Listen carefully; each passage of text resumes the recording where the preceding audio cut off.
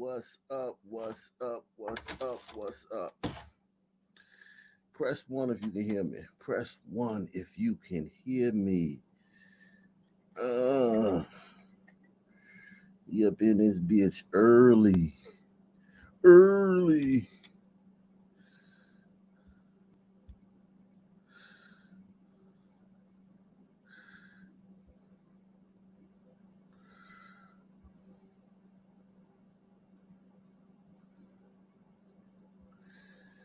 Wow. Unbelievable. We up in this bitch early. Press one if you can hear me.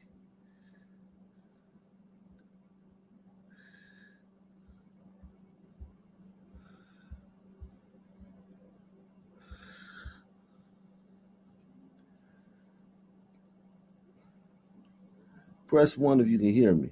Okay. We got one. I don't maybe I can't hear me.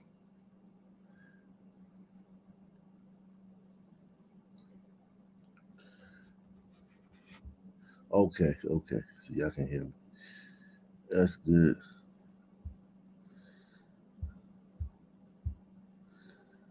That's good. That's beautiful, man. Beautiful, man. Got a great show for you guys tonight, man. Oh,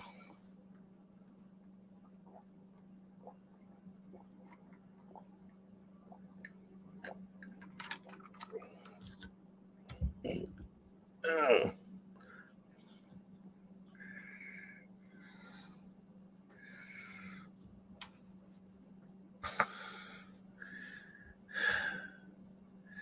yeah, man. We in this bitch.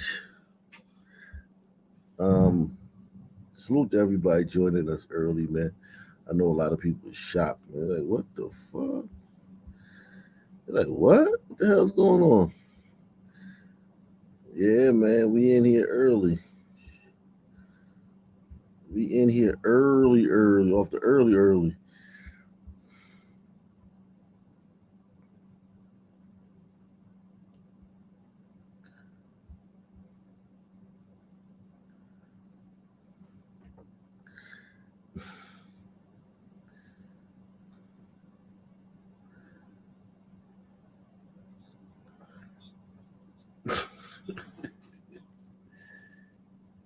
Yeah, I saw the Giants game, and I forgot who played earlier. I forgot already who played earlier. Miami and Buffalo. That was a good game too. These games come down to crucial plays, man. These games come down to just one play here, one play there. And whoever gets the call or makes the play usually wins. Got to be a little lucky to win come playoff time. You got to be a little bit lucky, man. You got to be a little lucky, man. You ain't gonna make it through the whole playoffs without some luck. Being good is not good enough, man. Because everybody's good in the playoffs, at least supposed to be.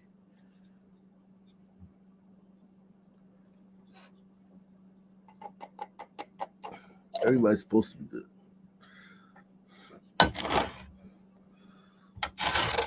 God damn.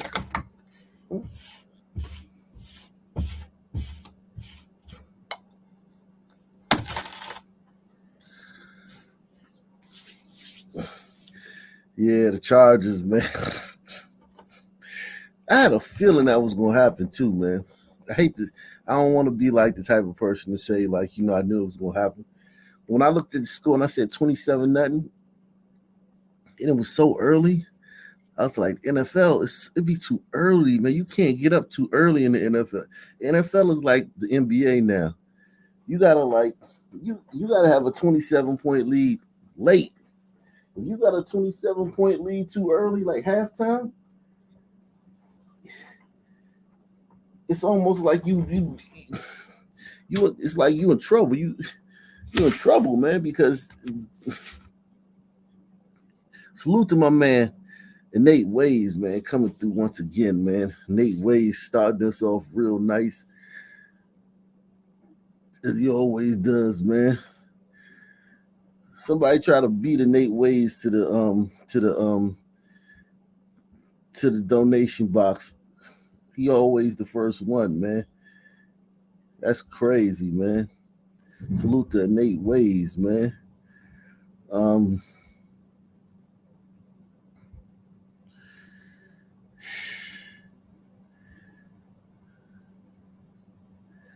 yeah, man. We up in this bitch early. We up in this bitch early, early. Let me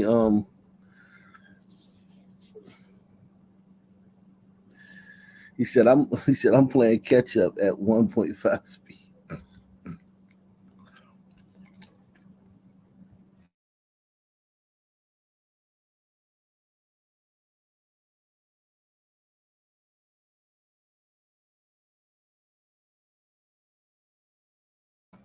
No, Trevor Lawrence is not that good.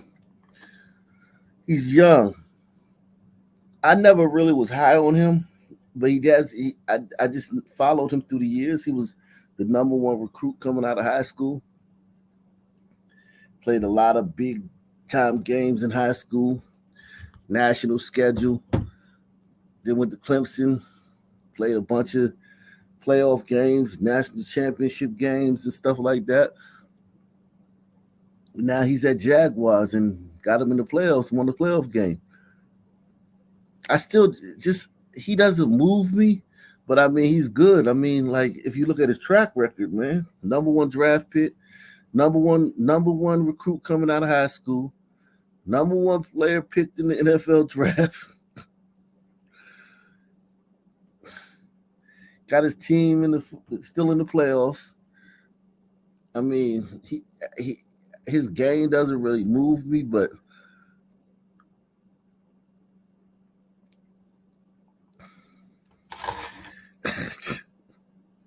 he with it, man. Have I seen the 300-pound 15-year-old? Nah, we going to Alabama. You already going to Alabama?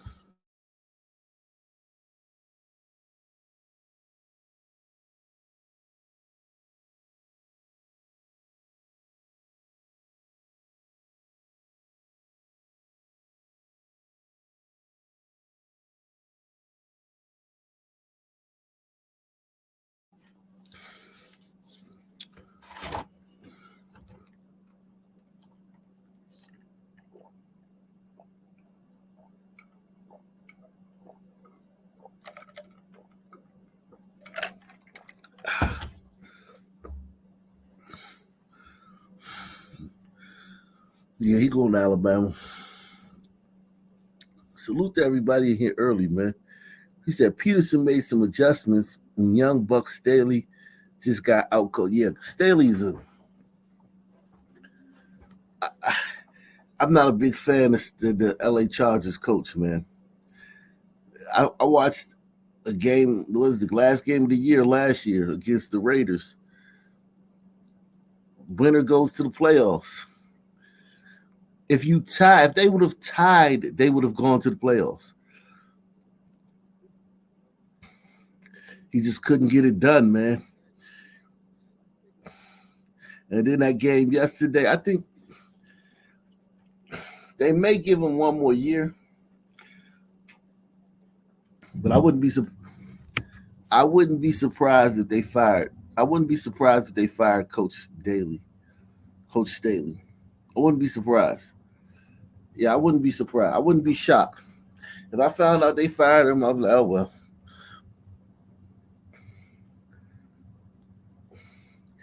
You just can't waste Justin Herbert, man. Justin Herbert, you just can't waste his good years, man. You gotta strike while the iron's hot, man. You got a quarterback. You got a quarterback. You gotta win, man. You got a quarterback, man. You gotta win big, man. They got a quarterback. I like Herbert. I like him, man.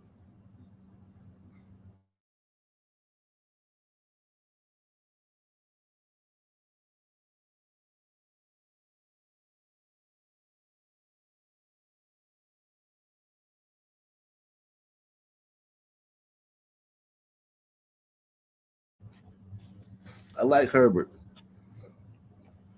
Herbert's very skilled, man.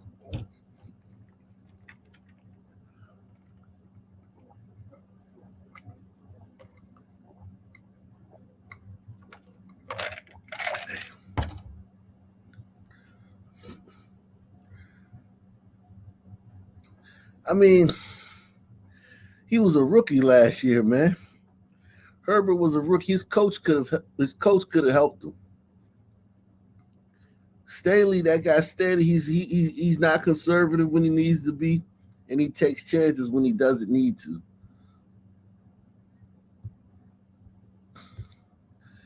That guy Staley he gotta learn when to take chances and when not to take chances. He's too he's in over his skis, man. Um, but hey, man, let me drop the link, man.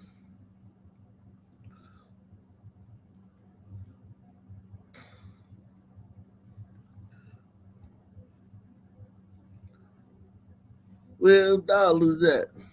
Where them dollars at?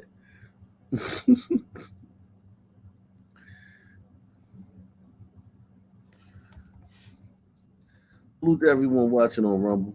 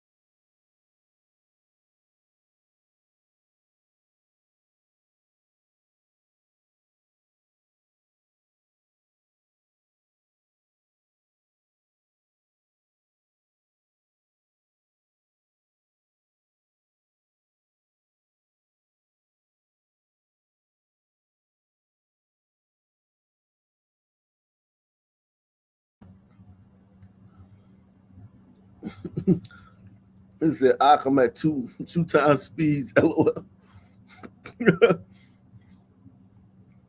Crazy, man. Nate Ways once again, man. Salute to Nate, man. Nate says Chief showed up early for us. Get them likes up and match this $5. Yeah, man. I'm in the building early, man.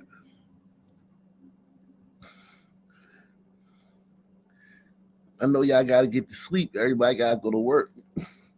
People got to work on Monday. Salute to my man David, man. David with the cash app, man. Salute to you, man.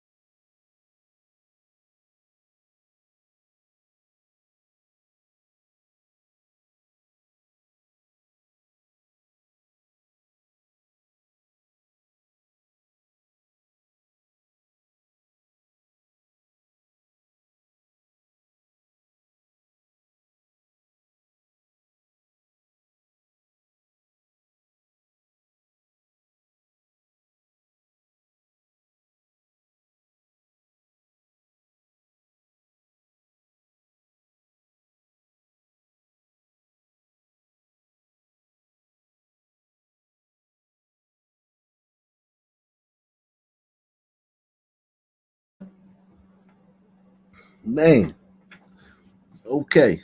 So let's get into it, man. The link is in the description box if you want to come up. Um, Let me go ahead and get into it, man.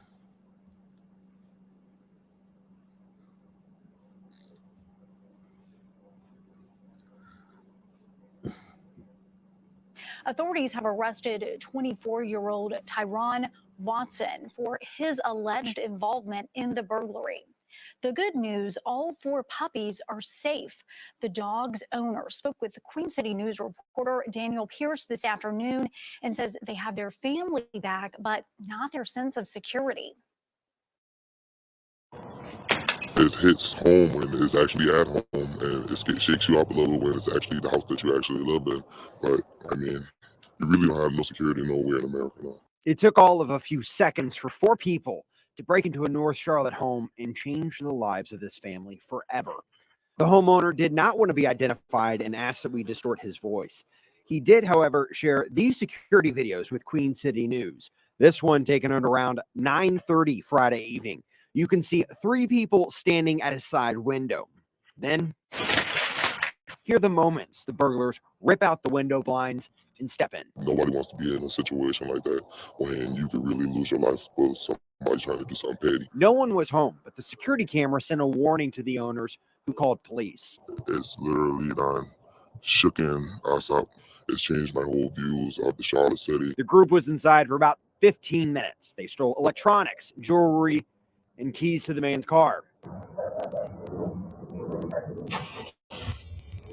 More importantly, they took the family's 4 small bulldogs. That's scary because honestly, that happened a couple of houses down. Daisy Pimentel heard the commotion from the burglary, but didn't think anything of it. She knew something was wrong when she heard yelling. And then a couple of minutes later, 3 gunshots. It was pop, pop, pop. When Charlotte police showed up, 1 gunshot was fired. It's unknown who fired it or who the target was. This video captures one of the suspects exiting the house with what appears to be a gun in his hand after that muzzle flash. The men were able to speed away from authorities a few hours later. At around 2:30 Saturday morning, Tyron Watson was spotted in York County, South Carolina. He tried to get away from the sheriff's deputies there, but crashed along this dead-end road. Authorities later found him and all 4 pups safe. They found him in the book bag.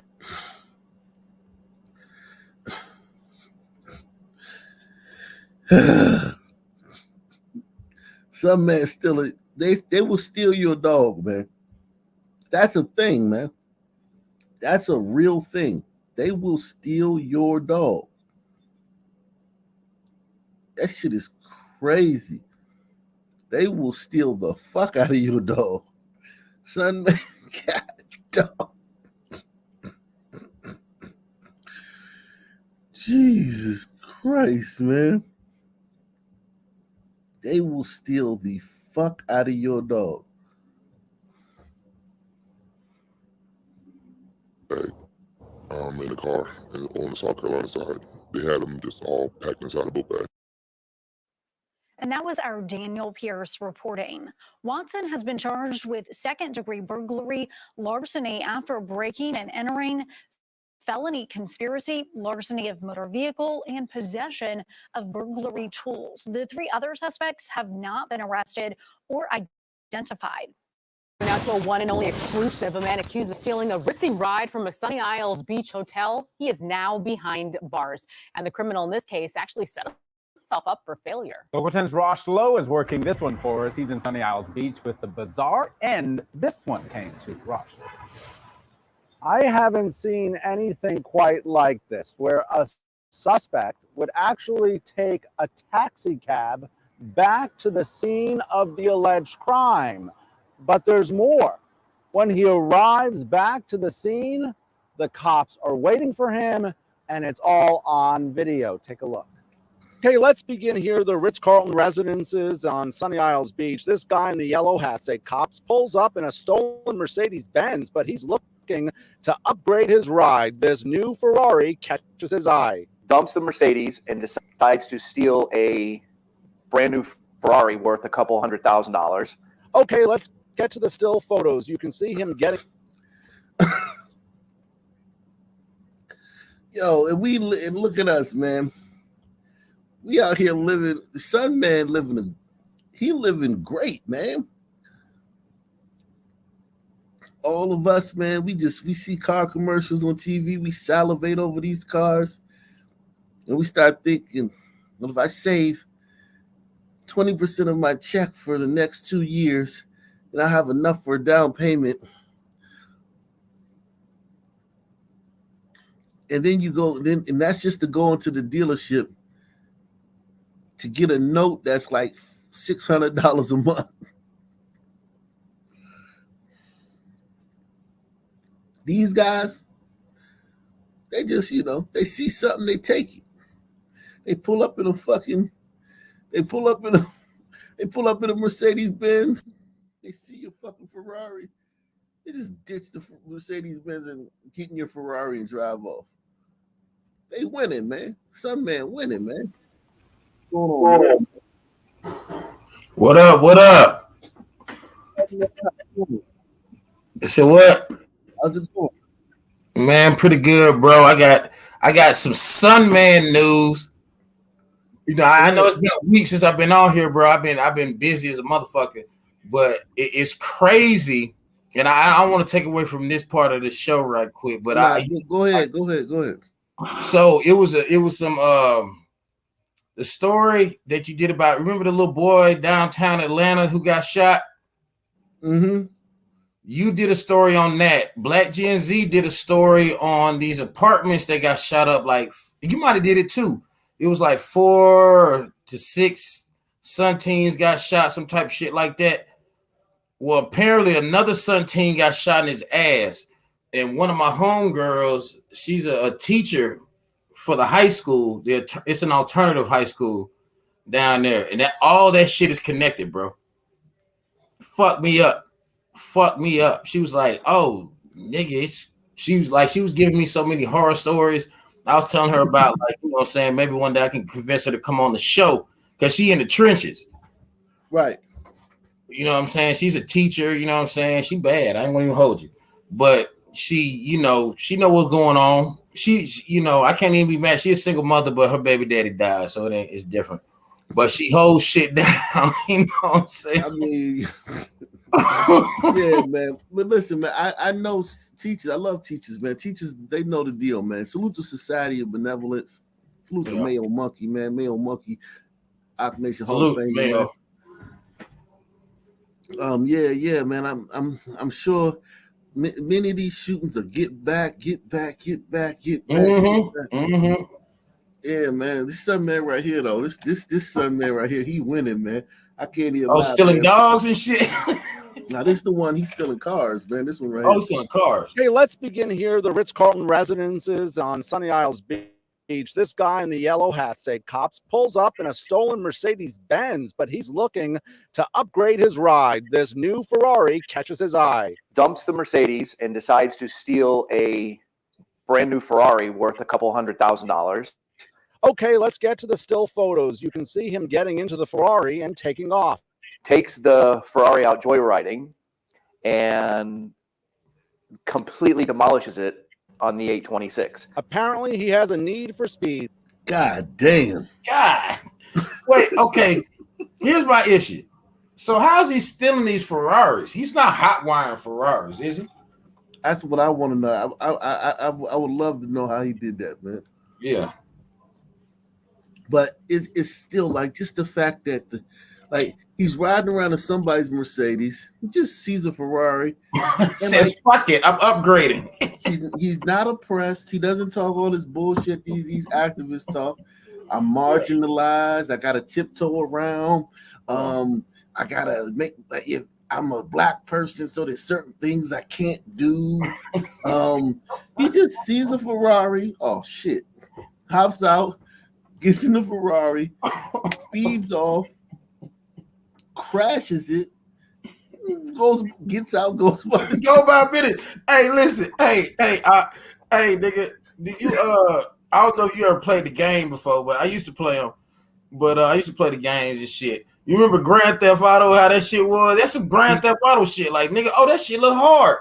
Yeah, I wasn't a big Grand Theft Auto. I think I played it for like maybe a couple of weeks or something when it first came out 20 years ago. But we older, so we didn't get all the way into it. I'm not into games like that, but I'm very well aware of it. Oh yeah, I got my young family members play that stuff, and it is exactly what they're doing. That's exactly what they're doing out here. 100%. You stole a Benz because that wasn't yours. Nah. You ride around in a Benz, then you see a Ferrari and like, oh, I fucks with that. And I'm just gonna have that. Like, that's a different level of balls. That's why this whole, like you say, this whole we poor and oppressed. He knew where was he gonna take a Ferrari? On the highway and open it up. Open that bitch up. He just wanted to open it up. He crashed it. Yeah. And he just went about his way. Now look what he did next. Let me see this shit. Because cops say he takes a luxury car on a joyride and totals the Ferrari. Here are those photos. But he has a problem now. He doesn't have a ride. So what does he do? From the crash site, he hailed a taxi, took a cab from the crash site in Hialeah Gardens all the way back to Sunny Isles because he decided he was going to go back to the Ritz-Carlton and re-steal the original Mercedes. But there's a problem. Sunny Isles Beach police are there taking a report on the stolen Ferrari. So what's he going to do? Let's get to this video. There is nowhere to race now. A brief struggle ensues. They end up using their taser to get him into custody. His name is Tyler Theme, and he's behind bars. And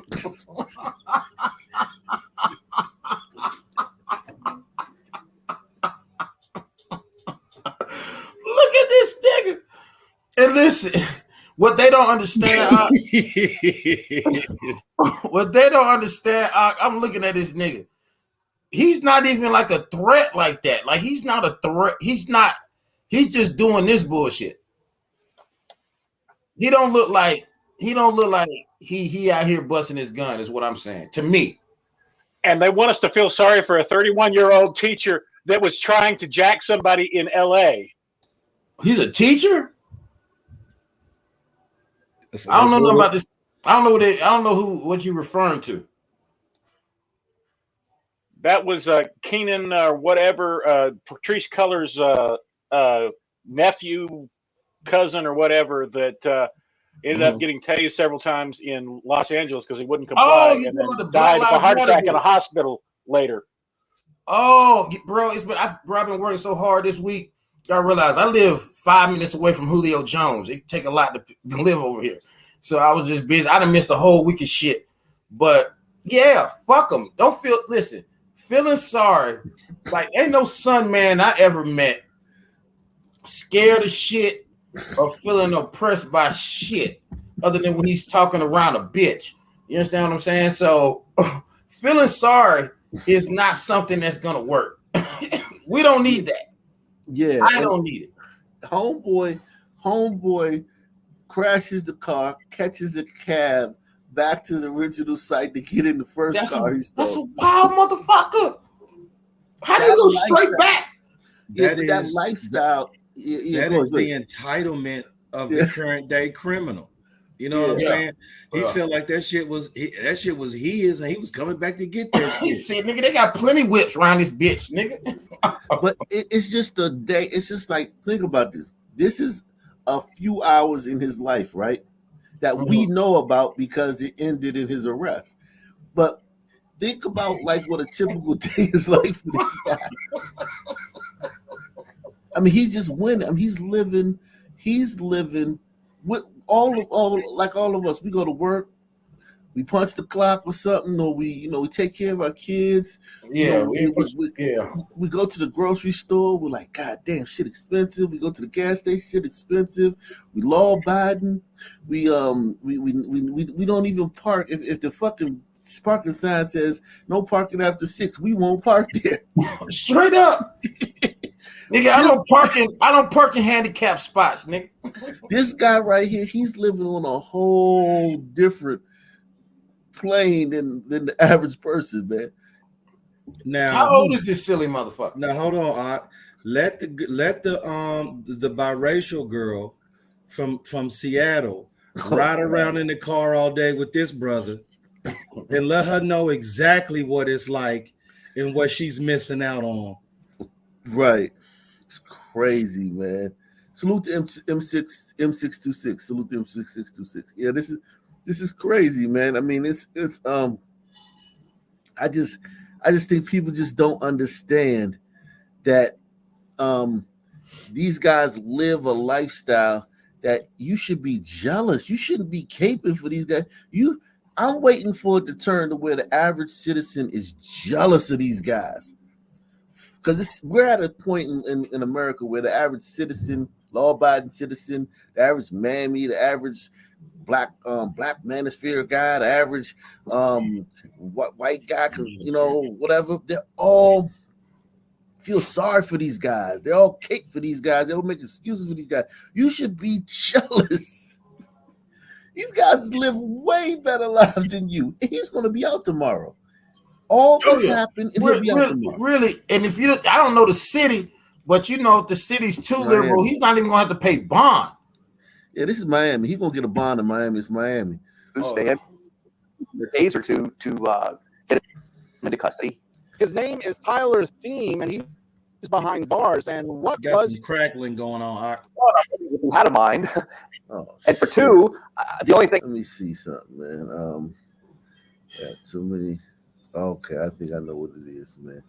I think I might have to. And I want to combat something you said last night, when you said that you thought that race hustler, that Landwell race hustler, you said that you thought that she had about 20% black. I do think that she's probably pulling a full Dolezal. I think she has none, bro. Yeah, I wouldn't be surprised. I would not be surprised because the more you just look at her, you can see it's like bronzer or she tans or something. Yes, but she looks just like those other women with a tan. Yes. And one thing gliders are good at is they can seize an opportunity. They're not tripping. Like they're like, oh, so I can't win in the glider community. I know an easy way to go. I'll just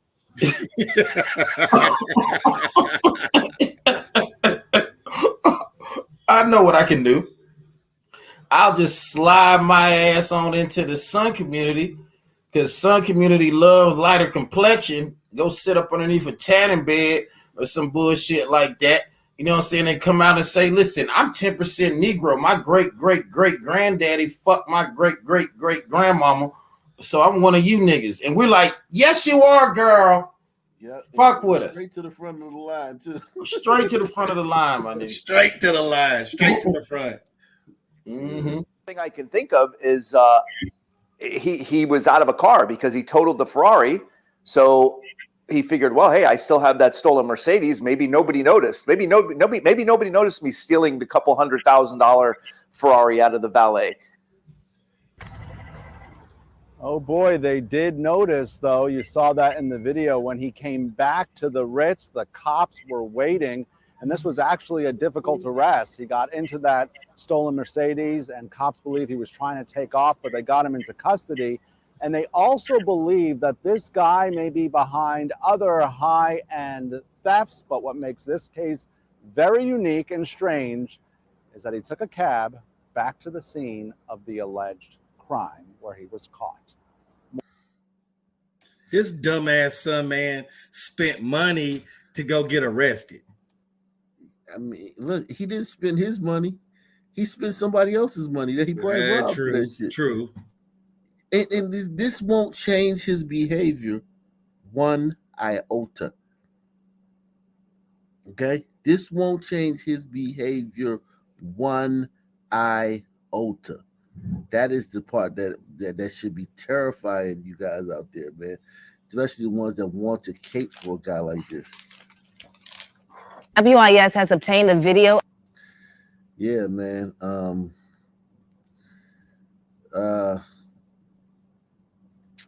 Smash, I guess. Smash-ish. I like her hairstyle, but smash-ish. Definitely ish. That's more like I've been drinking. I got a little substances in me, and she ain't fat, so we can dance. Right. You know what I'm saying? And I guarantee you, she probably got a Rumpelstiltskin back here. I just got the feeling. Oh, she do? Then yeah, definitely. I mean, listen, but she's not. This is a nice looking woman, man. I ain't gonna lie. Oh no, she'll go hard in the paint too. I guarantee you. She'll make it worth your time. Fear resides within us says. Starting to have no choice but to believe it's in the DNA. Maybe I'm, as well as yourself and most Sunmen here, an exception. Keep at it, big fella. Well, I mean, I don't know if I'm an exception, man. I mean, some of the decisions I made, man, I probably You probably think I have low IQ. I'm just blessed, man. I think you're just the wisdom of age. Yeah, I mean, well, I've always been smart, but I mean, like as far as decision making, I'm talking about like life decisions. Like I can be smart and shit, but like the decisions I've made sometimes puzzle me. I'm perplexed. I'm like, why the fuck did you do that? But the stunner Yeah, you been make lucky than three, so hey, you the stunner you been make lucky three. than a motherfucker in life, bruh. I've been yeah, lucky in life, man. I yeah, could I'm have So been. lucky. have I, bro. You ain't never lied. The only reason Yeah, I'm not a felon is just dumb luck. Because I know I've committed God yeah. knows how many felonies. I'm only reason I'm not in jail is luck. I don't want to sit here and like act like because I'm a son man. I'm happy to be a son man. It is what it is, man. I ain't ashamed of it. I'm a son As man, I, man. you say, you make three. So where there are two others, you will not be, right? Yeah. Well, that's true. Like as far as like the proximity thing, yeah, you gotta what proximity is just a bad one, man. And I think proximity does make. I'd like to see a study on how sunmen their IQs are when they're by themselves, as opposed when they're in a group of other sunmen. Because when you get around other sunmen, your decision making does suffer, man. Your Because IQ drops Oh by no, at no. least I'm 45 listen, points. I'm a living testament. Hey, listen, no, I'm a living testament, bro. When I was in high school, my mom and a lot of other moms, they had this little M to M program where they bust us to the north where all the gliders live to go to high school. So I graduated from, well, when I started was Majority Glider High School. So literally every single one of us graduated. Whereas like maybe half of our homies graduated. Like just being in a different environment where when you got on the bus claiming you got D's and F's wasn't cool. Like just the energy of being in a different environment changed how we operated. And we all went to college, all of us like doing different shit. But like had we had all spent our entire high school career in the Sun community, like entrenched, because we were still fucking up. But like, you know, it was different because you went to school, like you had to go to class. Like you couldn't just leave yeah, oh, school. I know exactly what you're talking about, man. Yeah, I yeah. know exactly what you're talking about, man. I went to school with white people for a period of time too, and when you go to school with white kids, and just a white school, a majority white school. Now the black kids gonna hang together. The black Oh kids yeah, it was definitely gonna definitely hang together, segregated as a motherfucker. but the structure, the overall overarching structure of the school, um, it doesn't allow for son behavior too much son Yeah, no, behavior. you couldn't. Like I skipped my high school one day, went to Southwest DeKalb where my girlfriend at the time was at, and a lot of my partners went to school. And I went, walked into their lunch, no, walked to the school, bought some weed, ate lunch, left, smoked it, came back for the last lunch, ate lunch with my bitch, and then left and went back to the house. You couldn't even do that at my high school. You're not coming on motherfucking Yeah, campus if you and don't believe, leaving. if you Yeah, don't belong there. Like, yeah, definitely, definitely not.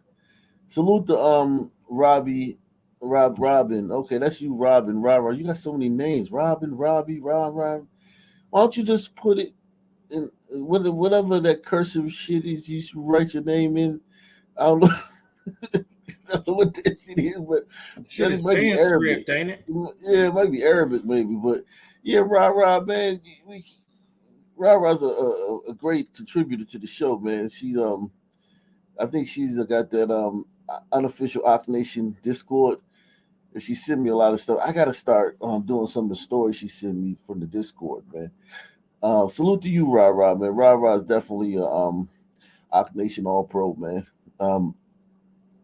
She said us Sandy sons might have to bail out the West again. yo, did she say Sandy son? What do you mean by that, Robin? You mean you're gonna handle the Sun Man for them, man? You gonna handle the Sun Man problem for the gliders? Gliders don't have the they don't have the stomach for it. I don't know, man. I don't know if you saying something that can come over and handle You the have glider problem here. you haven't heard him call Arabs sand sunmen before? Yeah, man. You can't. I don't know if you can handle this the sun problem in America. I mean, Maybe in there's a term Algeria. called sand niggas, but Yeah. still. Yeah, maybe in Algeria y'all can handle that, but I don't know if y'all can handle it in America. They ain't built for this drama, pimp. Yeah, it's a different dynamic here. Let me go ahead and play the video. WIS has obtained the video of a scary incident showing a man pointing a knife at customers and employees inside of a Walmart on Two Notch Road. We're going to show you the video now. The incident happened around 1:30 yesterday afternoon. Witnesses reported that the man you see in the video had a pocket knife with about a 4-inch blade and was using it to threaten employees and customers. That's when another customer, Demario Davis, was in the right place at the right time. He was captured on the video, knocking the man on top of his head, forcing him to drop the knife. I spoke to Davis today about the moments leading up to his brave act to jump in and help. The way me and my son, we were following behind, and he was like, once the cops get here, I'm gonna start cutting people up.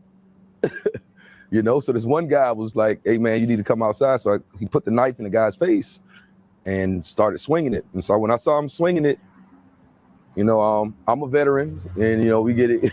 We trained on stuff like that in basic training for situations like that. And so my first instinct was just like neutralize the situation. So I just casually walked over. He neutralized the fuck out of that situation. Hey, listen. Hey, here's some man. What happened was he was like, oh, this nigga ain't got nothing but a knife?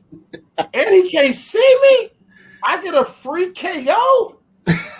Nah, man, this brother did the right thing, man. He did the right thing. But I know where it came from. Because he didn't come from much if he was in the military.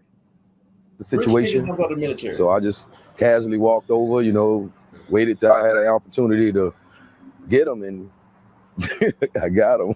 I'm a community person, you know, so if I see something out in the community that ain't right, you know, with all the violence and, you know what I mean, attacks going on, gun violence, you know, you want your people in the community to step up as well, you know. Cops can't do it all by themselves. It says he kept the man down until Richland County deputies responded due to the man's behavior. That stanchion, that thing that holds like that thing is so fucking heavy. That base on that thing is so fucking heavy. Yo, I mean, that shit is heavy. RCSD tells WIS they called in their crisis intervention team and transported him to the hospital for an evaluation. No charges have been filed. First, we're taking a look at a real American hero.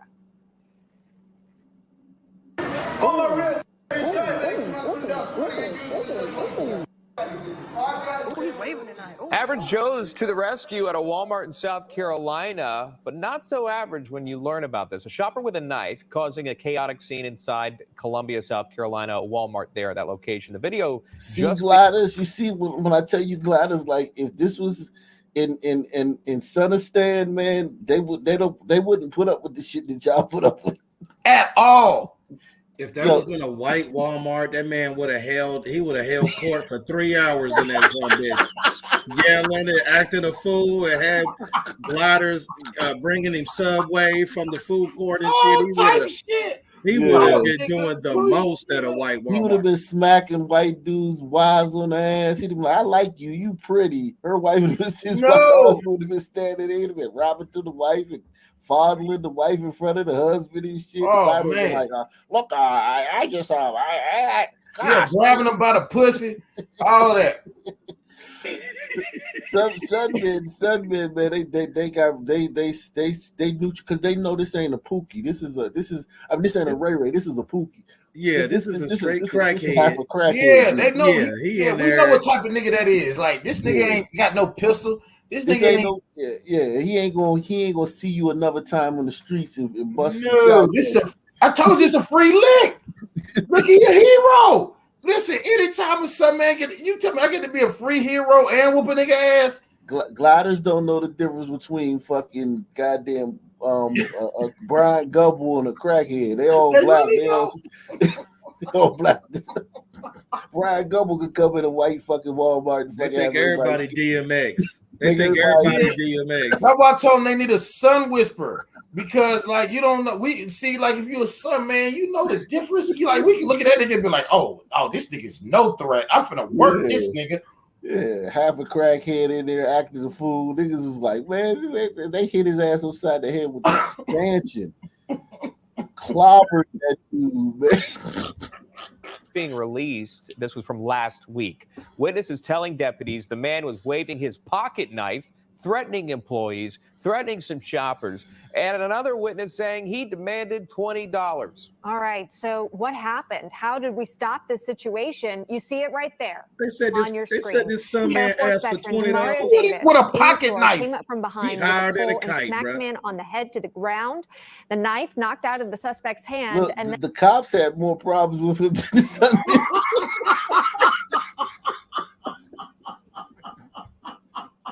The glider cop showed up, and now they got the glider. It looked like one of them might be a tiger, and now they got a kid glove him. You know what I mean? When the sun Yeah, they've got to follow all the on the head to rules the instead ground. of just beating him down and taking him in.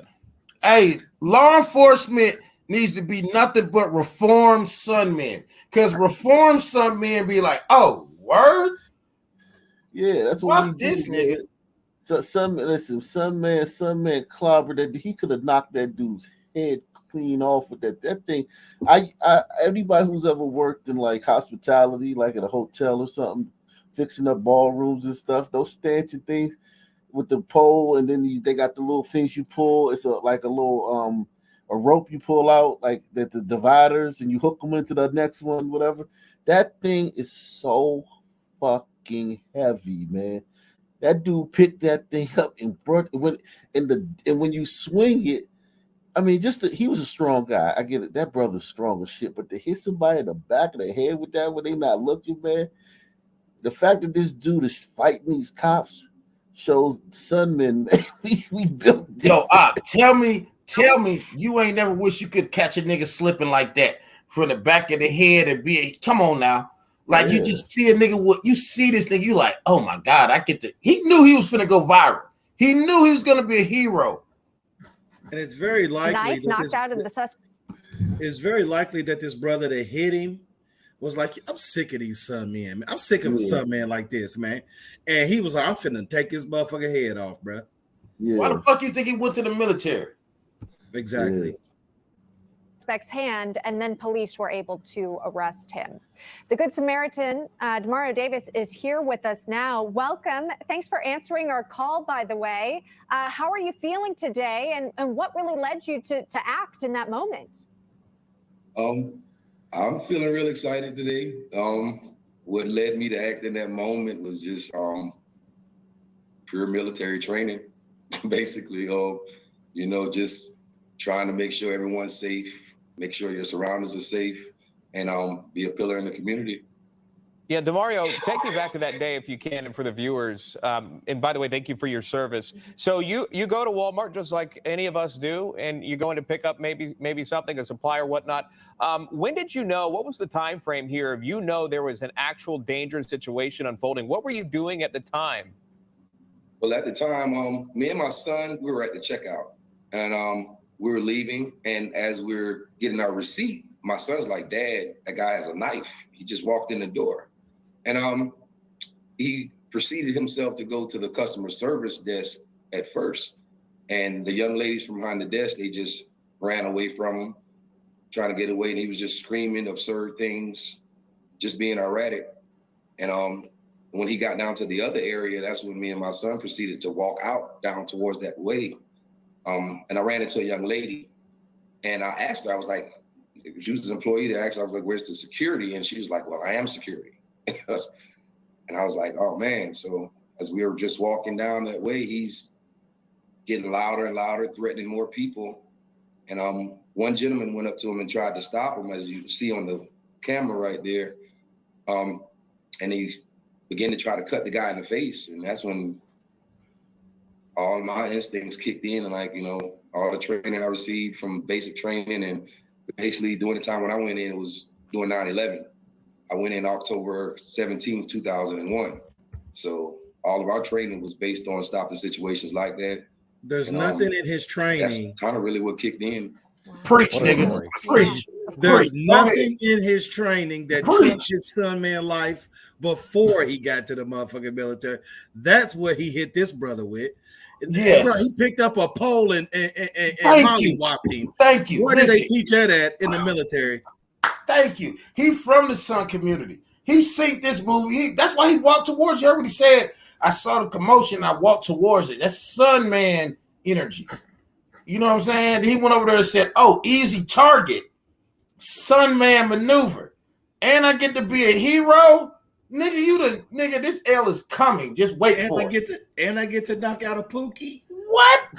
Now, Nigga, what would the reporter's line of questioning be if this was a white guy that did this? I mean, he'd be a savior. He'd be like martyred. Well, hold on. If a white guy popped him over the head like that, Oh, the like, white man being the dude.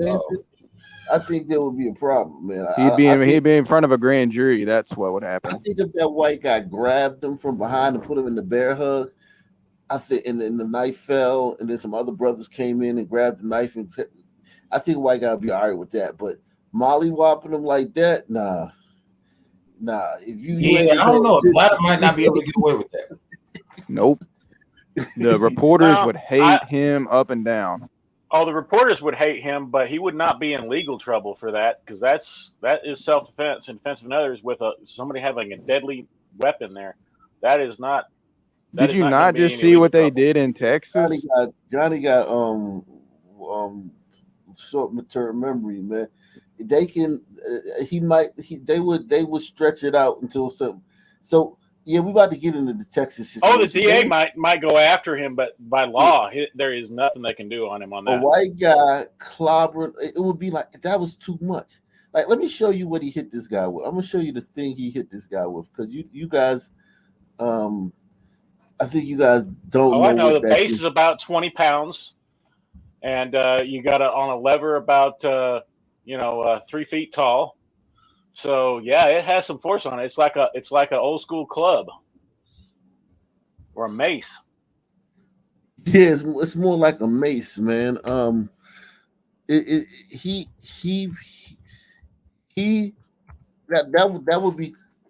would be deemed overkill, man. If it was a white guy. It might be deadly force, but it's in response to deadly force threatening someone else. He would not. Well, he had a pocket knife now, but see, you got to say if a white guy did it, everything would be in a different lens. So now the pocket knife would be just the pocket knife. It would be a all he had was a little pocket knife. Yeah. So does it? All right. And I just want to ask the panel this: does it not feel as though security was waiting till this nigga got knocked out? Like it seems like he was kicking up dust, and as soon as he got the shit smacked out of him, they just appeared. Well, they probably. I've been to the airport a lot. Yes. They probably. I know where you're going. They've probably been told when they meet this situation that they need to stand down, and they all stood down until he was subdued, and then they all jumped in. But that's what you're gonna get when you get the kind of security guards that they had there that day. And that's what and also like think about what the security guard. If you look at how many Sun men were there, right? Everybody there was Suns. So that's a black Walmart. So like imagine what those guys have been through the time they've been there. You know what I'm saying? Like you go through a lot at a black Walmart. Like we got a Walmart, like the Walmarts in DC. You just go through a lot there, man. And the Walmart where I'm at in Pennsylvania, in Blakistan, is one that's near Sunnyside, and there's one that's near that's in an all white area, and it's just even the one that's near where the Sunnyside, because it's so few Sun people, it's like nothing ever happened. People don't even hang out in Walmart, but the one in DC, it's like it's they make the news like. They make the news often, you know what I'm saying, for incidents at the Walmart. I've never seen Walmart on the news here. You know what I'm saying, for an incident. Yeah. You know what I'm saying? Like it's a different. if you're a security guard there, I could see you being like, man, this just another crackhead dude acting a fool. You know what I'm saying? We called the police, let the police come. You know what I'm saying? And the police will be here. And Yeah, because they really can't just jump off at it. One, if you're in the Sun community, jumping off at another Sun man, unless you're willing to see this shit all the way through, there's no point in even going. Especially if you're in a place where he knows you're going to be at. See, Yeah. those customers that can do it because they don't. He don't know where they live at. That crackhead, he. I'm gonna come back up here and fuck you. You know, they just. It's like some men take little shit and they make it so big. But hitting somebody with one of these, man, I'm telling you, man, if a glider had hit a Sun man from behind, a Sun man who was not actively stabbing somebody, a Sun man that was just waving a knife. Have you heard anything about mental health with this guy? The Rob, I mean the guy with the knife. Have you heard anything about mental health in any of these stories? Oh, it's coming. Well, you heard him say that when he went and struck with that, he was actually going to slash at the guy's face. So no, but we can see that he just a crackhead waving a knife around. No. If that guy in the red had not approached him, he would have been fine. These guys were only in harm's way because they were coming at him. If these guys would have stood back, they would have never been in this guy's. The young ladies, like look at him right now behind the desk, they just ran away from him. Look at him. These guys are in danger because they're coming towards him. If they would have just stepped back, they wouldn't be in danger. Things Nobody just being erratic, and people will see this. This guy would be seen as somebody with mental health issues. He was having a crisis. yeah, if he was just waving it around and wasn't actually threatening anybody, wasn't charging anybody with it, and they came up and did it, I could see that for a white person. But with him actually going at the guy, just trying to talk to him, I don't see a way that they when he got down to the other He's area, not doing nothing. This guy look at this Sun man. This Sun man. He ain't doing nothing. Listen, I'm a Sun man. I would love this opportunity because now I get to make the news because I'm finna fuck this nigga up. Like y'all think this nigga is a threat. He's not a threat. He's a dipshit. Yeah, that's a pookie, man. That's a pookie, man. I would demand that if they tried to bring up mental illness on me, that they ran a drug panel on this motherfucker. I'd be like, I demand to know what substances is in this motherfucker's blood, and I want that shit published. Yeah, straight drop. Oh yeah, I got a Oh yeah, let me. We got a breaking news, man.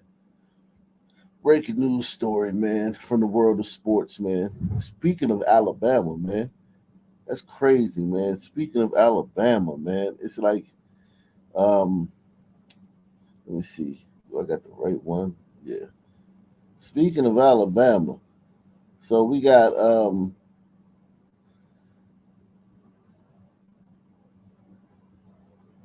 this guy right here, Alabama basketball player Darius Miles is in jail after being arrested on capital murder charges. Okay? So this kid... Now that's a turn of events. Of course. This kid was arrested on capital murder charge for the fatal shooting of a woman. Yeah. So, yeah. And you know what? Guess who's not going to cover this tomorrow? No one. Going to touch this. Shannon Sharp, Stephen A. Smith. Fuck Shannon Sharp. None of them are going to touch this. With Fuck Stephen A. Smith. None of them shows. Sports Center's not even going to cover this. It ain't supposed to be just news. That's who should have broke this story. Shannon Sharp would be the man if he broke stories like these. It should have been ESPN that should have broke this damn story. But like you say, they're not gonna say shit about it, or any sports player that gets killed. Yeah, or exactly. kill somebody. Yeah, if they get killed or kill somebody, because here's the thing: if you get killed, that makes some men look bad. If you kill somebody, that makes some men look bad. So they're not gonna do either one. A University of Alabama basketball player was arrested for the shooting death of a woman near the Tuscaloosa campus early Sunday. Darius Miles, 21, was busted along with 20-year-old Michael Lynn Davis for allegedly opening fire at a car in an area near campus known as the Strip around 1:45 a.m. One of the passengers, 23-year-old Jamea Jonay Harris, was struck by the bullet and died. One of the suspects was struck by a bullet and injured when someone in the car opened fire. It was not clear which suspect was shot. Investigators believe the two parties had gotten into a minor argument on the strip. See, this is the thing. They don't understand that Hey, there's no yo, such thing it's as a still you said about I had to unmute myself, my nigga. What you always be saying, it don't take much. Yeah, there's no such thing as a minor argument with No, something. there's an argument. The argument Argument means is argument. An argument violation. over like an argument over like a napkin. Who took the last napkin at the napkin stand is the same as an And slap argument your over mama. who stole $1 trillion from my fucking mama. Yeah, all that shit. All that shit, nigga. All that. Pick something in between that. It's the same thing, man. An argument over a chip, the last chip in a fucking bag of chips is the same as I hate you this fucking, nigga. you fucking burned down my fucking house or some shit. They the same. Because the lack of impulse control. So the lack of impulse control makes them both the same. And so it's like and lack of reasoning too, because reasoning would make you see the difference between the two. But when you can't reason, they're both equally as important. But yeah, so this guy is this guy is in jail. He killed a girl, man, this morning. After a minor argument, he fired into their car. So it says Miles, who was from Washington, D.C. Surprise, surprise. He from Washington, D.C. I wonder what school he went to, man. He from Washington, D.C. Is a junior at the University of Alabama and played forward for the school's basketball team.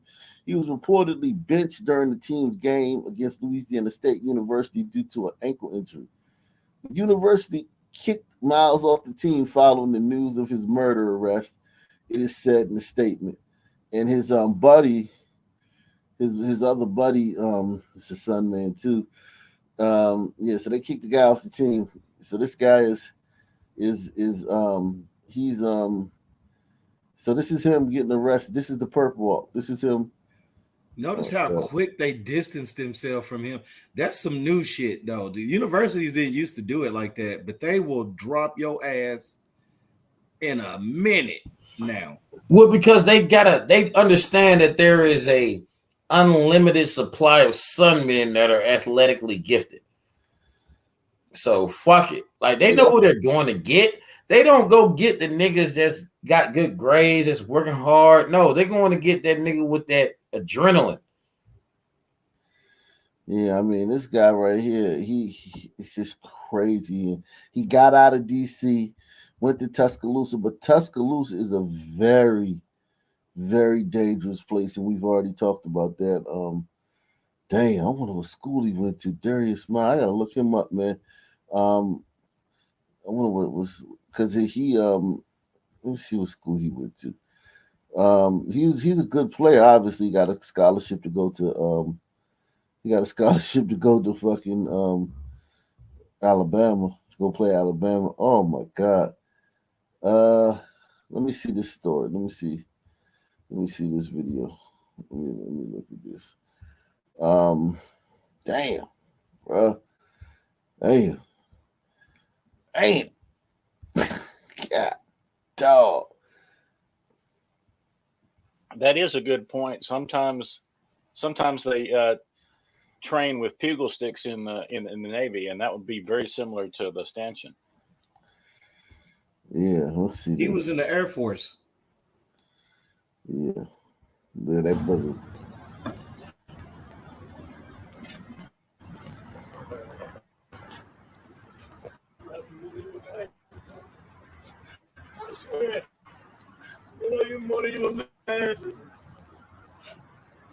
Oh shit!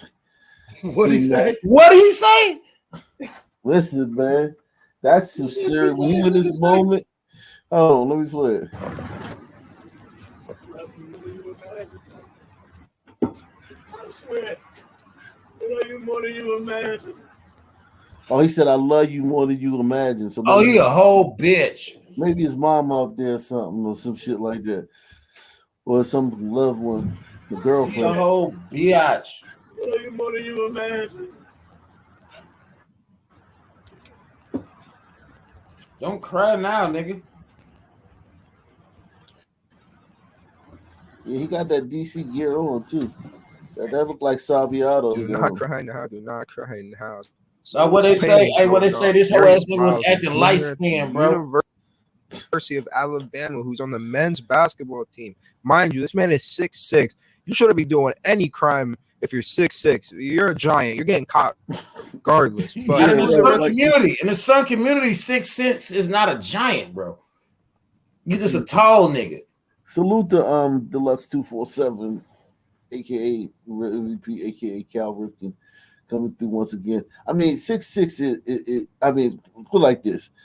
Like I think 6'1", 6'2", 6'3" is normal. Yeah, But that's 6'6" is you know, you big guy, man. You big guy.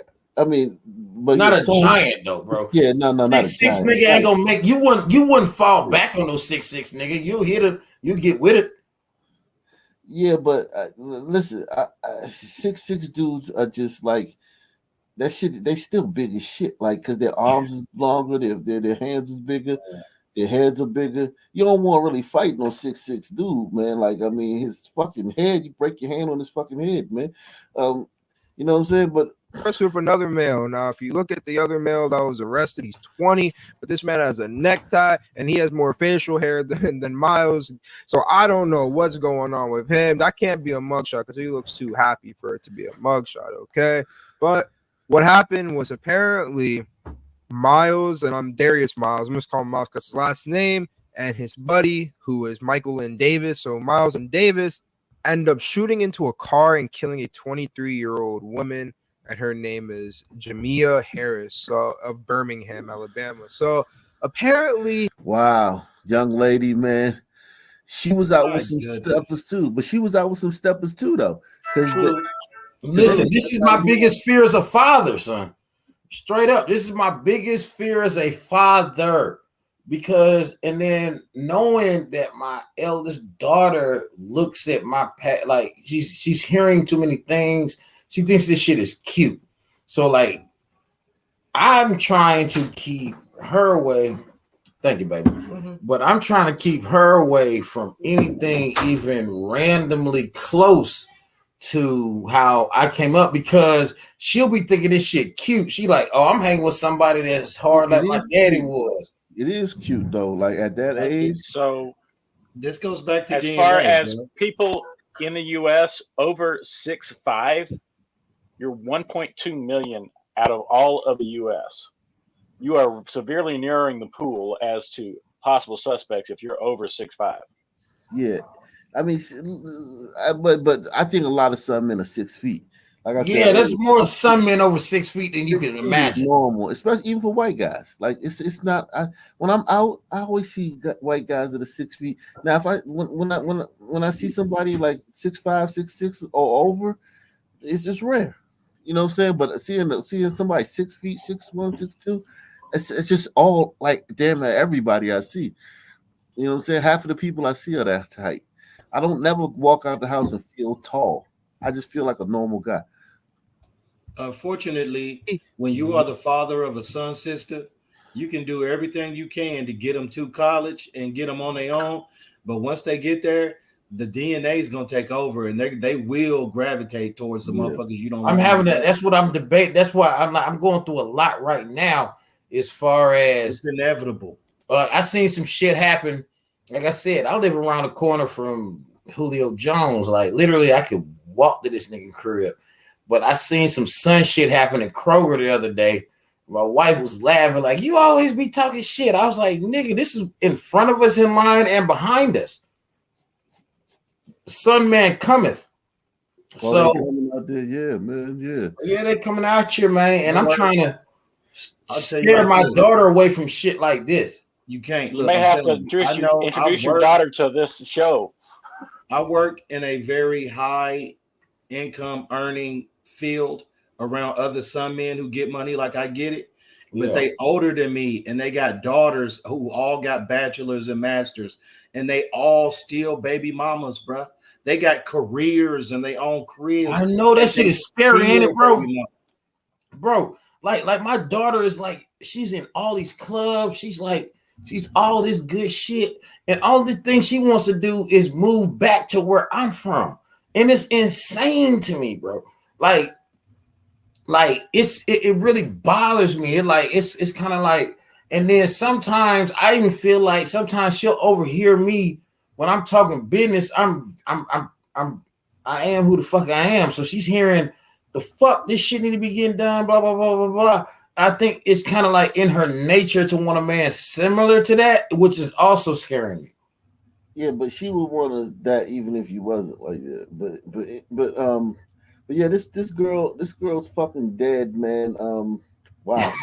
What the police officers are saying is Miles and Davis, they got into an argument with Jamia's boyfriend, and Jamia, I'm not sure if it was with Jamia too, but it was with her boyfriend, and they got an argument in the strip of like a completely different area.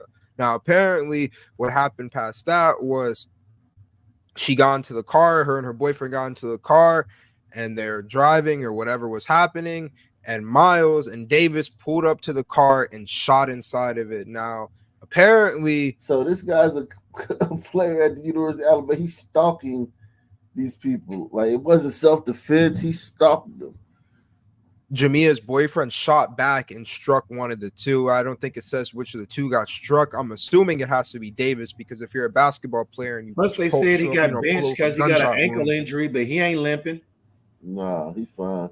He got benched struck. because he I'm was assuming a it has to be Davis, because if you're a basketball player and you pull up with a gunshot wound, everyone's gonna know what's up. But apparently, the bullet unfortunately struck Jamia, one of them, and it killed her. So there are witnesses. There is a lot. He got booked on capital murder charges, and the Alabama basketball team has obviously taken him off the team. And if you saw the video, that man was crying his tears in his eyes.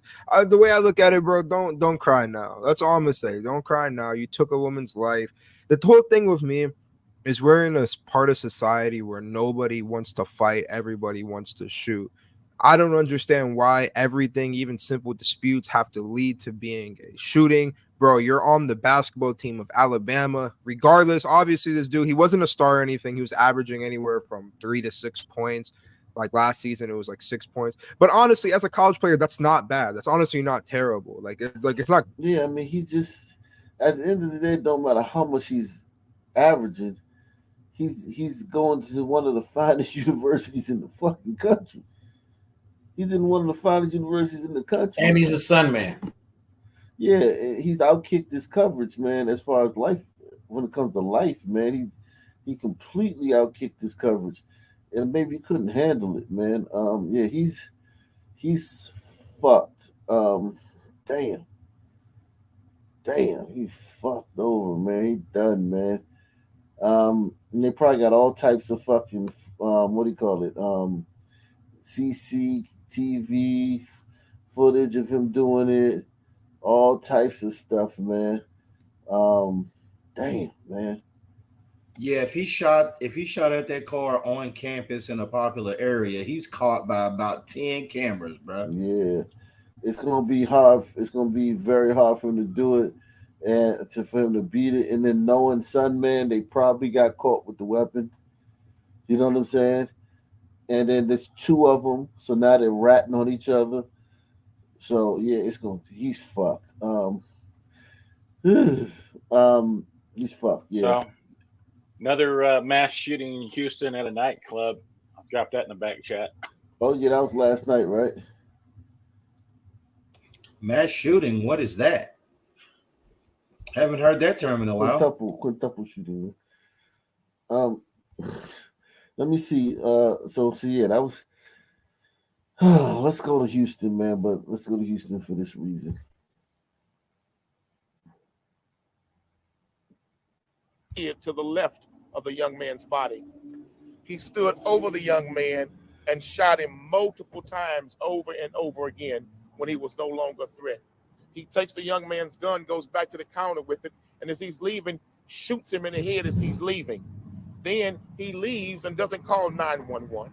He doesn't wait for the police. He leaves the property. That man went from being a law-abiding citizen to now committing criminal acts and criminal crimes. We believe, and I believe, that he should be charged with something, because we cannot have a society where our citizens are judge, jury, and executioner. Based on that man's behavior, we don't need a criminal justice courthouse. We don't need judges. You can if the criminal justice system lets them out and doesn't punish them at all. He went way too far. He had a right to defend himself. He had a right to protect himself. This is exactly what they'd be saying if it was a white man to hit that dude at the Walmart. Yep. That. And he stood over that young man and pumped bullets after bullets after bullets into him. That's overkill. That's no longer self-defense. So I believe that the Harris County District Attorney's Office should make sure that a grand jury returns a criminal indictment for some type of criminal charge in this case. Exactly what it's going to be and what it should be, I'm not sure. But I know for a fact this was not just a simple act of a good citizen defending himself. When he shot that young man and that gun had slid to the side and the young man was laying on the floor no longer moving, he poses no longer any type of threat. There was no justification to walk up on him. Well, hold on. How do you know he doesn't have another gun? Right. What's the male version of a mammy? Yeah, this is Quanell X, man. I know exactly who he is. I've been knowing him since he was not fat. Remember him when he was a young man? He was actually in shape and shit. No, I don't remember him back then. Yeah, we know this guy. But what I'm saying is, this argument that he's using, which is similar to what the people in DC are saying about that homeowner. It's the Sun people who are going to be at the tip of the spear of no, you can't defend yourself, and no, you can't defend your home, and no, you can't defend your wife. It's going to be Sun Man right here saying, got to arrest those people. They're vigilantes. Yeah, It still is legally factual, though, as far as that is concerned. They do have room to charge him because of those final couple of shots. Because he did, at least the final shot, he reached over and found the weapon that the guy was carrying, and then leaned over and shot him again. They do have legal rights to go after him, even though I don't like that. That's the way the Sun Man worked. You got to end it 100%. Kill them completely. It's just Sun Tzu shit. Wow. I'm not saying I'm leave with the weapon to come back and shoot him in the head again. That's too much. That's overkill. And so we believe he should be charged with some type of crime. And we believe that the jury, the grand jury, should send a message that we cannot have citizens being judge, jury, and executioner. This case is similar to one I protested years ago. Mr. Joe Horn in Pasadena conducted himself similar to this case. He didn't have to do what he did, but he took the law into his own hand and executed two black men in his neighborhood in the street in front of his home, and yet the burglars even burglarizing his house. This has gone too far. We live in a society where everybody can open carry, all right?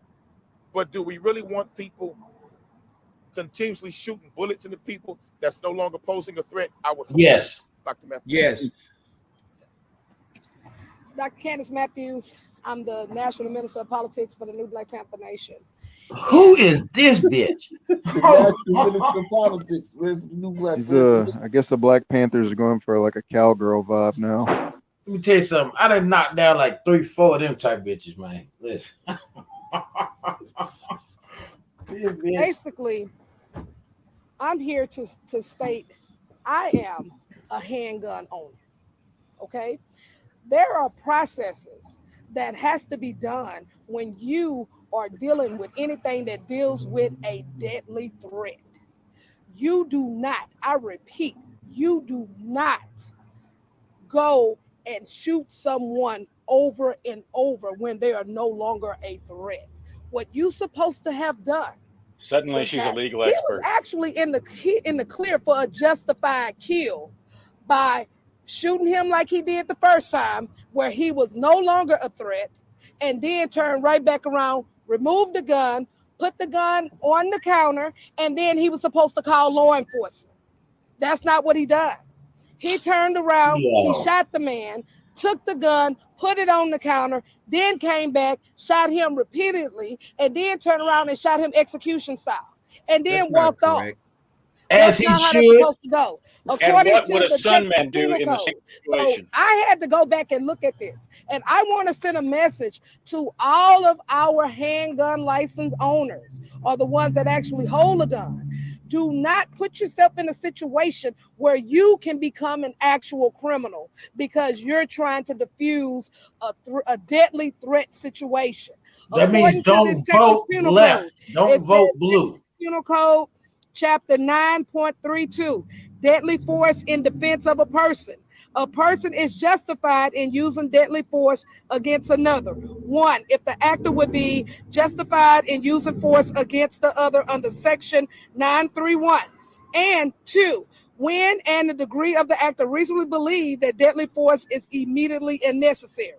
A, to protect the actor against the other use or attempt the use of unlawful deadly force, or to prevent the others from imminent commission of aggravated kidnapping, murder, sexual assault, aggravated sexual assault, robbery, or aggravated robbery. So when he shot him the first time like he did, he was well within this law. But when he turned right back around and went directly and shot him again, now you have made yourself an actual criminal. So no, you are not considered as a good Samaritan, sir. And you know, it was certain things that was brought to us that was saying that he was scared and things like that. But when you are in the heat of the moment, that was the purpose of the training. This is why they train you for over 8 hours on how and when to use deadly force with being a gun license holder.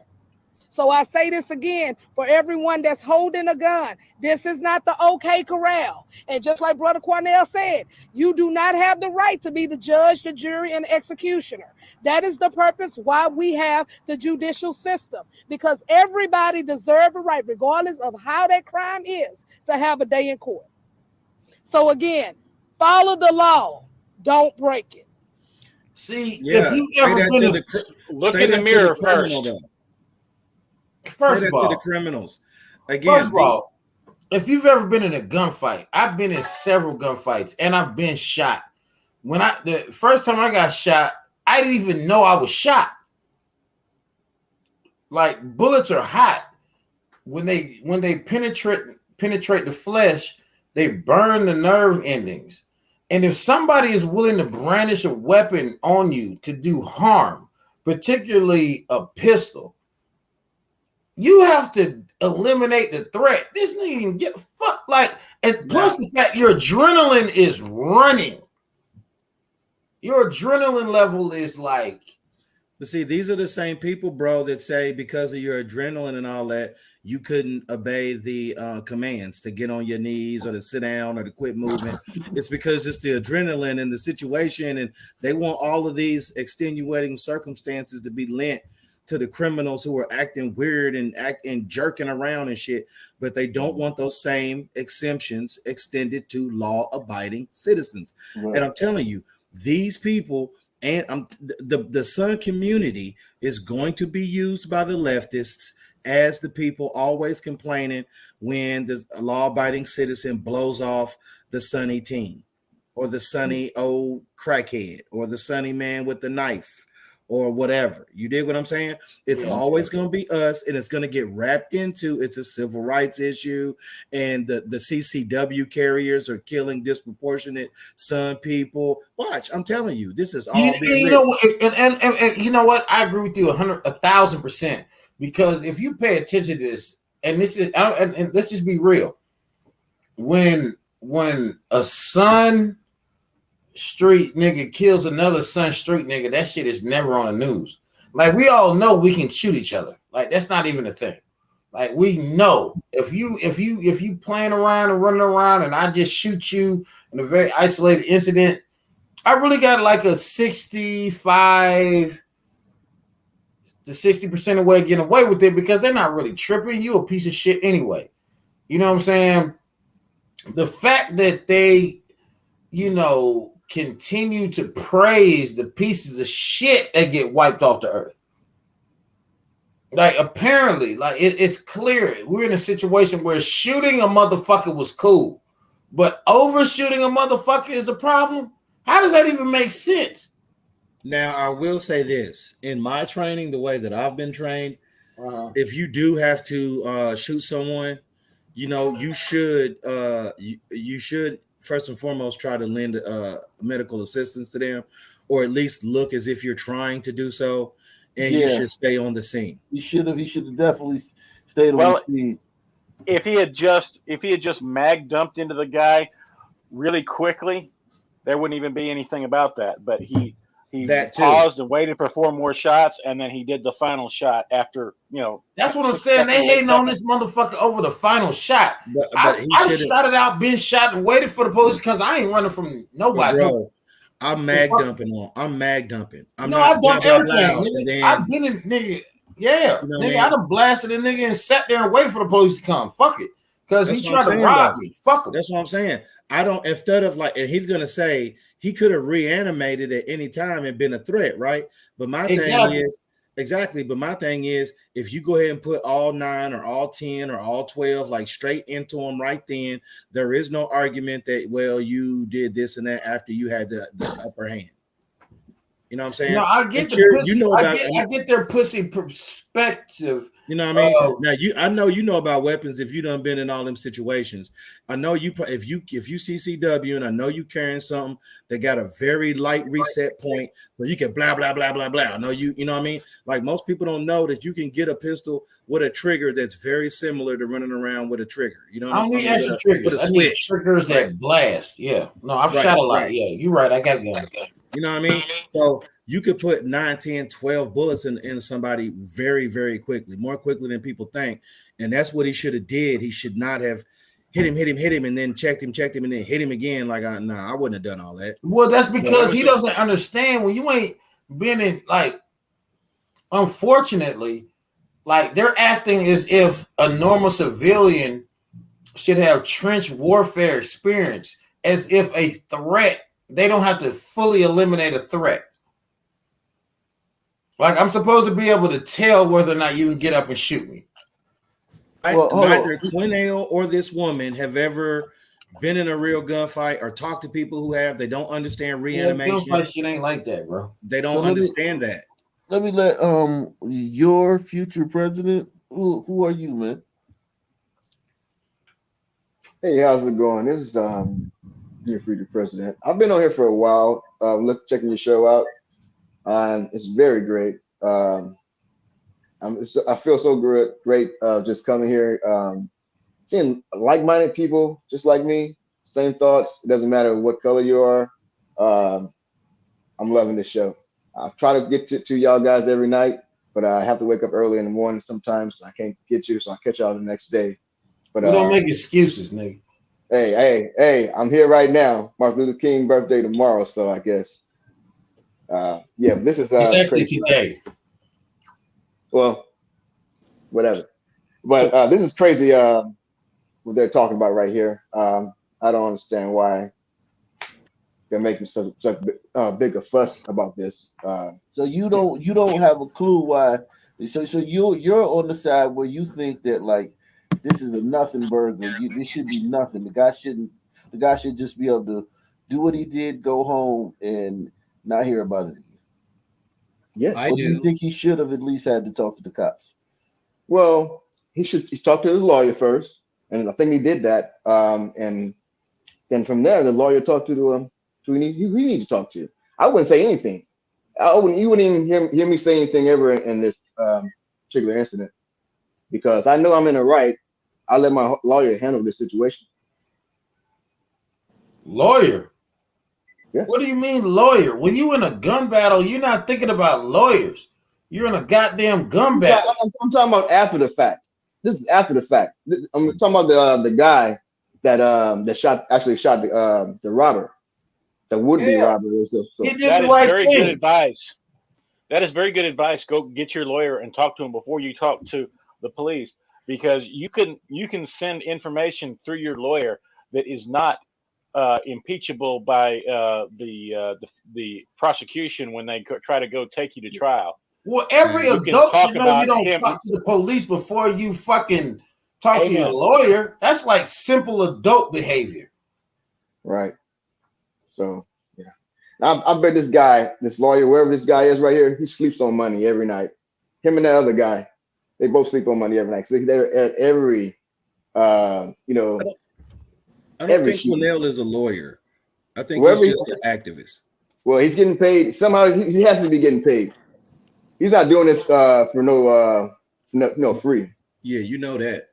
What's up? Oh no. They get a cut. They tell the families they work out a package like Sharpton does, where we'll come down here, we'll bring attention to your loved one's case, but we're gonna need a percentage of whatever is you get from the city or whatever. You know what I'm saying? They take like I'm 30, surprised 40%. old B. Ivory Lamar isn't on this case since he's Right. got an office in Houston. Right. I consider both these guys like the new Al Sharpton and the Jesse L. Jackson.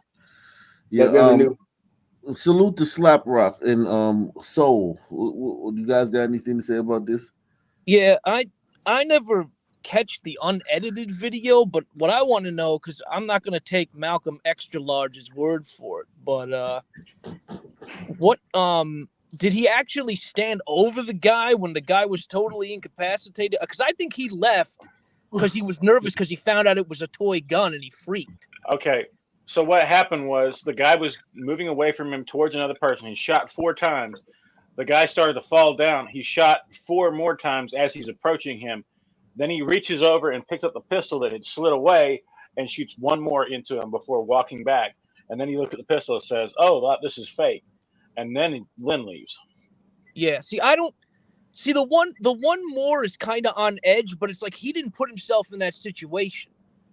You know, like I get the whole adrenaline thing as long as he didn't like realize because you got to make sure the guy's not moving at all. And as far as I'm concerned, that toy gun is a real gun.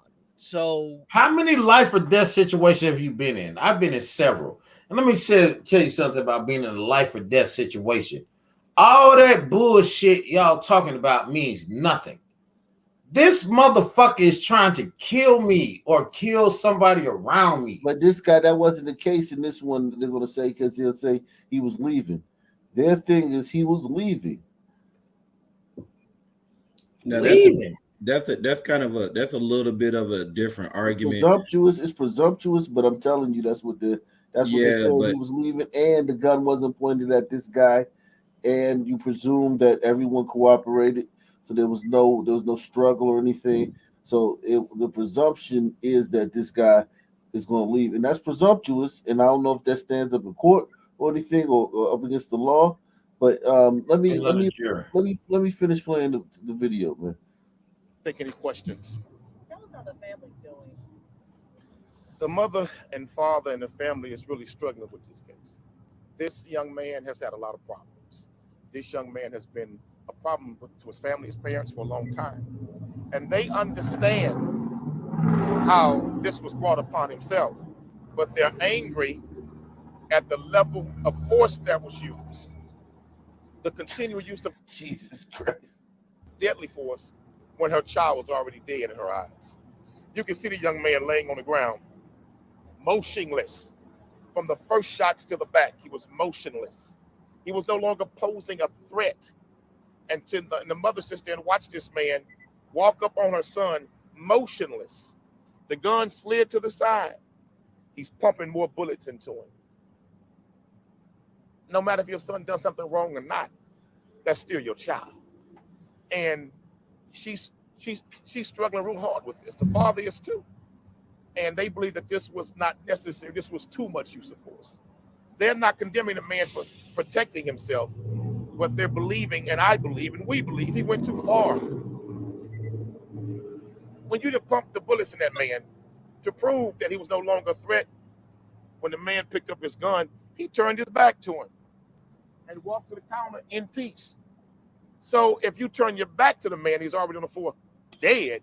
Am I mistaken, or is he mixing up the When you picked timeline? up his weapon, he ain't got no more weapon. I don't think it matters because none of that matters for what they're trying to get accomplished. True. none of that matter. I do think I wouldn't be surprised if he was, but I think what they're trying to get accomplished. He said something. He didn't even say charge him with statute B of such and such. He said just charge the guy with something to make us go away. If you can charge him with something, then we'll go away. That's what he basically said. Weapon, you turn your back to him. Now you walk to the counter. How does it justify as you leaving? Pop. That's excessive. Come on, that's excessive. That's ridiculous. This man is no longer posing a threat. Give you an example. If that was a police officer that came in that restaurant and engaged that suspect and shot him multiple times in the back, then walked up on the suspect, his gun slid to the side, and shot him multiple times on the ground. That same police officer picks that gun up, goes back to the counter, and he's walking back out the door to a squad car. He shoots him in the head again. What would everybody be saying? What would everybody be saying? There would be an outcry. This man was wrong for robbing that restaurant. And he But that's deserved not to what go happened. to prison. They shot him He immediately deserved to after go- picking up the gun, Right, not Reb. after walking back and putting it on the counter. Exactly, You're Brother lying. Reb. I knew he was lying about that, man. Did you That watch that timeline- again recently, Johnny? Can you watch it again to tell us and make sure?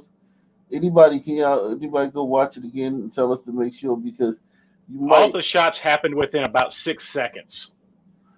Now, it was technically put him in legal jeopardy, but it wasn't like he just walked up to and executed him after a couple minutes of contemplation. It was still in the moment. I don't think he should be charged, but he did leave himself open to legal jeopardy with that final shot.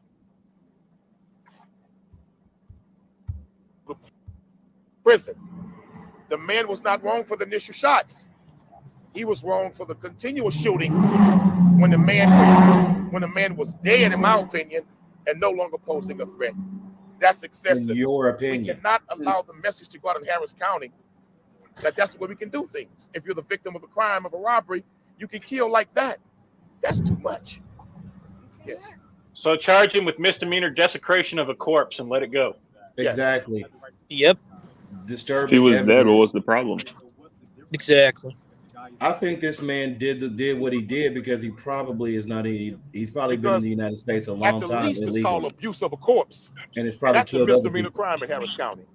You cannot shoot somebody who's no longer a threat to you, even if he was alive, but he was no longer posing a threat. You can't shoot him anymore.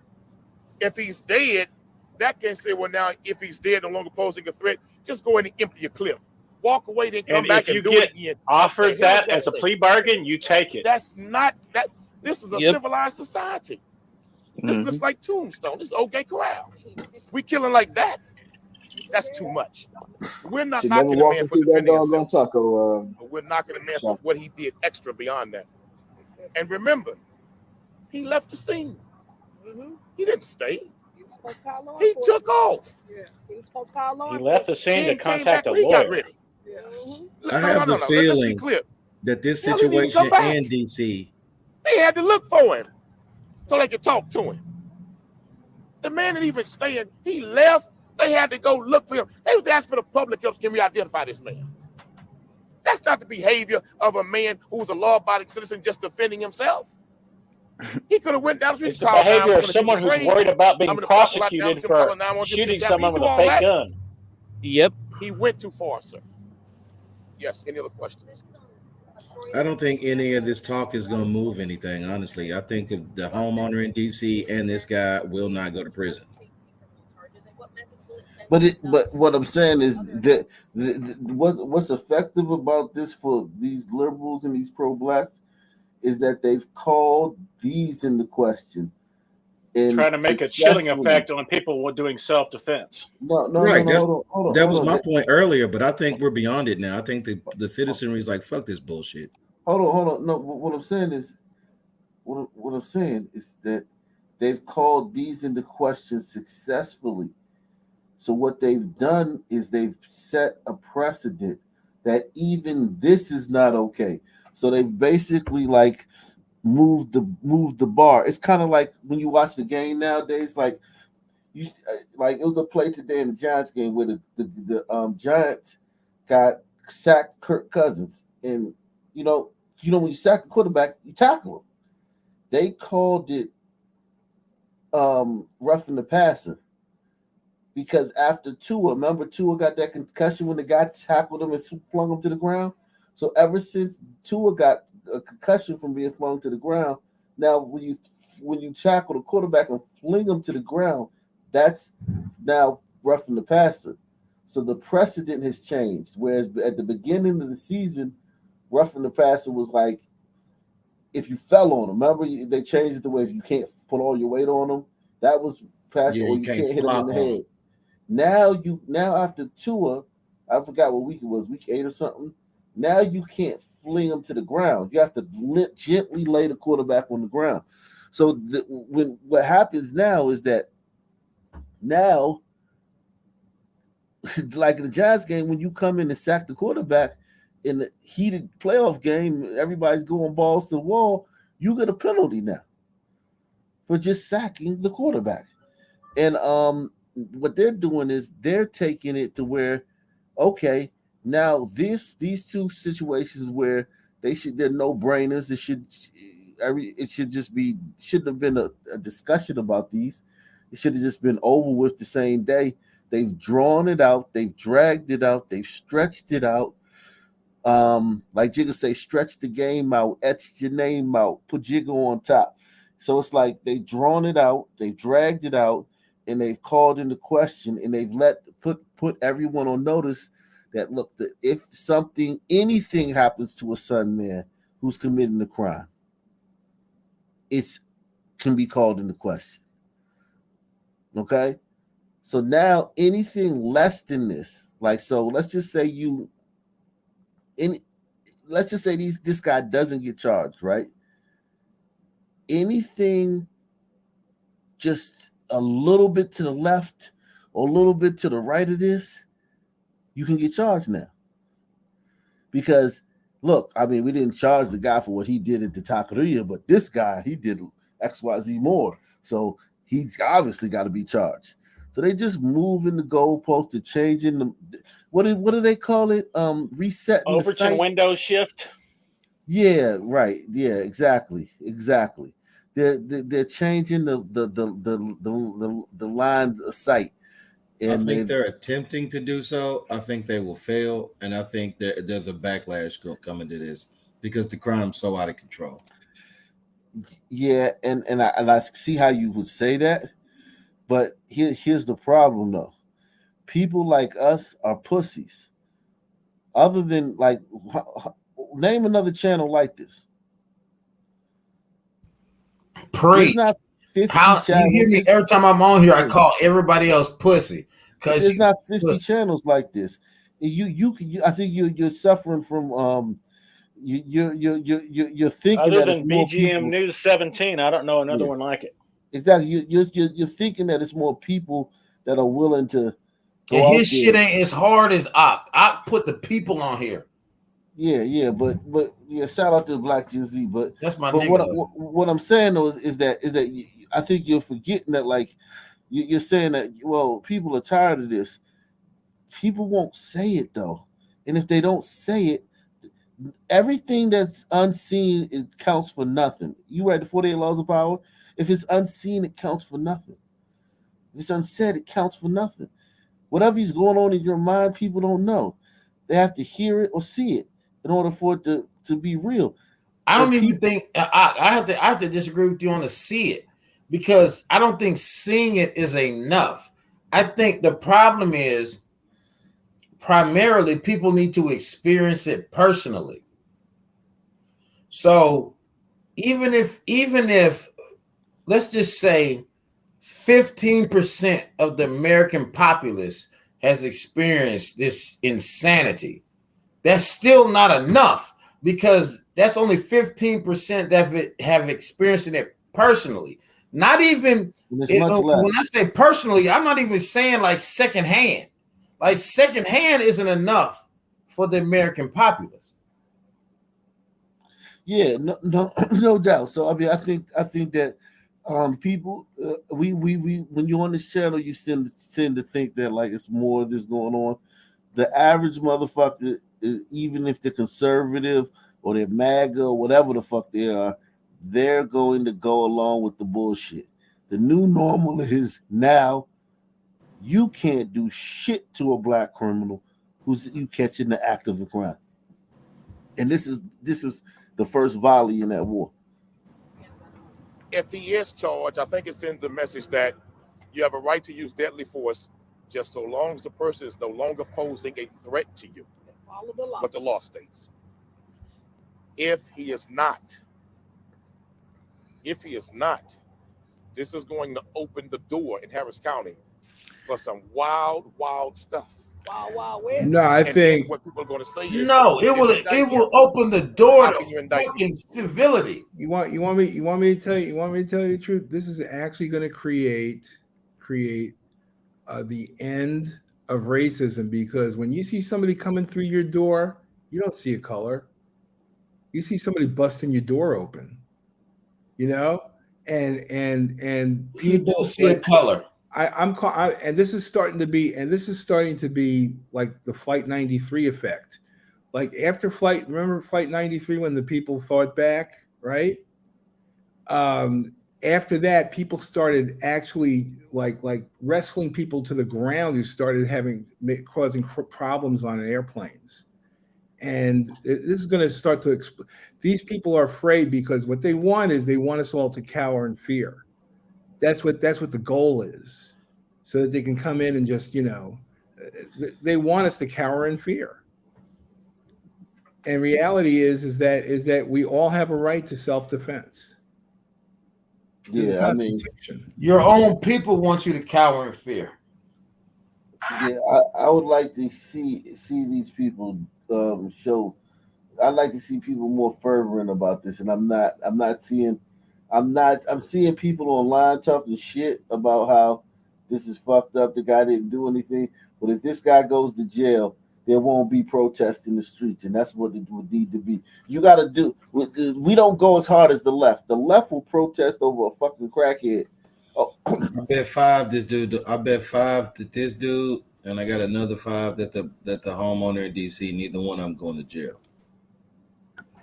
Yo, niggas is still mad at Kyle Rittenhouse, and he killed a couple of pedophile crackers.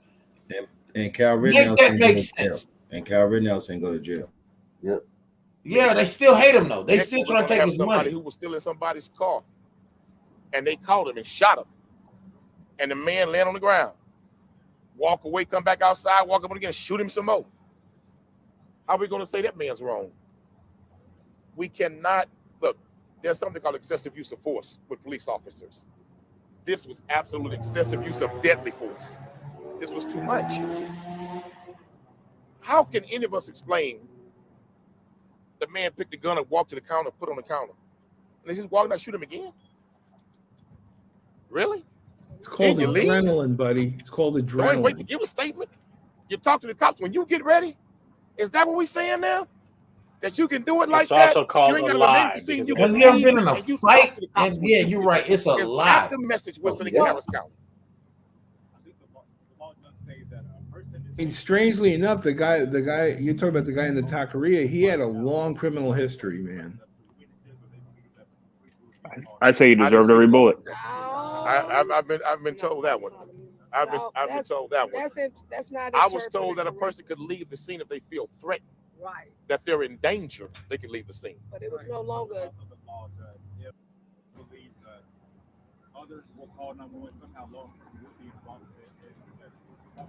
I don't believe leaving the scene is illegal. Well, let me say in this. Texas. That's even worse. Well, I mean, he That should. law He needs to be It's not changed. That's the illegal. law. They can argue it Because now in I can- court I can that you kill left somebody. because you were guilty, but And I can just they assume can't. somebody will It's not call and tell them illegal. who I am eventually. I'm out of here. Right. That's what we're doing now. That's how we rolling in Texas. Well, To where we can make the assumption That's somebody gonna tell them who I am? Oh, they'll find out later. I'll talk to them You later. mean not That's a what we word doing about the now. guy walking in with a fake They gun don't and even taking teach you. They people's don't even money? teach you that in the handgun class, the handgun license And they class. They do don't not tell teach you that. that he went to a What they teach lawyer you and then is had the that lawyer when you have contact him for him neutralized the threat, afterwards. you have to Right. call law enforcement. Right. Now you don't have to be standing next to the person, but you have to be on those premises, or otherwise you can be charged. That's what they told us. And that is exactly what they teach in the concealed handgun license class. I've taken that same class. And the most in-depth part of the class is when you use deadly force, when you use that weapon. That's the most in-depth part of the class. You're not allowed to leave the scene. And it's 4 hours of deadly force training. 4 hours out of 8. Next question. Sure. Where like people are emotionally charged about a situation and then the law says something differently or doesn't go the way that the other things should go. If like if that does happen in this case, do you think laws need to be changed in this state or not? It appears to me that the law that is given to concealed gun hand carriers should be the same law that is given to those who open carry. Because that's what this man was doing. He was open carrying. Yeah, you say it should be, but it's open not. carry's law should apply to also those who carry concealed handgun license laws, the same as it was. So we don't have concealed gun hand license anymore. Like You that. notice there's We got not a open word carry. about the guy So who when did the law instigated change about how the you conduct problem, the yourself? thing in the first place. The guy was That's robbing excessive. people. That's too much. And I'm telling you, As a in the people, world of video, black, everybody white, got a or video. indifferent, we need to get used to That erasing means that motherfuckers. if I'm in a fight, Straight up. and they take a stick and they swinging a stick at me, I can shoot them. I can use deadly force. And then when they fall to the ground and the stick roll away, I can walk up on them and shoot them 5 more times. And then I can walk off and think about it for a second and walk back and shoot them in the head. Then I can leave the scene and say, I assume somebody gonna tell them who. That's what we doing now. The law can't be that crazy. So if it is, it needs to be changed. Well, I tell you what, we are in legislative session now. So that will be something that I will bring when I be in Austin. And you as a will matter of lose. fact, on next week. And you So will I will lose bring because you that. don't have the votes. Also, my other hat is the vice chair of the Texas Democratic Black Caucus. So I will bring that to our leaders with the Texas Legislative Black Caucus. The Texas Legislative Democratic Black Caucus, so we can look and see into that. There are no and make sure that wins we don't have that issue. on her end. If that's Even the if law she and how it gets reads, it needs to be tightened anything up. out of It needs this. to be what the law is with concealed handgun carriers. That's just too much. Any more questions? And the guy, the customer, his defense attorney may argue that the suspect, he has a criminal history. He was convicted for aggravated assault with a deadly weapon, assault with a family member. So how would you respond to him using that in this case? And I would say to that criminal defense attorney, if that is your defense, then I will take a playbook from defense attorneys. My client did not know that when you engaged him with deadly force. You did not know his criminal history before you shot him. You did not know his name before you shot him. You did not know who he was before you killed him. You did not know his past before you killed him. You didn't have a Who's chance this to guy look up his talking? criminal Is he a history. lawyer? This is like the Twilight That don't Zone. work. What you That's do not know gonna work. is his actions, Because and you his got to actions show are that you had armed previous robbery knowledge with of this a man's criminal deadly history weapon. when you decide to use No, deadly is this force. guy a You use that as legislator or defense. is he a You or is can't he do that. a That's like me Activist. committing a crime against someone. Or just- No. Oh, he's looking for money, man. Look at And him. then No. I In the still would Sun take your money community, is. he doesn't I did exist. not know that Trust before me. all of that came He's out. not a thing. So I'm sure the Right. defense He would attorney's not be gonna do the best more. form of defense. I would think Because he if would he be does, more I don't think that's what he's serious saying. if he was at every I don't think that's black what on he's black crime He has shooting. to prove that this But man he's not. was a He's continuous only threat where You know what the problem? You know to what He the justify only that level shows of up when This is someone all glider non-black. shit. None of Any this more shit is questions? Sun shit. It's Thank all y'all for your glider time and shit. thank you for your presence. When someone in Houston is shot, when a Sun man is shot by a non-Sun person, these are the people who Let me show tell you up on the something. scene. Because the gliders do this. I think the DA's office If wants to this send guy the were a message little bit darker that they are complexion, they sick wouldn't and even be tired of talking about it. robberies and crime in Harrisburg. Exactly. And they want to send a message to the robbers that your punishment will be your punishment when you commit these crimes. I understand that. I can agree with some of that. But I think the DA's office is in a quandary here because even they believe, in my opinion, that he did too much, he went too far. No, they're not. So, You're trying to let's put see them what in grand one. Talking jury about some says, and did I'm too hoping the grand much. jury That's does so something. Sun to Because say. if they don't, I mean, it's gonna here's get worse. the deal that somebody Because the needs to message just that say will be to him, sent man. Play will be the stupid Wild Wild games, West. you Do it the way win you want stupid to. prizes. The Even guy when a didn't person's have no to longer a walk in threat. there with a fake gun Thank and you Shout for start your out to the time. robbing Thank you for your people. patience. Tommy. But here's the thing. Like, all of this is allowed by glider nonsense. If you take glider nonsense out of the equation, the Sun community is not like just wholeheartedly behind this level of stupidity. Like, they're getting pushed a little bit. Only thing I believe about that dumb shit that they be saying is they are getting pushed a little. Does Houston have one of those Soros prosecutors? It's Texas, nigga. Austin. No, but Houston is Yes. not. Houston is Yes. blue. Houston Yes, is blue. and they Is have there a money Soros there? and they have a Soros mayor. Well, then this guy could be in trouble because in New York, a guy, a Dominican, got initially arrested for defending himself and killing somebody. This huge guy, was about to just kill him. I mean, this little dude, little old guy, 35-year-old, like You're talking about the guy with the Amari shirt on. man, came in there and was just picking him up and throwing him around. And the guy luckily got a knife and killed him. But they let that guy Jose off. Alba. They only let him go after everybody went nuts about it. Bragg arrested him so fast it was ridiculous. Yeah. And had him locked in prison and wouldn't even treat his knife wounds. Right, yeah, Well- and did not arrest the woman who gave him the knife wound. Unless you're not financially capable of leaving New York and you're still there, then fuck you. Excuse That's what I me. say. Chicago too. He said F that, went back to Puerto Rico or Dominican Republic. Well, wherever whatever. he went. Go deal with he came back. type He shit. came back. Whatever. He came back. All right, let me move along, man, and make sure y'all let the chat hear the video too. Based TikTok chef under fire, accused of using social media to harass and attack Black women after a series of old tweets resurfaced. But Chef Wei, This is Houston. a popular Houston-based TikTok chef under fire, accused of using social media to harass and attack Black women after a series of old tweets resurfaced. But Chef Wei, as he's known on social media, also a prosecutor with the Harris County DA's office. And tonight, many are calling for him to lose his job. Sion Rhodes is live in the newsroom with more on the controversy. Sion? Lisa, the tweets in question were posted under a now deleted account back in 2015 and 2016. And Chef Wei says he has changed his ways, but that has not stopped the outcry. Hey, what's up, guys? Let's make a modernist interpretation of a turducken. On TikTok, Wayman Wesley II, known as Chef Wei, cooks up bite-sized snippets of content for his 250,000 followers. But a series of resurfaced tweets are leaving a bad taste in the mouths of many.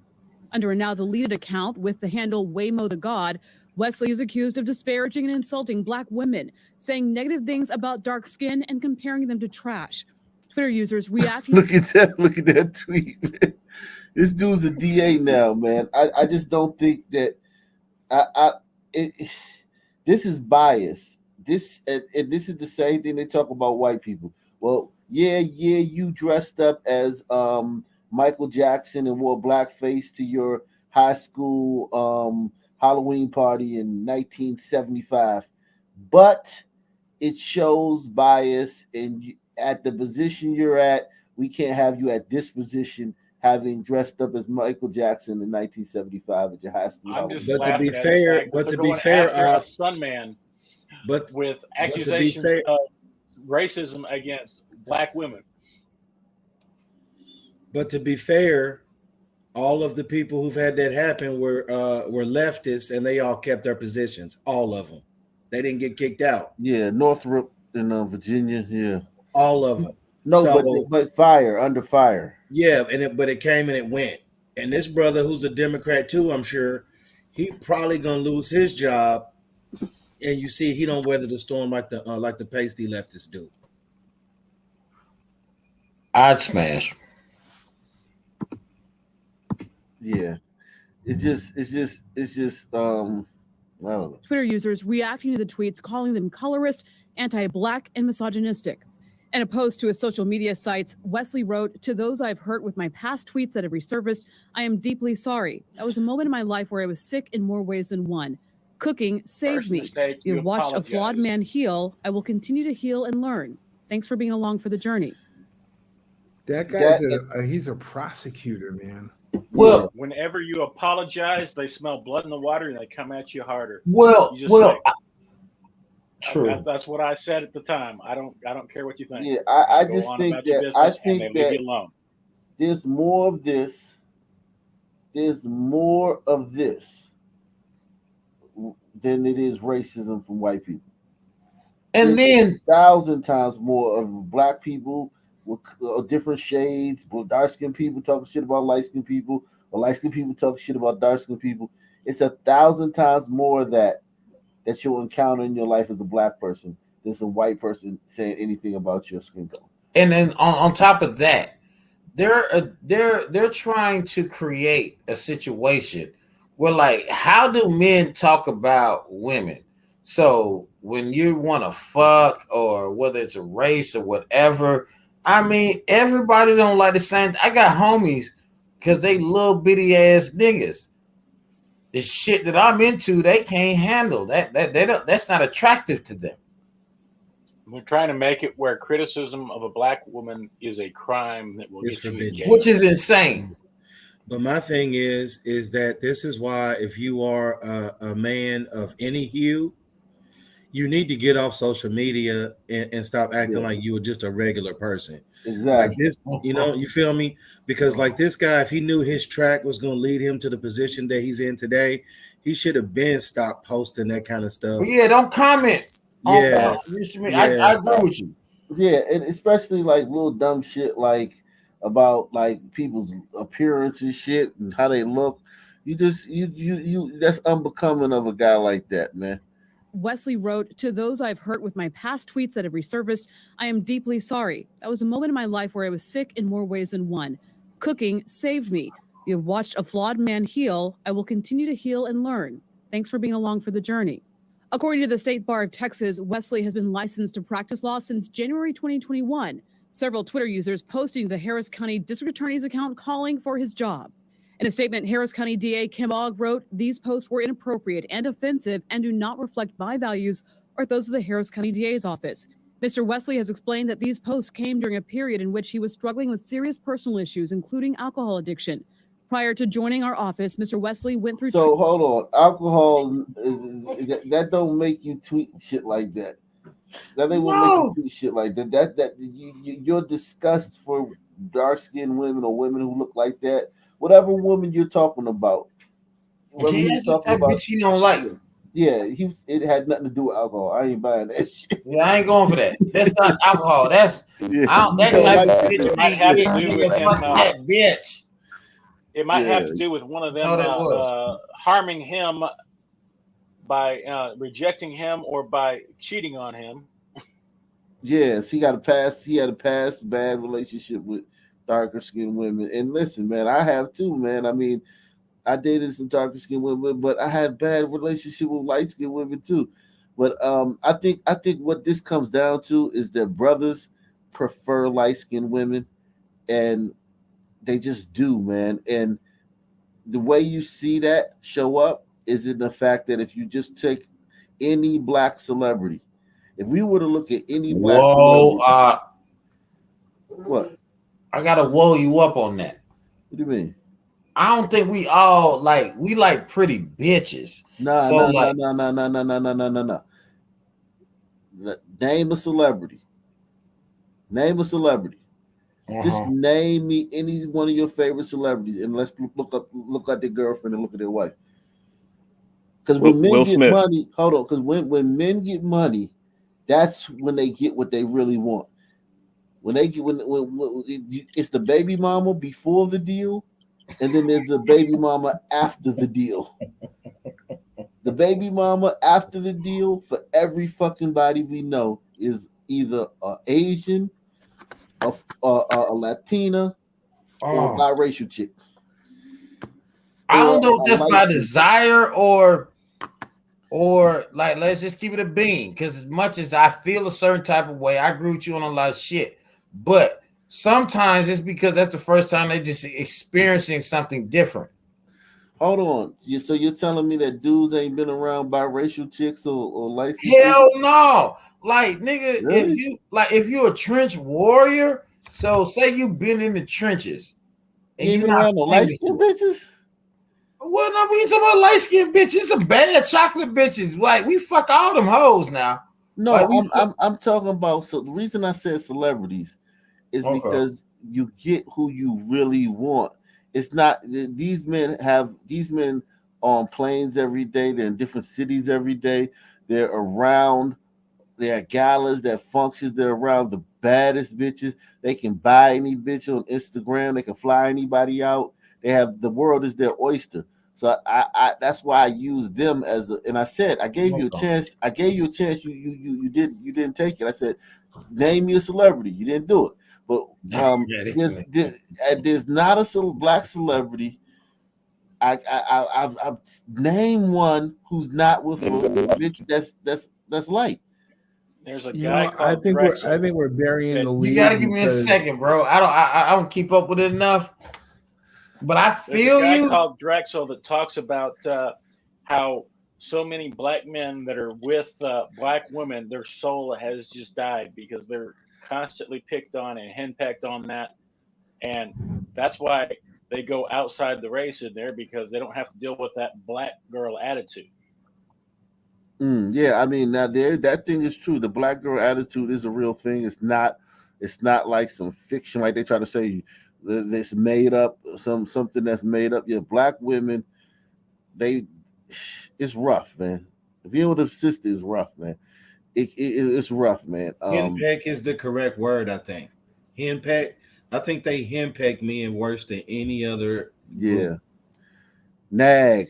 That nagging when they take nagging, like a sister can Berating. nag you to sister can nag you to the point where you just ready to leave, man. And that's why I think a lot of brothers ain't with their that's why a lot of fatherless homes is because of black women nagging. And I think nobody wants to talk about that. It ain't even just nagging. They dip on the nigga. It ain't even like they like black, white, red, yellow, blue, green, or indifferent. It's statistically proven women shit on their families and break up their homes far more than men do because they have a false 80% of divorces initiated by the False women. reality. Yeah, like they look at it like Silly this motherfucker that expectations. wants to fuck is gonna treat you better than the motherfucker that's been holding you down. Yeah, I mean, yeah, that is true. That much is true. But for the sake of this video and this guy, them to trash. Twitter users reacting to the tweets, calling them colorist, anti-black, and misogynistic. In a post to his social media sites, Wesley wrote, "To those I've hurt with my past tweets that have resurfaced, I am deeply sorry. That was a moment in my life where I was sick in more ways than one. Cooking saved me. You have watched a flawed man heal. I will continue to heal and learn. Thanks for being along for the journey." According to the State Bar of Texas, Wesley has been licensed to practice law since January 2021. Several Twitter users posting the Harris County District Attorney's account calling for his job. In a statement, Harris County DA Kim Ogg wrote, "These posts were inappropriate and offensive and do not reflect my values or those of the Harris County DA's office." Mr. Wesley has explained that these posts came during a period in which he was struggling with serious personal issues, including alcohol addiction. Prior to joining our office, Mr. Wesley went through treatment and has worked with the State Bar of Texas to resolve his issues. His recovery is ongoing. I'm a believer in second chances, and Mr. Wesley has conducted himself professionally since joining our staff.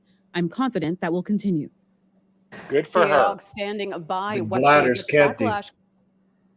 yeah, and listen, man, not for nothing, because since we talking about colorism and shit like that, no sisters want to refute this fact that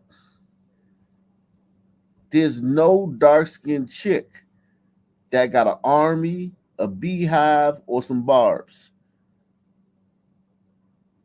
All the fucking chicks that got the legions of black women that support them like a cult, they're all high yellow bitches. But black women that talk about colorism never want to touch that. You notice that, Stunner? Without a doubt. Again, it's like it's staring them right in the face, but no one ever notices that. Like, where's for the dark instance, skinned chick with an army, with a navy, with a right. hive, with a none of them. Y'all Look, only fuck with light skinned bitches like that. look, Beyonce kicked the two dark skinned chicks in the group to the curb and Yeah. went solo, light skin. So I mean, again, like it's in everybody's face, but nobody says it until they want to come after a brother who's doing his thing. Now, again, I'm sure I don't agree with this dude on much of anything, but I do see this movement now of son sisters trying to turn this into a circular firing squad and try to Yeah. come after brothers and then slide in their place. And I would and if I was in one of these manosphere niggas or some shit, as soon as they said that shit, I would just be like, well, where's the dark skinned chick that y'all follow undyingly? Even Cardi B. You got Cardi B, you got Nicki, you got Beyonce, you got Rihanna. All mocha to light. None of them and Nicki be blackfishing. Nicki light as shit in real life. Well, first of all, Nicki's fake from top to bottom. Like, ain't nothing wrong with some chocolate. Like, if like I don't know. But where is the dark skinned girl it's that has SZA, a following of black SZA, women? Like that? SZA. What about What Saweetie? do they call him? I don't What they know. call I don't know. I'm old. I ain't in it like that, but I know that bitch fine. No, I'm not. See, hold on. We're talking about having a legion of black women online that have a name like the Army, the Navy, the bar. Nobody. that come after people like that. I'm talking about. If you say anything about Beyonce, these people will dox you. They'll come after you. They'll ruin your life. If you say anything about Rihanna, the Navy will come after you. They'll ruin your life. If you say anything about Nicki, the Barbs will come after you. They'll ruin your life. All I'm saying is if colorism is a black male thing, right? Where is the dark skinned woman that has a unit like that? There isn't one. That's the answer. That's all you gotta say is there ain't one. I give you that. And you know what? I blame the dark skinned women. Well, whoever you blame, here's the thing: whoever you blame, there ain't one. You dig what I'm saying? There ain't one. So when they try to make it seem like brothers is colorists and da da da da, no, we fucking all y'all don't. No, once we get money, we only fucking light skinned bitches. But like look at the baby mother before the deal and look at the baby mother after the deal. Yeah. It is what it is, man. I mean, let's just keep it a buck, man. I mean, we don't. You could argue. I get we debating shit, but some things you just look. I mean, like, okay. Let's just keep it a bean. Let's just keep it a bean. If you are chocolate, you need to be in the gym more. There's less give for chocolate than there is for everything else. Because if your shit is bing bow bip, it is what it is, man. But I don't know what I'm agreeing. That one would be a smash. Hell yeah. No, I'm not saying Exactly. nobody wouldn't smash her. I'm saying nigga, you wipe this bitch and impregnate that hoe. Show me these niggas' girlfriends and show me their wives. None of them. Show me one. All right, I'll just stop the show for a second. I'll let the chat even get involved. I want because y'all are kind of like playing games and shit. Name because I've been asking for one for like 20 minutes. Does Lizzo It should have been classify as dark easy. skin? Does Come Lizzo on, classify man. as dark Lizzo's a light skin. Lizzo is a fat bitch But she promoting got a crew. shit She got an to online weak hoes. No, she a light skinned broad. She's just That bitch fat. I don't give a fuck how light skinned that bitch is. That bitch, listen, ain't no bitch even close to my size. My man said Bill Burr. He said Bill Burr. Oh yeah, Mr. E said Denzel Washington and Samuel Jackson. Yes, Denzel Washington, Samuel Jackson. Yes, I'll give you that. But They're from a Didn't they different find era. theirs early before Yeah. it got super successful? Yeah, I'm talking about, and even we don't have to do errors. I'll give him Denzel Washington, Samuel L. Jackson, and those are the two that I was thinking of, and that's it. And both of those guys are in their 60s, like they deep in their 60s, both of those guys, and there's no one else that you can think of other than Samuel L. Jackson, and there's nobody in the NBA, there's nobody in the NFL, there's nobody in baseball. There's no athletes. So I can't think of no athletes. No, Marvin Harrison. Because I don't even know what his baby mama looked like, but I seen his son, and ain't no way that bitch like skin.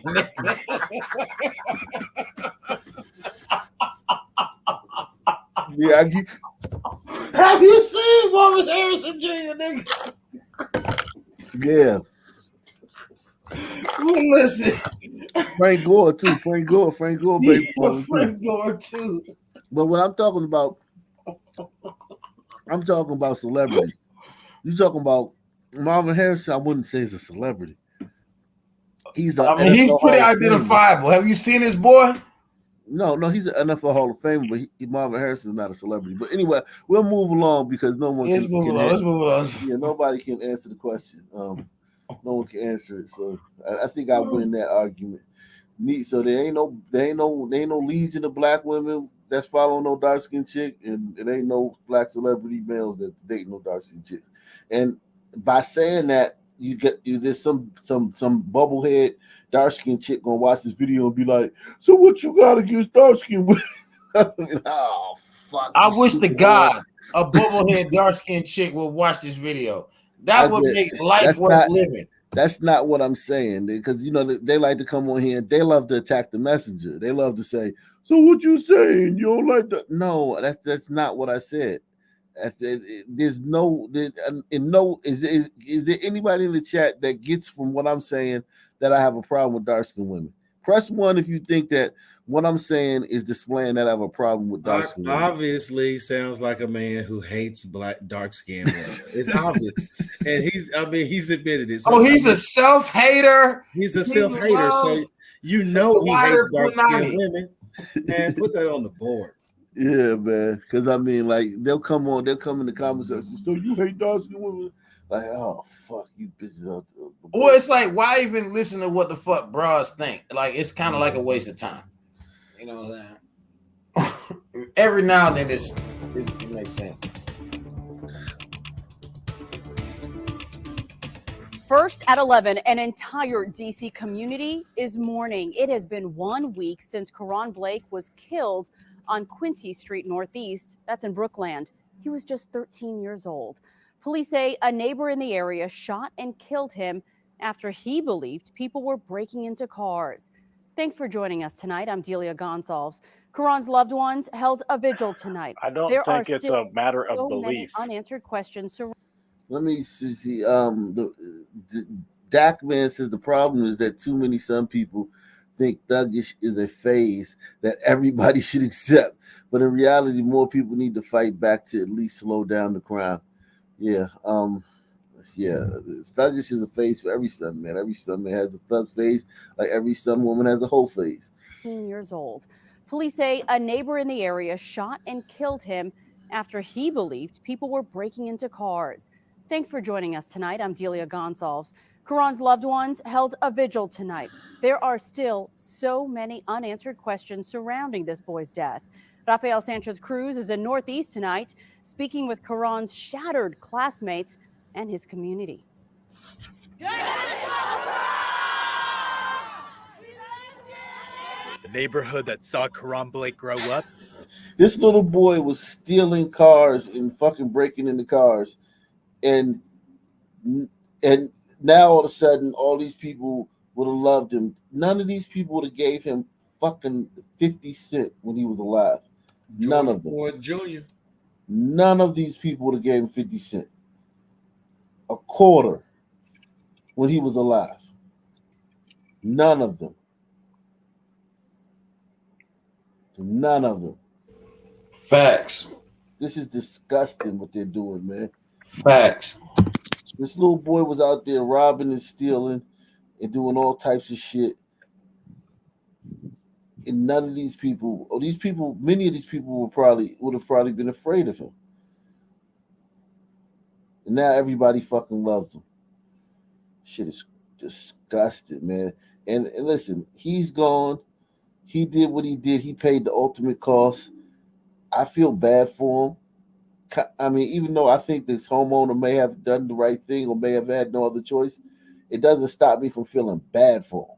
Me feeling bad for this little 13-year-old boy losing his life doing shit that a bunch of fucking kids in DC are doing, that almost all the kids, the son teens are doing, that are that are like trying to be part of that life. I still feel bad for the kid. Now, do I think that do I feel bad that he got shot? No, I just feel bad that he's dead at such a young age. Yeah, I His agree. mourning I is don't. absence. I'm just grateful that everybody is here to celebrate Quran. And that's my baby. Family, friends, and community members held a vigil in Northeast DC 1 week after the 13-year-old was shot and killed on the 1000 block of Quincy Street. My aunt had called me. Just hearing that my brother got shot. Quran's younger siblings still processing the pain of losing their older brother. I don't want to keep waking up knowing that my brother's not here with me no more. I don't. It hurts. It really hurts. I don't want to keep waking up doing this. I don't. I'm Quran's sister, and one thing that I like about him that he always makes me laugh, and I'm really proud of him. Police say that a resident shot Blake after allegedly seeing the boy tampering with cars nearby. Mayor Muriel Bowser has revealed that the shooter is a DC government employee. Now, one thing I want them to stop doing is just saying that the homeowner shot the kid like he said, oh, there's a kid tampering with a car. Hold on, bam, bam, bam. Like, it was more to it than that. There was a confrontation and multiple people. Yeah, for them to continuously say, like, I'm just walking down the street and I see some kid tampering with a car, and I just say, oh, fuck that shit. And he's a homeowner. That means he you don't own a home on accident. There's a lot that goes into that. Yeah, and it was happening out in front of his home, and he was in the house and he came outside to see what was going on. But they're sinister. I keep saying he shot a kid who was tampering with a car. Because it makes it would be the same as like if I'm in the store and I see a kid stealing and I'm like, oh, fuck this shit. Bam, today's your day to die, son. Like, I mean, like, it's just like they're making the guy look bad, like a bad guy. And that guy like you said, he's a homeowner. He lives right there. People in that neighborhood know who he is by now. He's tired of the bullshit. First of all, he probably acted out because it's like this was the straw.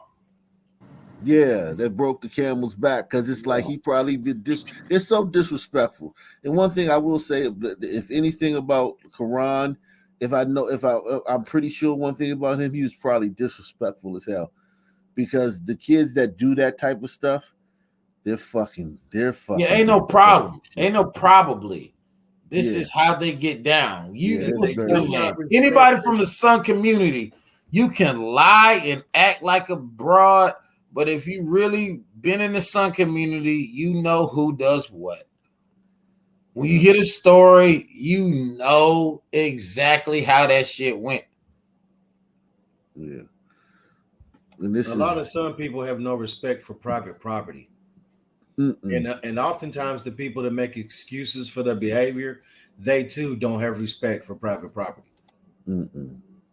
Yeah, some people are very young. Sun people are extremely disrespectful. I mean, it's frightening how disrespectful young Sun people are, and it gets worse every. Somebody got a lot of static in the background, and it gets worse every single generation. Like this generation, their disrespect is insane. Like they're like, oh my god, they're frighteningly disrespectful. And here's the double whammy. So young Sun people definitely have no clue. The problem is that the only Sun people, when they become adults that fully get it, used to be the Sun problem. Yeah, exactly. You gotta be an ex like Pafapuki or ex Yeah, if you weren't in it, if you yeah. was a good guy or a good girl You're a the whole whole time, you're a whole man, you're a fucking fake ass pro black. yeah, you with all that stupid shit. Yeah. Salute to Savrix, man. Savrix in the building, man. Ox says, look up Kyla Nicole, bad dark skin Travis Kelce. Kyla Nicole would she's not dark skinned, and I'm not talking about white guys because white guys date dark skinned chicks. I know a lot of white guys that date dark skinned chicks. Like they date them like Zamunda looking chicks and shit. But I'm talking about black. I was speaking about black dudes. But yeah, I know white guys do date them. Zamunda, them dark skinned chicks. Black guys, the darker the better for most white guys. What I've seen.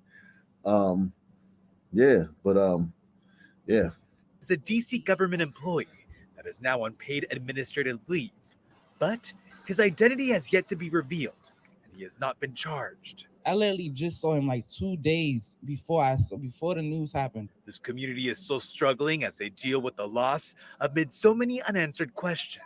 You just don't know how to really deal with it. Like Blake's friends and classmates among those hit the hardest by the death of their friend Karan. He will always show up to school and make everybody happy. I just. What? That's a fucking lie. Yeah, I don't believe it. I just don't believe this shit, man. Don't believe it. Those are real tears, though. Yeah, exactly. These are real tears. But what I'm saying is that like this kid's out here. He's stealing. He's breaking into cars 4:00 in the morning. That kid is usually a bully at school.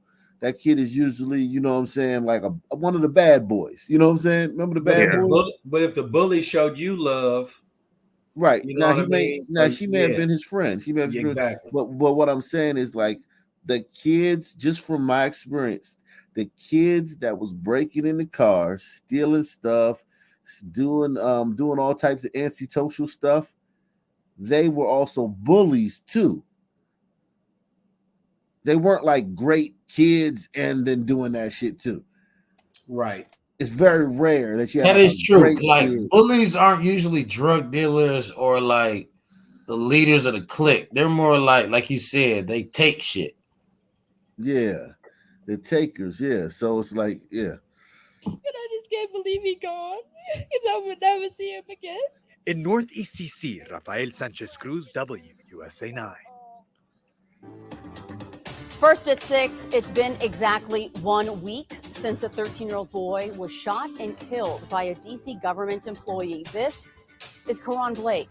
Investigators say that man saw Blake allegedly breaking into cars on the block, walked out of his Brookland home to confront the boy, and then shot him multiple times. That man... That was a little bit better, but still. Still a bunch missing. Is Karan Blake. Investigators say that man saw Blake allegedly breaking into cars on the block, walked out of his Brookland home to confront the boy, and then shot him multiple times. That man who pulled the trigger is on administrative leave tonight. When we last checked, he has not yet been charged. Thanks for joining us. I'm Delia Gonsalves. Tonight, the community is preparing to honor Karan with a candlelight vigil in Northeast DC. Rafael Sanchez Cruz is live there. Rafael, I know you've been on this story since the very beginning. Tell me how folks are feeling this night. A lot of energy in the air, I'm sure. Yeah, Delia, emotions are still very raw. As you mentioned, it's been a week and a week without answers for the loved ones of Karan Blake, the 13-year-old that was shot and killed here in Northeast DC. We're actually right outside of his home. And as you can see, they have projected "We Love You, Karan." Just about 30 minutes ago, they released Now, one thing about the black community is if you a good kid, you don't get this. If you're a good guy, you don't get this. This is reserved for a certain guy on the spectrum. Right. You never, and those of you who aren't part of the black community, you're never going to see a good guy, a hardworking guy get this, an A student, somebody in the Glee Club or a junior ROTC. None of that. You ain't. Because they're always killed. They're always killed by the stray bullet of a criminal. They're never in a situation where they're. Well, they're killed never by a the normal person. protector. They're never the protector. You know, they're just not in the community. Like in a community, like being a protector means being vicious. It's a thing. Make no mistake. It is a real thing. Yeah, but I think that is an interesting point though, Johnny. Like, as far as like, yeah, those good guys, they not fighting with cops over traffic stops, and they're not. You know, I mean, yeah, they rarely do meet their fate at the hands of a white person or a law enforcement official. There's something to that, but also there's also other factors though too. Black and blue balloons into the air screaming justice for Quran and saying we love you. I'm going to have our photographer Matt show you how people are still lingering around and giving hugs. A lot of his classmates were here and were speaking about his positive disposition, how he was always here to make us laugh, and of course his love for fashion. He was funny, that's for sure. Why is every male on a news program have a voice 2 octaves too high? Yeah, I don't know. Because everybody laughs at who they're afraid of. Pretty much they miss him at school, and you can see people are still lingering. You know where this around. is? This is Saratoga. This is Saratoga, I think. I think this is Saratoga. If I'm not mistaken, yeah, this is Saratoga. This is a fucking rough neighborhood right here. This is one of the roughest. I used to live right down the street from here, at Rhode Island Road. This is on Rhode Island Avenue. This right here is a rough neighbor. One day I was walking down the street around here, and I see some dudes beat a dude ass and strip him of his tennis shoes right in the middle of the street. I don't think they meant to steal his tennis shoes. They just beat his ass and took his tennis shoes then. And they were coming out of so many places, and they was whooping his ass so bad in the middle of the street. This is an avenue too, a major thoroughfare. I stopped at the bus stop to act like I was fucking waiting for the bus, because I didn't want to keep walking, because I was walking down towards where it was happening, and they were running past me. They chased him past me, beat his ass, and I was like, oh shit, if I keep walking down there, not saying they're going to attack me, but I don't even want to be in that, you know what I'm saying? I don't want to even be in their space. So I stopped, waited at the bus stop. And it was a girl at the bus stop. And then as soon as they whooped his ass and left, I walked off, and she said, oh, you was just faking like you was at the bus stop. And I was just like, yeah, bitch. Like, but she was saying it like something was wrong with it. I was like, no, when I see some man activity, I stay away, because a shot can ring out at any time. You dig what I'm saying? A shot can just ring out, or gunfire can erupt. So you're just walking through it. You walking down like, I ain't scared of shit, man. I don't care. Nah, I'm scared when I see something. I absolutely hate those euphemisms, though. Gunshots can ring out, or gunfire can erupt.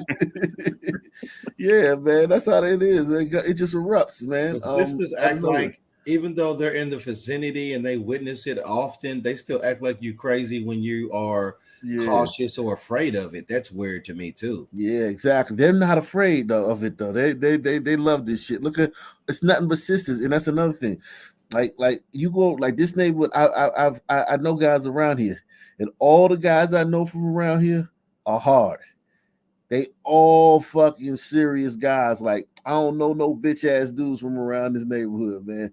They all fucking like serious niggas, man. And yeah, they serious cats around here, man. You meet a nigga from around here, he gonna be hard just because he feel like that's how he's supposed to be. You know what I'm saying? And even if he ain't hard, he feel like he supposed to because he from here. That's that type of neighborhood. Show you how people are still lingering around and giving hugs. A lot of his classmates were here and were speaking about his positive disposition, how he was always here to make us laugh, and of course his love for fashion, how much they miss him at school. And you can see people are still lingering around. His classmates are gathering, taking photographs with his photos and hugging. We've seen them hugging and just crying out and really releasing these emotions. They're telling me that That white guy.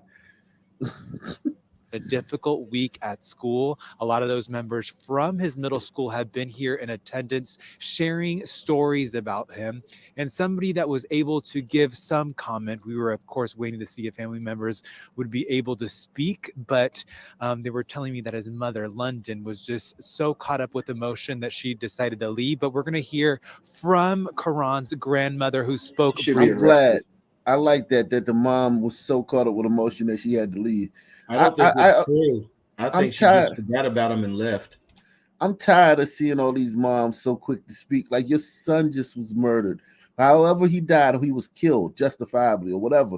But your son is no longer here and he died a violent death, whether it was murder or justified. You ain't supposed to be standing in front of no camera immediately after. You're supposed to be somewhere renting your clothes and falling out and shit, man. I love all y'all.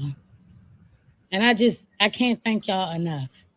Like, people came from everywhere that don't even know my grandson. And I'm just grateful that everybody is here to celebrate Karan. And that's my baby. You said grandson? God damn. Yeah, wait. Let's talk about this grandson movie.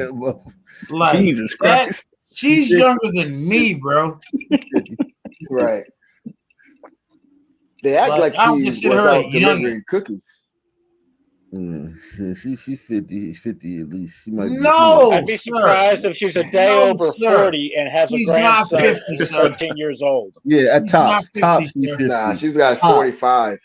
Tops she 50. Younger, she probably 40. No way she's even 45, bro. Yeah. Right, straight up, bro. I'm 41, my G. She is not 9 years older than me, bro. She lost like 50 pounds. She could be a solid 6. Yeah, she lost. If she, she's definitely, that's crazy though. Yeah, his grandmother is literally like 40, 42 years old.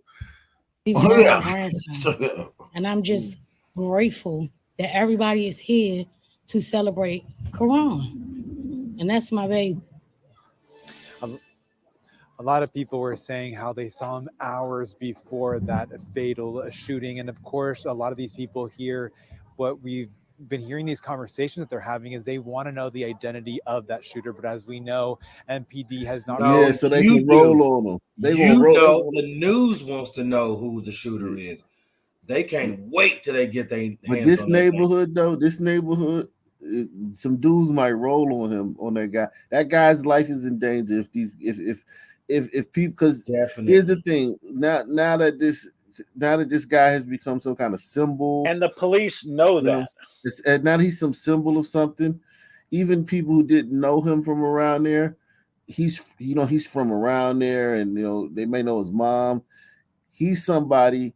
Man, listen, this is a very dangerous. I lived 2 blocks from here. And it was a different world. It's like where I lived at, it's a different world. It's separated by this big mall that has Home Depot in it and a bunch of other stores and train tracks. So it's like, even though it's 2 blocks away, it feels like it's maybe like 8-9 blocks away. But yeah, this is a very dangerous neighborhood, man. Very dangerous guys up there, man. And I hope that they don't get this guy's information out without knowing that. I hope if they know that, if whoever give his information out, you got blood on your hands, man. At least the name of the man, as the investigation is still ongoing, but they are demanding justice tonight. We're live in Northeast. I'm Rafael Sanchez Cruz, WUSA 9.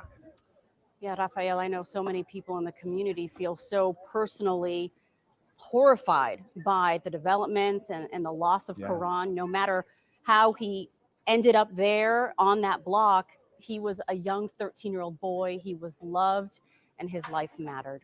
All right, Rafael, thank you so much. Like so This is so strange. many that are so here. strange. Yeah, they're not even black, so it's like they're acting how black people would act, because this is how black people act. Exactly, they're acting the part. Yeah, because black people only want to say stupid shit like this. She knows How he they know it's true. ended up there on that block. He was a young 13-year-old boy. He was loved, and his life mattered.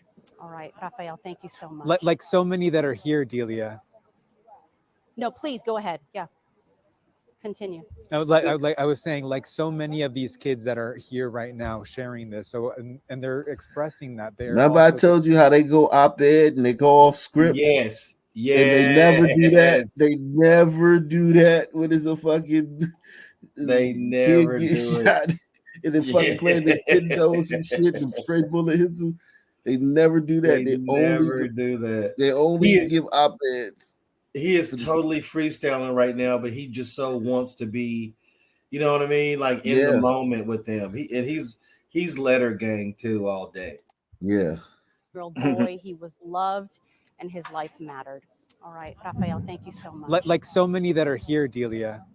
If his life mattered please, so go much, ahead. Yeah. why was he out at 4 a.m.? I That's was right, saying, because like you don't so care many about of these kids that are here right now sharing this. So and they're expressing that they're also 13-year-olds. They're his classmates that are, feeling that emotion because their classmate is gone, and it's been a very difficult couple of days for them, and they just don't Look at him, understand just trying to how egg it this on. He just made that shit. He's just making it up as he goes. These kids have lost so many people, like in this neighborhood. That even though they very aggressive and they don't take a lot of losses, but they have people killed. This kid knows a lot of people that have been killed. All these kids here know a ton of people that have been killed. A ton. This is nothing new to these kids around here. been, like you said, we don't know, and the investigation will reveal more details about what happened, but they're just wondering how a 13-year-old is no longer with them, how their classmate is no longer with them. So yeah, because he should have been at home. He's not with them because he should have had his head on a pillow. Right. And hey, they should arrest the mom, charge her with something. Something. Like, why is your son out there? Child neglect, something. Something. I'm gonna show you a video. I'm 50 years old. If I'd have snuck out at 13, I still couldn't sit down to this day. Listen, man. Let me show you a video of this neighborhood, man. This is one of the, like, it's to me, it's like 5 real hot spots in DC. You got Columbia Heights area. You got Benham Road area. You got all of Southeast. You got and you have Saratoga area, that little area surrounding this. And there's one more I'm trying to think of. It'll come to me. But this is one of the 5 hot spots in DC where it gets cracking. It has a laundromat down the street, doesn't it? Yeah. Yeah, so where we at with it? Live from the S, man. The laundromat is where you get the trees at, man. It's across the street. Right. With a 7-Eleven and shit, where you get the right. Yeah. That's where I used to get when I used to smoke. That's where I used to get I used to go over there every day. Saratoga Avenue, from the toe. Northeast Washington, D.C. The heart of the North. You hear me? So both of y'all be rapping, right? Yeah. What's y'all rap name? I'm what? SR Black. We got a lot of rappers around here, man. We got SR Hitter, we got Semi Homie, we got motherfucking Hydro, Murder, Mello, Barack, KP. There's a lot of us talented around here. So Barack and KP and Pablo, the originals, right? Yeah, one for Monopoly Block. Yeah, one for Monopoly When I was a kid, that's who was started rapping. this shit off. Yeah. and we just rhyme with this shit. And You know now what I'm saying? the record label was what, Semi Gun? I mean, we ain't got no We record everything. label, but this We shit all as one. a lifestyle brotherhood. This shit a way of We life. all under one umbrella. This shit a brotherhood, man. School ready. You could You mean a confound this gang? guy by saying A squared plus B squared is equal to what? Semi gang score ready, RTW, hashtag. It's a lot of shit, man. All this shit is underserved total. We all want. So one nigga blow everybody. One No, fall, we all man. fall. Straight up. One go, we all go. One band, one sound. You hear me? Yeah.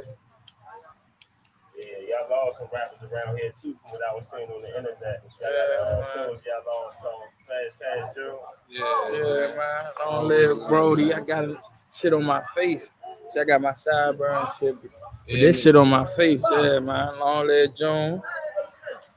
Long live Yeezy, man. So what about young P? I saw he went viral. The game reposted him and everything. Yeah, man. Long live Half A, Yeah, man. Brody cooked them people. The real GOAT. Quick, fast, in a hurry. Or went viral too. Man, hopping gates and all type of shit. Man, these bitch ass niggas. Hold on, let me show you the video they talking about. Where's that dude? Show me that shit, cause these niggas some hoes. Man, that's a rough spot, Jack. I'm telling you, man. You listen, man. You'll walk through there, like that's the front. You'll like inside is a bunch. You'll walk through there, and you can feel it. You ain't gonna be saying that, man. I promise you ain't gonna be saying that, man. Yeah, because of the other niggas that's inside. It ain't gonna be because of them niggas. It's gonna be because of them other niggas, bro. It ain't because of these bitch ass niggas. No, but what I'm saying is I don't know these guys, but what I'm saying is you just ain't gonna say that, man, around there, man. Like it's niggas that literally they like it ain't nothing to kill. Like it ain't nothing. Like it's no big deal. Like they ain't even gonna brag about killing you and shit. Like I agree. That's why I think they some hoes. I had to deliver furniture over there one time. Like when I was like that, you couldn't put me, nigga. I'm only on camera on this motherfucking shit, nigga. You couldn't put me on camera in the trenches. You couldn't put none of the like. You could put like a nigga who do certain shit, but you couldn't put certain people on camera. Like when I was rolling. And that wasn't that long ago. These new something. Oh yeah, here it is. Here go the video that this one right here. This shit crazy.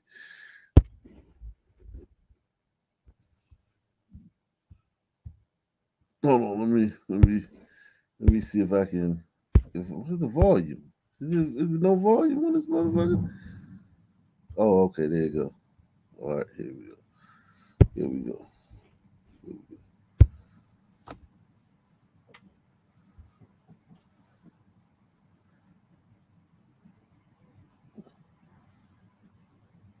Are you sharing the video? We're still. Oh, okay. Y'all don't got the video. Okay, it switched. Let me go ahead and say this one and put it on this channel. Yeah, that's a rough spot, Jack. Man, that's a rough spot, man. I ain't gonna lie, man. It get the cracking. Like put like this, man. Put like this. Their JV team, their little kids like Quran. They'll press you. Their little kids, their little young boys around there press you, Cole, son. You gotta be careful. You know what I'm saying? Like, no, I agree with that. But let's just keep it a bean. Like, you couldn't pull up in no certified situation with no camera. You couldn't even be in front of it. Like, there's no way I would even allow. Like, I swear to God. But that's a new era. This a new era. They all doing this, man. Like I seen videos in all over the country, Baton Rouge, Harlem. Well, I guess you're right. You're right about that. I give you that. All on Instagram with guns and TikTok with guns. Like, come on, what the fuck? They don't care. What are you talking about? Yeah, they don't care. They don't care. I ain't moving. Don't tell me move because he fucking with this man for no reason. He said his name Deshaun. That man's name is not Deshaun. And he asking that man, do he want to... Oh. Oh no. That was impressive. What the... Yeah. Athlete for sure. Yeah. God. You got to give him credit. He runs like a damn deer. Yeah, so like better 15 of them jumping on you, you gonna be in trouble, man. Well, he runs like a dang deer, but he has absolutely no plan. He's in pure panic flight mode. I ain't moving. Don't tell me move because he fucking with this man for no reason. He said his name Deshaun. That man's name is not Deshaun. And he asking that man, do he want to... Oh. Did you see all of that kid gloving? All of that damn kid gloving. Wait, was that the Super Negro Olympics? Yeah. These niggas different, man. They different, Jack. Yeah. Wait. Dang, that's crazy. Wait. That nigga hit a front. I ain't moving. Don't tell me move because he Yeah, fucking with this man I'm for trying no to tell reason. you, man. Instead of the Olympic rings, it's 5 old And he hubcaps. asking that man, do he want to... Oh shit. The front flip. Clean. Bro, he was already at that fence before the cops had even moved. Flexing. He was just flexing right there, man. That was for fun. He was just flexing. That was a flex. Yeah.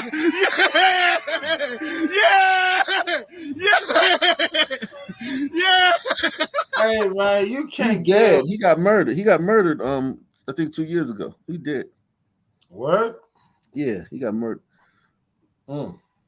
He could not run them bullets. Yeah, man, he dead. Oh man. no, a bitch nigga get seen about. That ain't nothing. Yeah, man. But yeah, but that's Karan from a rough neighborhood, man. I thought he's from Brooklyn. The way they was talking about, it was like he was from Brookland. That's a neighborhood next to this neighborhood. He from Saratoga. That make more sense. Because Saratoga was one of the roughest neighborhoods in the city, man. I mean, seriously, like I'm talking about the legends and shit come from up there. We got a Saratoga, Wyoming, but it's a little different. Yeah, man. The only Saratoga I know is upstate New York, where a certain battle took place in the Revolutionary War. Oh, yep. There's another. There's a battle going on, all right. But yeah. We begin with breaking news from the University of Alabama. Just 3 hours ago, a member of the basketball team, who's also a DC native, along with a Maryland man, are both charged with capital murder. What? Thanks for joining us tonight. I'm Delia. So that was from Maryland? What the fuck? Wait. How did Alabama and Maryland get into it?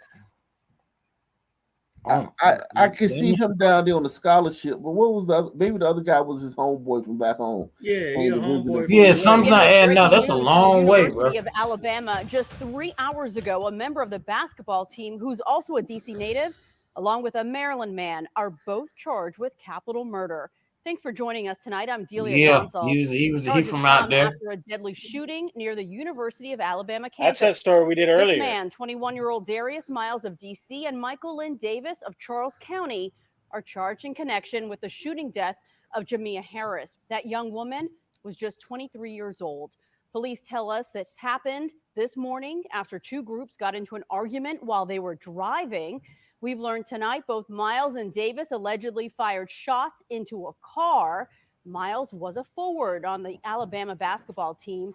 The university tonight says he has been removed from the team. I'm one of his mans was the shooter. He said they both fired shots into the car.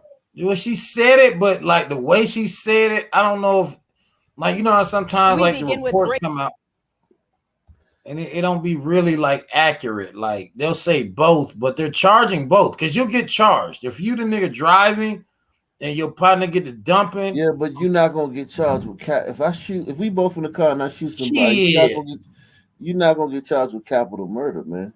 If you the driver, the statutes say they can. You crazy? For sure. I don't know what you're talking about. Capital is worse than first degree. Capital Bro, he is worse was than first he was degree. the driver. But all right, for the sake of the story, she said he shot both of them shot. You know what I'm saying? Just for the sake of that. All right, for the sake of that. You know, I mean, like, because, you know what I'm saying? He a bad joker. He could drive and shoot at the same time. Yeah, that's what I'm saying. Let's see what else going on in DC, man. Too much. DC police tell us one man is dead after a double shooting early this morning. It happened just before 1 a.m. on 15th Place Southeast. That's off Stanton Road in Congress Heights. Police rushed both men to the hospital, but Renando Griffin did not survive. He was 34 years old. If you know anything about the shooting, police want to hear from They you. built them townhouses over there, and it don't mean a fucking thing, man. You could build mansions for niggas, and it don't mean, because that used to be projects back in the day, and they built townhouses over there, and nothing has changed. Let's see this. Hearing those stories of young people getting killed is heartbreaking and frustrating, but there is good news. And that's community members who are now working together to try to come up with solutions to save our young people. And in That's some not cases, good it starts news, by bitch. asking yourself, how do we combat youth violence and even poverty in DC? So that was the central question today in Anacostia, as teens, community advocates, and the chief of police came together for an all-day event. Here's Evan Kosloff. This all took place here at the Anacostia Art Center and was hosted by Don't Mute DC. 4 panels tackling issues of economic justice, crime, and much more. But before all that, we heard from a group of young people talking about what they face every day.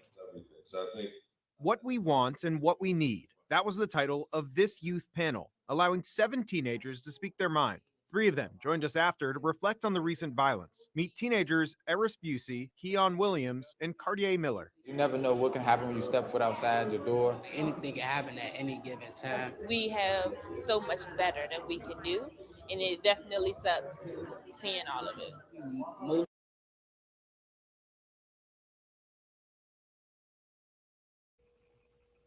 Yeah. Pause on it.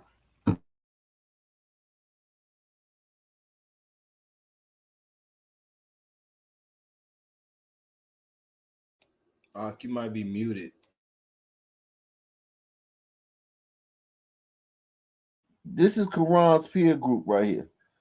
And you notice they're not talking about people getting killed by homeowners while they're breaking into cars. These kids are talking about the way people die 99.9% of the time in DC. And they'll never get their fucking face hologrammed on the side of a building. They'll never fill up an auditorium full of people screaming about catching their killer. This is what happened. These kids are talking about the real DC, not this DC that these people are talking about behind the Quran Blake incident. Meet teenagers Eris Busey, Keon Williams, and Cartier Miller. You never know what can happen when you step foot outside your door. Anything can happen at any given time. We have so much better that we can do, and it definitely sucks seeing all of it. Mostly need is like a recreation center around. Telling us to speak up, but not actually acting on what we say or like listening and hearing us for real. And I feel like that just makes the children in the community want to stop talking and just be quiet. The roundtable kicked off a day of panels, all part of the annual MLK Jr. Conversations and Crank events. One focus was on the growing crime problem. Just 2 weeks into the year, we've seen 7 homicides in D.C. Here is Chief of D.C. Police, Robert Conti. While there is an issue, there's still hope, right? There's still hope. It's not that we are so far off the track, so far off the rails that our young people can't be safe. No I don't solutions. believe that. Everything is not all right. Also on the panel was Ron Moten from Don't Mute DC. We don't hold parents accountable in our community, and we keep on not supporting parents in our community. We in trouble. And perhaps the most powerful moment Okay, of today alright. happened off camera. One teenager who didn't want to be on camera spoke to the panel, telling them that she's disappointed in the adults, saying that they need help not just after a big homicide, but year-round. Reporting here in Heard that? They need help not just after a big homicide, but year round. That's one sunny place, man. DC, man. God damn, that's a sunny place, man. I think you just gotta live there to know it. I think that like I try to describe it, but it just it's sunny, man. No, I feel you. I'm from Atlanta. It's Sun Haven in Atlanta. Like this is, where they think the streets are paved in gold. Like this is where all Sun people come. Even in the movies, they be like, "I'm getting away from the hood. I'm moving to Atlanta." Well, that was somewhat true. So the pure Sun blood is here. Yeah, we got a lot of people from North Carolina and South Carolina that came up back in the 40s and the 50s. And those motherfuckers are just like it's a different breed, man. Also marks 1 week since a D.C. government employee shot and killed 13-year-old Karan Blake. Yeah, we checked in with police again tonight. They are still not releasing his name. Investigators say that man allegedly saw Karan Blake breaking into cars and shot him multiple times. That person is on administrative leave. He Allegedly has not now? been charged Really? as of tonight. Our John Henry picks up our reporting from there. He's live downtown tonight. Hi, John. They're chipping away at it. You know what I'm saying? They're chipping and chipping and chipping away at the store. Hi, guys. Yeah, we're 5 hours away from the exact moment 1 week ago when 13-year-old Karan Blake was shot and killed in Brooklyn. And while many people in that neighborhood still want to know exactly what happened tonight, we learned that recently one council member got to review the footage, the body-worn camera footage of the aftermath of that incident. On one of the coldest nights of this young new year, Justice for Karan! Justice for Karan! DC residents march, a group saddened over Karan Blake's fate. This should have went a total different way. And angry about the Yeah, if he police was home. response. We want to know what happened, not just one side of the story. Mothers, fathers, kids, neighbors, all in search of answers here. They want to know who shot Karan Blake and why he hasn't been identified. And they're giving this man all kind of You time. want the other side of the to make story, up a- identify the other two kids and have them talk because Right. they know the other side of the story. Nobody has the courage to even ask that question. And None of also, them asking that question. Also, when you see a story like this, and you see how they're not posting whoever Karan's fucking face all over the place, it's because they couldn't go to Instagram and they couldn't ask their parents for a picture that's representative of the narrative they're trying to push. I promise you. Middle fingers and blunts in every picture. Yeah, and guns. Yeah. And let's not forget the fact that they only want this person's name so they can ruin his life. Because to date, he is under no criminal scrutiny. And to let the police chief tell it, he sounded like he didn't really think that there was or should be any scrutiny. Yeah, and there's something, and they're putting that guy's life in jeopardy, man, because if he's from around there, there's a lot of little motherfuckers that just don't care, man. I mean, it's very rare in the Sun community, the niggas that ain't like that really have a lot of problems. And you kind of got to be trying to be this.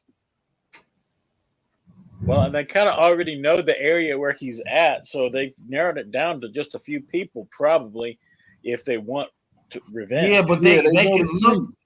Yeah. No, the guy who they're looking for is probably a square guy.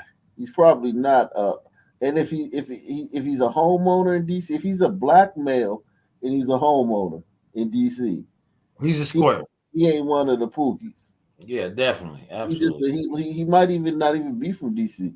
But let's just say he is from DC or he's from the area. He's probably a square guy. And they're putting him in real danger by trying to the news needs to stop. And if something happened to him, they're gonna be like, they should have turned down the temperature on this situation, man. Nah, y'all. Yeah, all that faggot shit. Yeah, like And why he hasn't been identified. And they're giving this man all kind of time to make up a story. Their push for transparency echoes in the halls of the Wilson Building 2.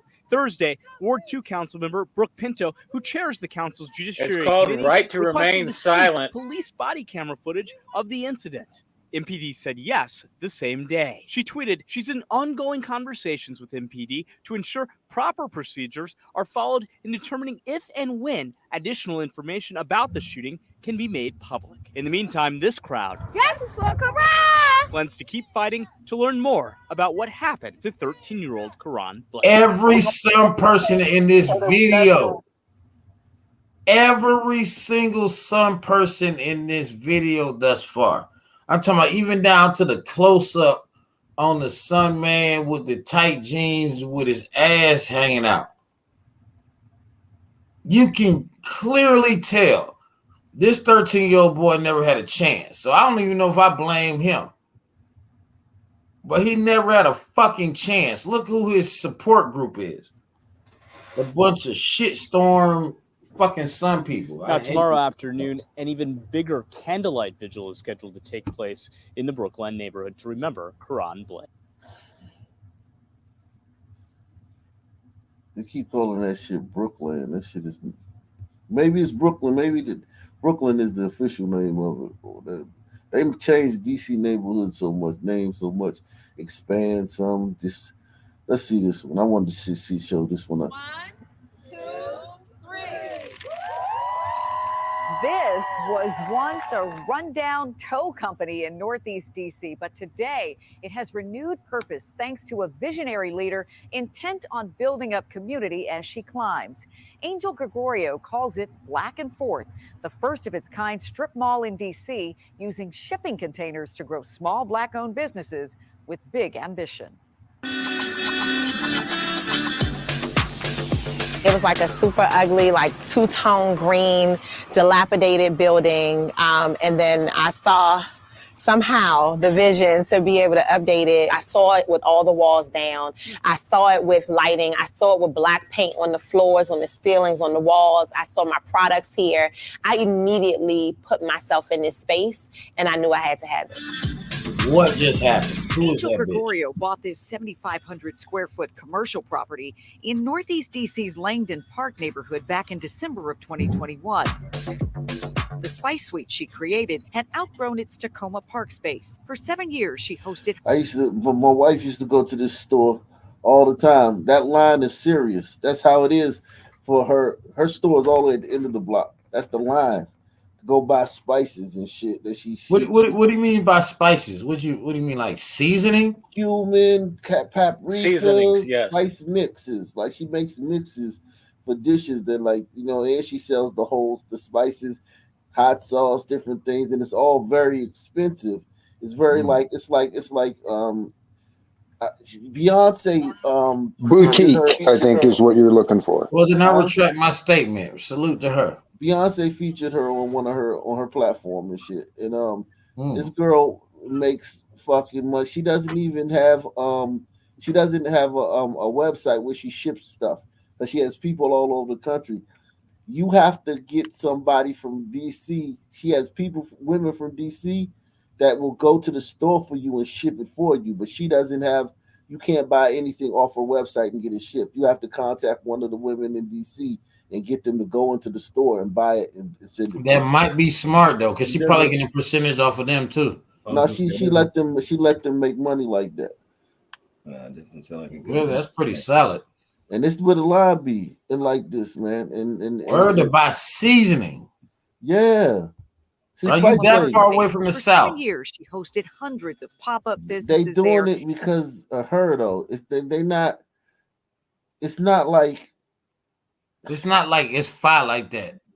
No, I mean what I'm saying is it ain't like, oh, we can just go. They could go to they go to the supermarket up the street, but they buying it from her because it's the blend. The different blends. Yeah, I get that. I'm just saying, is it like that though? Like you say, your old lady with it. To me, it's okay, man. But me, I'm more of a. I like Jamaican food and shit like that, and shit like that. So like she didn't have none of that stuff, and I like Italian food. But the spices she had for like lemon pepper. The lemon pepper was decent, man, and Okay. the hot sauce was pretty good. But my wife do it just because she a black woman type shit. They on that sisterhood shit. Yeah, they definitely do that solidarity. So you Yeah. telling me all she sells is like literally like Spices. seasoning? She's the spice lady. Yes. The Spice Suite she created had outgrown its Tacoma Park space. For 7 years, she hosted hundreds of pop-up businesses there as an incubator for dreams. But Angel wanted to secure an even bigger legacy in the community. It needed a name. We're not bartering, but in some way we are. And I'm like, I'm going back and forth with Black people. And I'm like, I'm going back and forth with Black people. I'm going back and forth. And it was just like, this is cute. I love it. Black and Forth is a campus with a bold and daring mission to use shipping containers from around the globe to create a local, affordable commercial space for Black women, Black men, and for business. But I don't know that I hear folks talking about how do we create economic empowerment and freedom for folks through business in commercial spaces in cities like DC, where it is almost unrealistic to be able to rent anymore. So little by little, the former educator and world-traveling spice curator decided to sprinkle something different for her community. The new Spice Suite has more space to encourage us to take even more risks with our food. So if you are making our cornbread mix, you need vanilla. And I'm not going to let you leave with plain vanilla because that's boring. So you're going to leave with a cinnamon vanilla or a raspberry champagne vanilla. So DC or nothing. This, I'm a proud DC native, right? A DC girl through and through. This one is like Cajun seafood. Take it, sprinkle it. Okay. And like the label says, sprinkle a little bit or a lot until the ancestors tell you to stop. Okay, they've told me to stop. Okay. I'm So not- listen. DC or nothing. And Okay. you taste it. Okay. And you can add more, right? Like that's the beauty in seasoning. You can add more if you want to add more. The Spice Suite has always been a destination for more than just flavors on a plate. Angel hopes what she's serving up in these new containers will continue to push more boundaries in her empowerment zone. A hair salon, brow bar, braid bar, and nail studio are all set to open in just a few weeks. Welcome to the salon. I'll let you in. This one probably has the nicest view because they can see everything. And perhaps even be inspired to create a legacy of their own. I want someone to say, like, you know what? There's this property I've been looking at in Southeast or uptown. I think I want to do it. So that us helping each other in this way, us supporting each other as relentlessly as I do becomes the way that we all show up for community. You see how she talking about not asking the white man for nothing? You notice she has not in one time said what the white man not doing and what white people need to do and what they need to give us. But I guess for her. She has some sun equity that's different. So have you noticed there's a reason why she wear big glasses, and I still don't know what this broad looked like. I'm watching this whole video, and if she took off all that shit, I wouldn't know. You know what I'm saying? What she looked like. And it's kind of like when I was on here like a week ago, and we was talking about how maybe white privilege works. And white privilege, I don't think is necessarily a racial thing. It's just that when people see somebody who they feel like is not as aesthetically pleasing or isn't,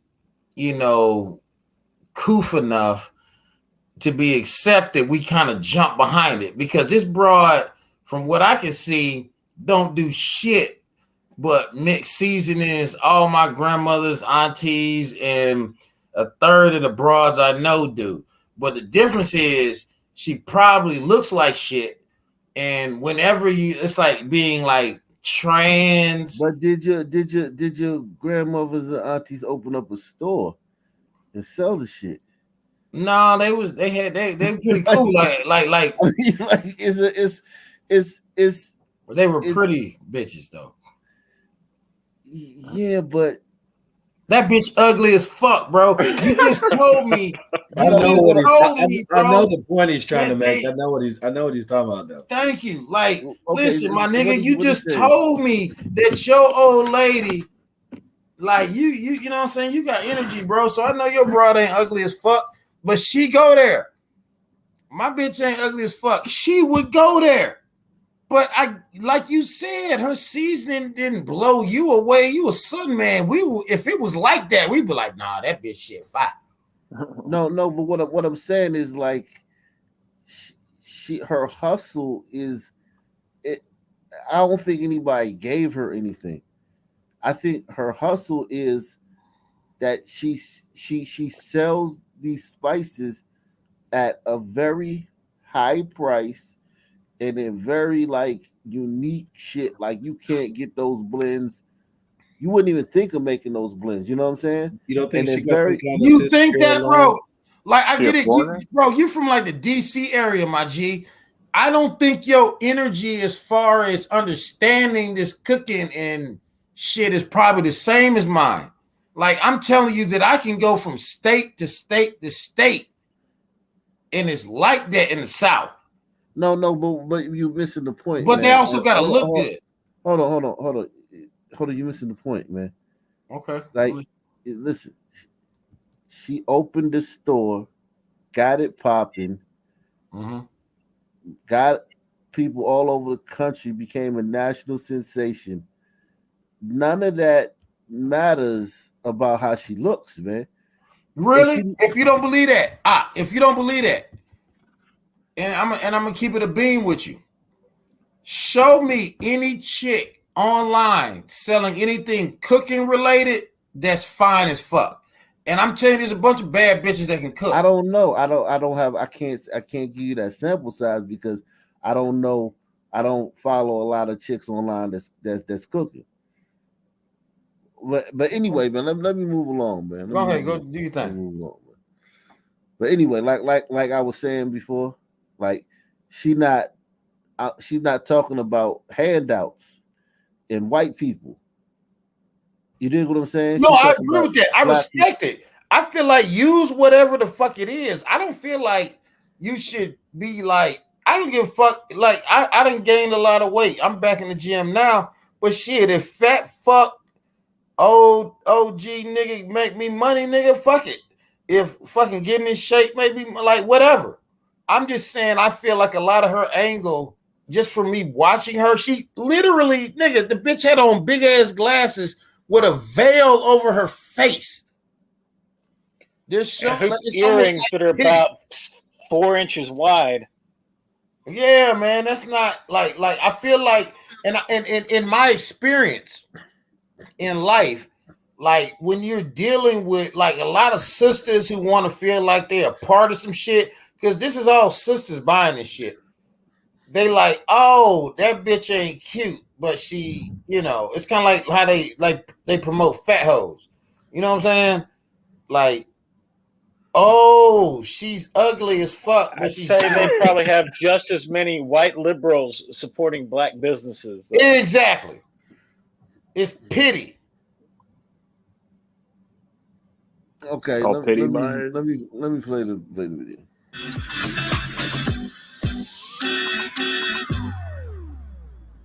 Back and forth. Angel's model here has always been to support emerging businesses. So women owners called Spice Girls continue to help her run the business. She'll have community business education at Black and Forth. And she's looking forward to holding farmers markets in that courtyard space as well. And so what I love about Angel is how intentional she is about investing in others. This was a 7-figure deal of real estate over in Ward 5 in this industrial area. She calls up her girlfriends and she says, you all are going to be in on this deal because I want you to benefit from this commission. So I love That's what I'm talking about. Like, I like the fact that she's not like there ain't enough opportunities for black women. It's just the black woman who's putting on other black women instead of there ain't enough opportunities for black women. We need a program for black women. We need this to do black women. She just doing it. You dig what I'm saying? Regardless of how she look or, you know what I'm saying? No, I feel you on that. I'm not disrespecting her also. I feel you. No. Let me just. I appreciate that. You know what I'm saying? Because especially from a sister. Because we talk about sisters all the time on this channel. And this sister is not doing the thing that we complain about. You dig what I'm saying? I She's hope her not good saying deeds. I she's hope her just good doing deeds it. go unpunished. She's just doing it.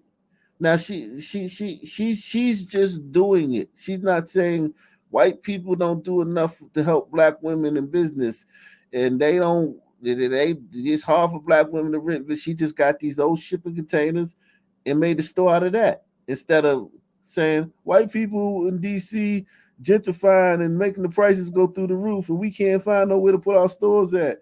We need white people to give us stuff. She just went and got the shipping container. She did. So wait, she did this? I know you've been watching the video, dog. Were you drunk, man? You drinking? I'm always drinking on here. So listen, no, I'm saying like when I say she did hold on. But when you drink, you kind of like you can't gauge. You know what I'm saying? You kind of like taking it left. You know what I'm saying with the drunkenness. So like, I just want you to know, like you sounded drunk. You sounded drunk. Because I am. So let me bring it in. So let me bring it in. So I'm watching the story. So what I'm curious is, did she like as far as getting all the containers for all these different businesses? Was that her? Yes, that's her. Okay, yeah. Respect. And she's helping other black women. So I respect that. Usually, sisters, what sisters do, I don't know.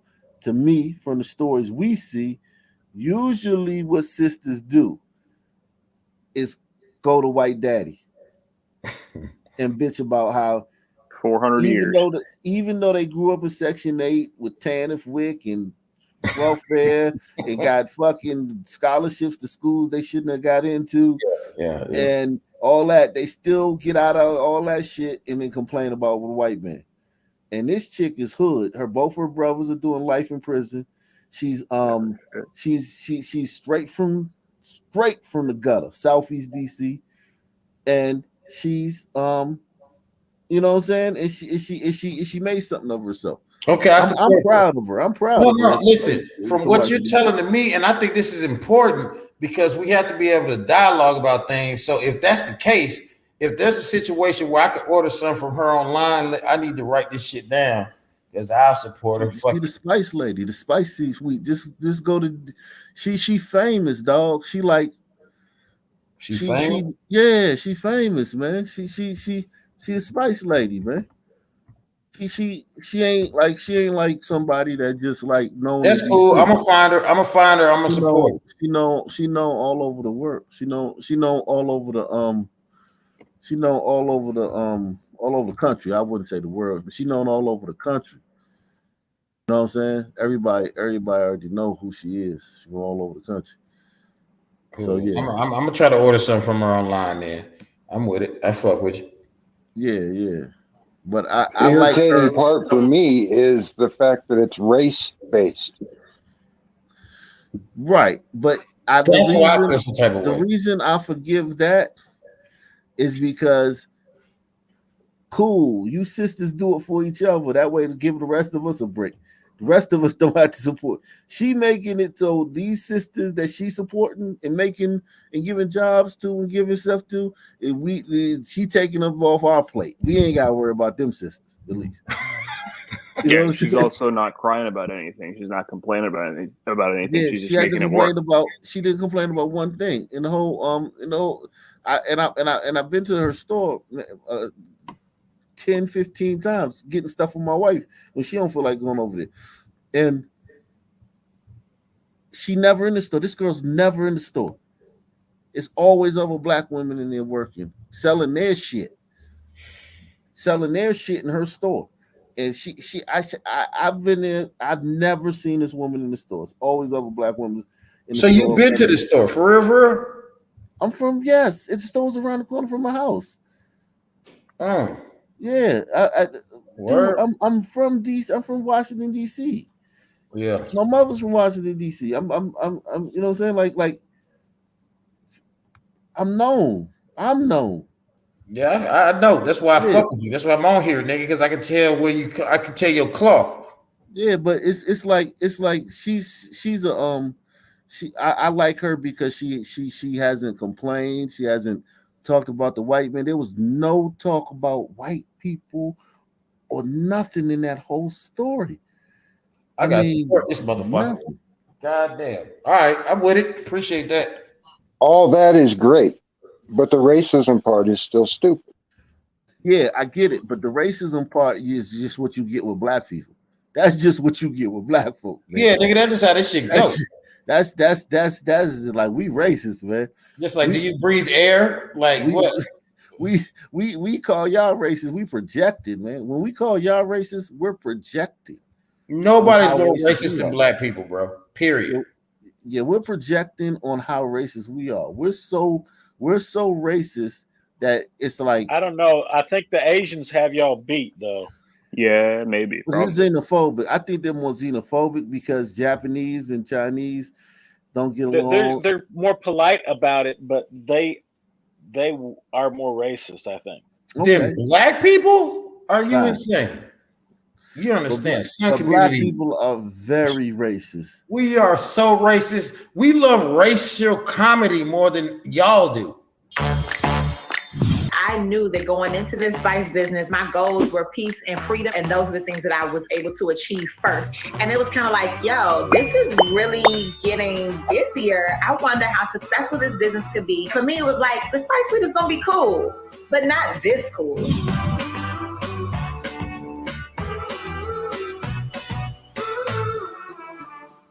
Peace. My name is Angel Gregorio, and I am the owner of the Spice Suite, a spice shop and dream incubator in Washington, D.C. Getting into this spice business was probably one of the most serendipitous things I've ever done. I was an assistant principal. I've been an educator for years, and I absolutely loved it. But I also love supporting Black business, and I was leaving Sassy's nail salon, and I saw a Felice sign on this empty building. And when I called the landlord, he was asking me questions, and I wasn't prepared. And so I was just like, you know what? Don't worry about it. You know, it's fine. And he was like, well, we're looking to make a decision in a couple days.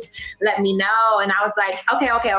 I'm going to open a spice shop. Can you just tell me the price? When I said it, I was like, yo, I'm going to open a spice shop. And it literally just came to me in that moment. And it started to come together in the coming days. And 3.5 weeks after I hung up that phone with him, I opened the Spice Suite. And I left my job as an assistant principal a month and a half later. And that was 5 years ago. Pre-COVID, I would travel the world for spices and spice inspiration. I've been to about 26 countries now for spices, from Egypt, Morocco, India, most recently Zanzibar. See what I'm saying? Like, this is a hood chick from DC, man.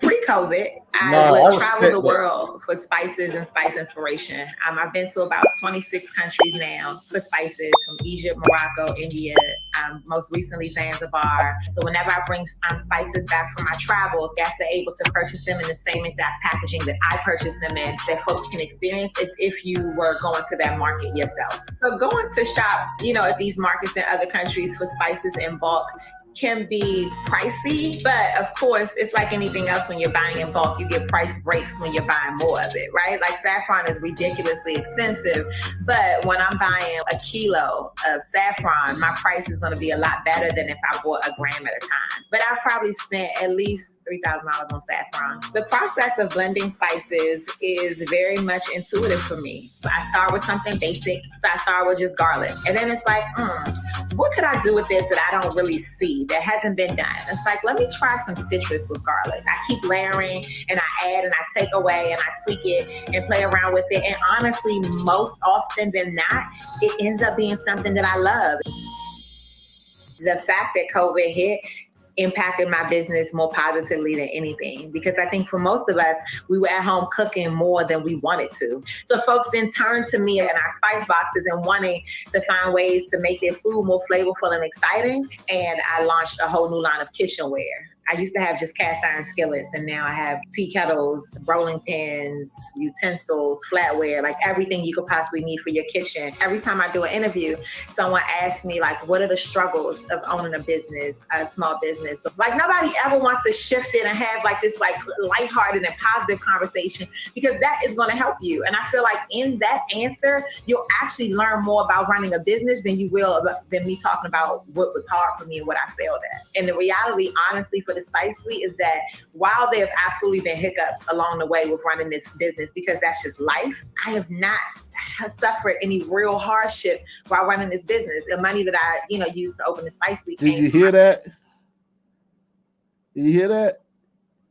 The honesty. That's because Sun Men don't come around the spice world. No, there. but they would never complain about Sudman. They would be complaining about white people, Johnny. If she were to be complaining, she would not be complaining about Sun people. You know that. It would be about white people haven't let me do this. White people have made it so it's hard for the black woman to do that. She's just telling you the truth. I'm sure that the problems she would complain about, if she had any, would be that. But I'm saying she's not having problems because some men don't care about spices. They're not there to do that. They're not there hanging out. My personal checking account, and then friends who were just like donating money to help me. I have been a real estate investor. I bought my first house when I was 23 using refund checks from Howard. And so I always had residual income. So I tell people that part of the Spice Suite story because I definitely took a jump, right, to leave my 6-figure income. I think what's next for the Spice Suite is just to continue to grow. I don't have any plans for another location. I am living in what's next. And if I couldn't do anything other than what I'm doing right now, I'd be completely happy if the only next thing for the Spice Suite was to continue on this journey in the same way. Hey, good for her, man. Yeah, if I can order online, I'm finna send that shit to my wife. Well, she sleep, but when she wake up, we gonna order some shit this week. I'm gonna support. Fuck it, I'm with it. What's up, Razzle? What's going on, Razzle? Yo, I like this lady's hustle, man. And as far as the race shit, it's like, yo, play the game, but you don't gotta believe it. Don't start buying into it, Like use every piece you can, use every chance you can. Get every loan you can. Just don't start thinking like you're a loser. But take every chance you can. When she talked about going to see the building and wanting to buy it, she 3 weeks later she bought the building. Yeah. There was nothing holding her back. At all. Systematic systems. At all. And then take advantage. I told my wife the other day, I said, well, I want to expand. I want to open up some more businesses. And you a black woman. So we finna go get grants and loans for fucking black women. Fuck that shit. I'm gonna get this money. There's nothing holding them back. And that's what I'm saying. That's why I like her, because she must not know the playbook that she don't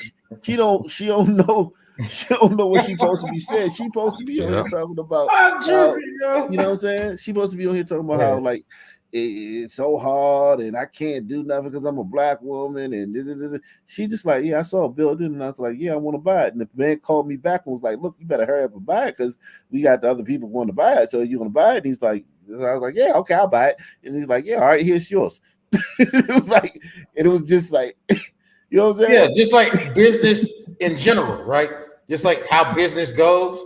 Yeah, but they make it seem like they're being oppressed and there's somebody holding them back and they don't get the same shake. And if they go for something, people say, no, you're black, you can't have it.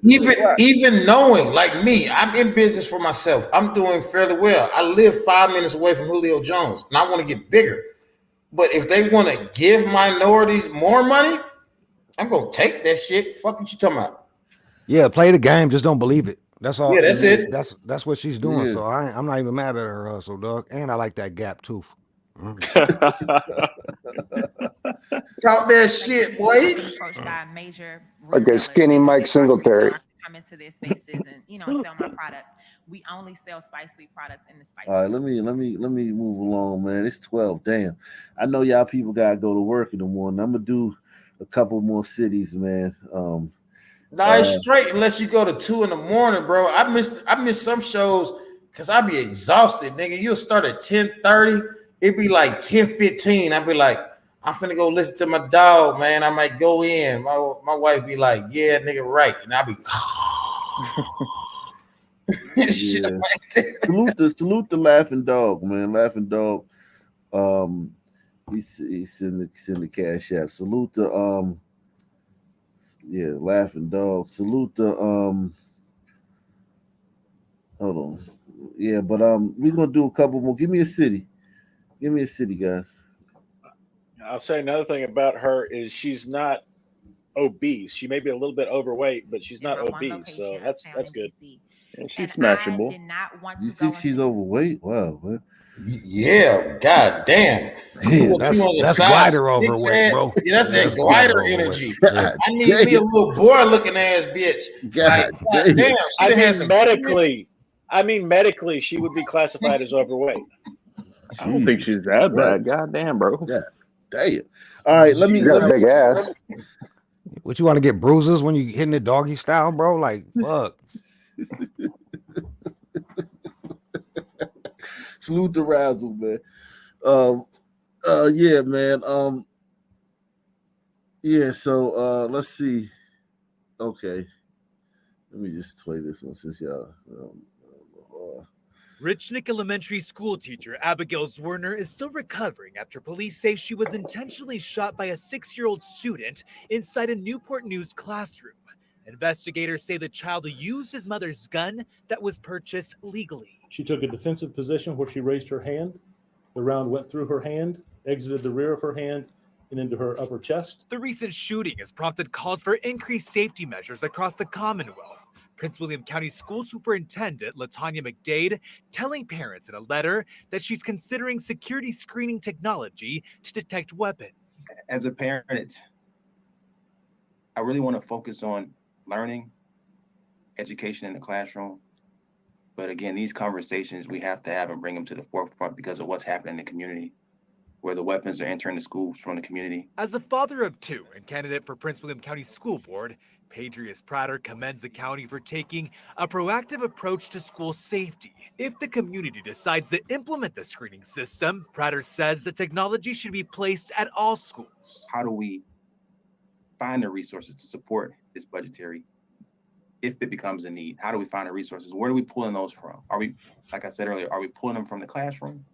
Manassas City Public Schools recently voted to How install about this pulling from the technology in their administration high school. budget? Yeah. Let me see. Let me think of the city. Let me see. What's one city we ain't been to in a minute? Let's do Louisville, man. It's been a minute since we've been to Louisville, man. Louisville was very, very, very, very, It's also been a while since we've been to Sacramento. Was giving last time we were there. Let's see. Okay. All right. It has been a violent day in the metro after 2 people were shot and killed within a matter of hours. One of the victims, just 14 years old. WLKY's Jamie Mays So a spoke. 14-year-old was killed. We should see an uproar, man. The people should be an auditorium full of fucking hundreds of fucking Sun people getting on mics screaming for the person who killed this 14-year-old to be. They want to know who did it. They want to know his identification, man. Right? Mhm. Yo. To church and city leaders who say enough is enough. It's been a tragic Sunday for families grieving the loss of their loved ones. Louisville Metro Police Department is investigating 2 more homicides in the metro. It just has a ripple effect on not only just the family here, but other relatives, other friends, and it just takes a toll. And that's the part I think we oftentimes miss. The first shooting happened around 3 p.m. on Brentwood Avenue in the Oakdale Wyandotte neighborhood. When police got to the scene, they found a 14-year-old who had been shot and killed. LMPD is urging the community to stop the violence. We're just appealing on folks to just take some time to think before you act, because someone's life has been taken unnecessarily. But about 2 hours later, another shooting along this busy stretch of Baxter Avenue in the Highlands. A man was shot, rushed to the hospital, and died. Church leaders who know what it's like to turn their lives around for the better say it's going to take everyone working together to make a difference. It's going to take for the people that's downtown to get people like me that's been in the street to go to the community. LMPD. The pastor has been in the streets. Listen, you already know, bro. That's very common, man, in the Sun community. The pastors. Hey, why is this guy wearing a mask? What year is this? Right, it's 2020, man. No, he's a believer. To get people like me that's been in the street to go to the community. LMPD says they're continuing to investigate to find answers for the families. Our officers are always going to do the best professional job they can to bring justice for the families. Jamie Mays, WLKY News.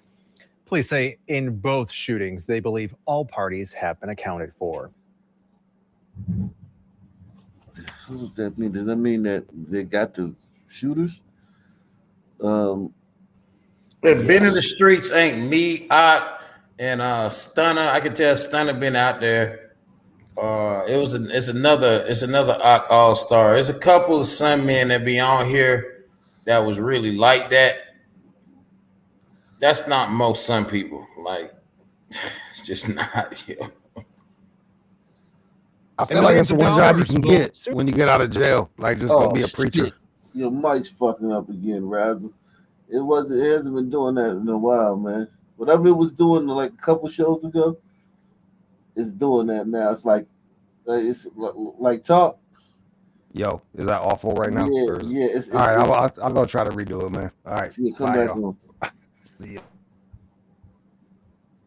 Yeah. Louisville, man. Louisville. Soon be used to breathe new life into a West Louisville community center that has been closed for years. Our Jamie Mays talks to city leaders about the plans to bring back the Baxter Community Center bigger and better than before. After about 5 years of closure, there are plans to reopen the Baxter Community Center here in the Russell neighborhood. City leaders say this project will provide more opportunities for the entire community. Metro Council member Ja'Cory Arthur says once this building, the Baxter Community Center, is transformed, it will save lives. Anything that we're doing to give them a productive use of their time is going to keep them. This building is going to save lives. No other community, like, just think about it. Renovating this building and it's going to save lives. And it's not a hospital. It's not a clinic. It's none of that. It's going to save lives because if some people don't have a bunch of shit to do, if you don't fucking keep them occupied with something fucking... Listen, it's a fact. My wife will tell you, nigga. Listen, my wife will tell you, nigga, I need structure. Nigga, I need business. I need money to make. I need to handle my business. I need to deal with my children. I need to deal with her. Because if you take too many of that away from me and give me too much free time, I'm going to get into some sun activity. Now, it's different now that I'm older, but she wasn't lying. Listen, it's a fact. Let me let some other people get in here, though, Cole, man. You let the other brothers. Yeah, let them speak. My bad. Yeah, man, but this is Bill, Wyoming, man. What's up, Wyoming, man? Oh, not much, just freezing. What do you think about this, man? The fact that you need like rec centers save lives. With the theory of that, just the concept of that. Oh, like I said the other night, it's like watching a bad B movie, except every stereotype is maxed out. And if you pay attention to that, you might survive. You know what I mean? Like every dumb stereotype, the loud black woman, The young couple wants to go fuck off in the woods. They're gonna die. You know what I mean? It's just all that shit rolled into one. I'm glad I live in fucking Mayberry. Yeah. Because I couldn't What do you hold my think shit about? together. What do I'd you be in think trouble. about? I'd end up shooting somebody.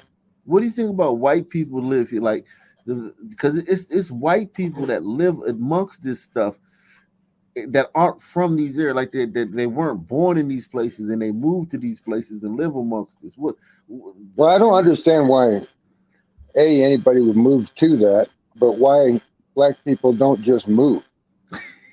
Somebody said it's the Cold Sun Show. Yeah, man, you done took over the goddamn show, Cold Sun, man. Shit. Yeah. What's up, Razzle? Razzle, man. What do you think about the concept that community centers save lives, man? No. That's where you can like get. That's where you can meet your plug. That's where you can get in a fight. I don't know about the saving lives shit. It's just some place to be. I mean, it's just a spot. That's what it turns into at the end of the day. Yeah, you can be warm while you're fucking shit up. Yeah, there you go. Some place to be. So you don't. Yo, you gotta turn your mic off. You gotta turn the Oh, my audio bad, bro. off. Yeah, please, man. Baxter Community Center, bigger and better than before. After about 5 years of closure, there are plans to reopen the Baxter Community Center here in the Russell neighborhood. City leaders say this project will provide more opportunities for the entire community. Metro Council member Ja'Cory Arthur says once this building, the Baxter Community Center, is transformed, it will save lives. Anything that we're doing to give them a productive use of their time is going to keep them out of a unproductive use of their time, which can mean violence, which can mean drugs, which can mean anything that could risk their lives. It's an $11 million project, with $6 million coming from federal dollars from the American Rescue Plan. Improvements will be made to the roof and entrance. And Louisville Parks and Recreation says the building will add. What do you think about this picture of what the rec center in the hood of Louisville gonna look like when it's completed? It's beautiful. That looks like a storybook. That's not how it's gonna go. So they got look like lawnmowers that now. for like 2 weeks, and then it's done. $11 million for some trees and some grass. Yo, this is crazy, man. How do they get away with this, man? They sell it to people that never go there. They're like, oh yeah, this looks awesome. Just put some grow out the grass and put some flaming hot Cheetos. I don't see any sagging pants. I don't see any Jordans. Where are they at? That's supposed to No be a part litter, of this picture. no litter, no fucking like brooding teens. Dads, you see a couple dads up in that bitch. They lying. Family, every family has a dad. There's a dad here. There's a dad here. A dad. It's like two moms right there in the middle. The bike was bought and paid for. Right. It's clean, the manicured. Nah, man. It's crazy. That's 4 days tops, man. Improvements will be made to the roof and entrance. And Louisville Parks and Recreation says the building will add an additional 4,500 square feet, making room for a lounge area, gym, and classrooms. And it'll be huge. Like I said, they're keeping this facade, but they're going to extend back and then to where I'm facing to the left. Once complete, they're hoping to have programming for the entire family, including music and arts programs. There are two partners that I know of already that'll be in there. Miss Rose Livingston, who operates The Beach, which is a tutoring center that has been in this community for a long time. And David Christopher, who oversees AMP, as well as the Russell Technology Business Incubator. And that's something Councilman Arthur says his neighbors and his family are counting on. I live in this neighborhood, work in this neighborhood, and I want my own kids. Look at what's up with this, man? What's up with the dreadlocks hanging from his beard, man? I'll be honest, I've never seen that before. All these Sun City councilmen be doing extra with like you had the one in St. Louis with the fucking the plaits and shit. It's like all these Sun City councilmen, it's like they want to assert their Sun manness. He looked like Jack Sparrow with that shit coming off his face. Yeah, just be professional, man. Why you got on where's your tie at? Got on a hoodie, got a dreads hanging from your beard. All this shit started with tattoos. I remember when I was a kid, if you were stupid enough to get a tattoo, it better be in a certain place. Once they started, and gliders did this first. They started putting tattoos everywhere and saying, "I still want a job." Yo, you right too, because they like Toyota will go look for somebody with neck tattoo just so they can be like cool. They'll be like, oh, look at this cool guy. Yeah, they used My to waitress bring like it. 2 weeks ago, she had tattoos all up her neck. Like her hands had tattoos and her neck. It was literally up to her Yup. jawline, just tattooed A lot all the of way this up. And they shit- hired her. Listen, Any listen. fraud Acceptable. Gliders got to stop doing dumb Hey, yeah, shit. she was a glider too. Because gliders are setting this shit up. So you can't set this shit up and do dumb shit. You can't say, hey, be tatted up. Tatted up. There's more that I tell my wife this. I be like, just one decision is not about that one decision. There's ramifications behind that. It goes deeper. Yo, but peep game, all the gliders you see tatted up got fucking college degrees and got rich dads that get them into No, spots. they don't. Okay, you're an No. expert. No, I'm not an expert. I know gliders that work and have good jobs that didn't graduate from college. I'm just saying that the energy of allowing an individual to have forearm tattoos and knuckle tattoos, it led to other shit. Yeah. So now we went from when I was a kid, my daddy feeling like as a black man, don't be having too much facial hair, to motherfuckers looking like this that are. So, like, who did that? We didn't do that. It's gliders' fault again. Fuck us, man. Jesus No, Christ. I love gliders. Yeah. I just need gliders to act right so that everybody else can act right. Y'all ain't being a good enough example for some people, man. Exactly. Yo, but he got a point. It used to be like if I saw someone with a face tattoo or neck tattoo, they was probably a killer. But now it's just Yeah, it's not like that no more. band. Yeah, they're back in the day, they're nigga, if crappy you had a band. tattoo on your neck, Hold on, hey, you gotta put the drink down, man. You don't realize it, man. You like I don't think you realize. I want you to listen to the playback of this, man. You're scaring the gliders away. Yeah, man. You making the show unenjoyable for the guests, for the people on the in the chat, man. You ain't reading the chat, man. yeah, sometimes I laugh because it's like but whatever. You gotta take it seriously though, because No, I do. Like I'm trying they're the to. ones that pay the bills, man. Yeah. I talk too loud, so maybe I need to be like quieter. Nah, it ain't too loud. It's too much. You talk too much. All right, I can talk less. All right, bet. I'll talk less. You know what I'm saying? Yeah, I ain't like tripping. you cool sometimes. It's all in. It's all in. You know what I'm saying? It's all in timing, man. I just got here, but it sounds like they had enough of your ass, bro. It's like it's cool though, but it's like for 4 straight hours though. It like you know how some people they it's a topic they get on. He been doing this for 4 hours. Damn, we're lucky to have an expert on fucking everything, man. No, like I love this show. So like I haven't watched it in a week since the last time I was on here. Because I be having shit to do. But when I'm on here, nigga, I'm on here. Fuck it. We enjoy you. We enjoy you on here, man. But you know what I'm saying? Like we like your wife, man. We just like, man, look, man, brush your teeth and take a shower every now and then. You know, your wife tell you to put your smelly drawers in the hamper. You know, it's just advice, man. You know. Yeah. Listen, I'm a slow. I'm a fall back. I'm gonna fall back. Because sometimes y'all say some shit. I'm like, oh. Yo, Ox having an intervention on your ass right now. No, I know. I gotta take it in. Look, some man gotta take in his intervention. So I'm taking in mine. Fisherman and WP, what's up, man? Peace. What up, Cold cuz? Sun is like What have y'all been enjoying the stylings of Cold Sun, man? He's like the Black Mayo.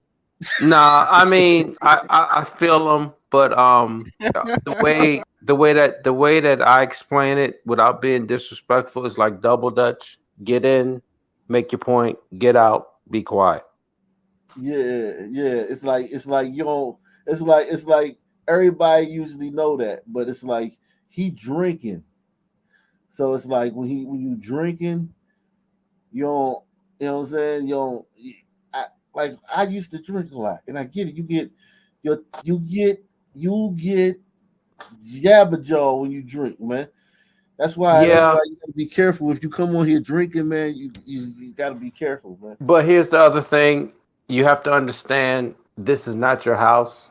This is Ox house. So be respectful. And again, get your point in. It doesn't matter how long the point is, you're gonna let people vibe. But get the point in and get out and we everybody's good. See, that's why I love being here. See, I can respect like real like listen, hey man, I know who I am. So it is what it is. I can listen. We need a word count tracker. Who's saying how many words? No, we don't. He good. I mean, he good. It's just, I mean, you know. Good. He just gotta like stop talking. Is what they're saying in a real nice way. I'm about to put him on the pole, man. I'm about to put Cold Sun on the pole, man. Pause. Yeah. Pause. Pause. I'm about to put you on a survey, man. Pro homo. Oh man. Let me put the survey up for.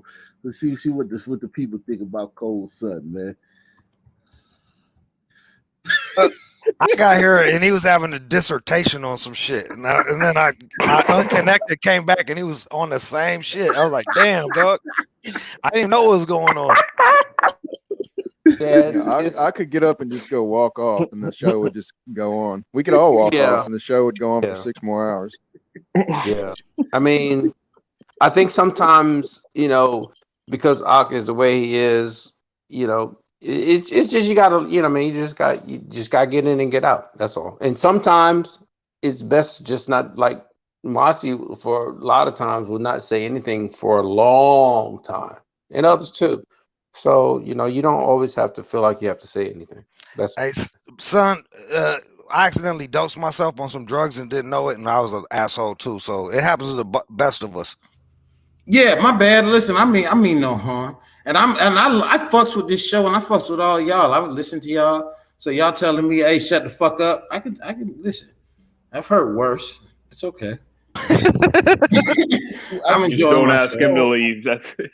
Just don't ask him to on the leave. poll, man. So you make sure you make sure you vote in that poll that I just put you on, man, in the comment section in chat, man. So you on the poll in the chat. You can bitch about us to Julio Jones tomorrow. The phrase is just be succinct. They're gonna remember your ass. Just know that. Hey, listen, I hope they do. I really hope they do. Hey, man, the poll's going. The people are really taking on to this poll, man. Have you voted yet, Cole, son? No, like right now I'm on my laptop. Let me use this other phone.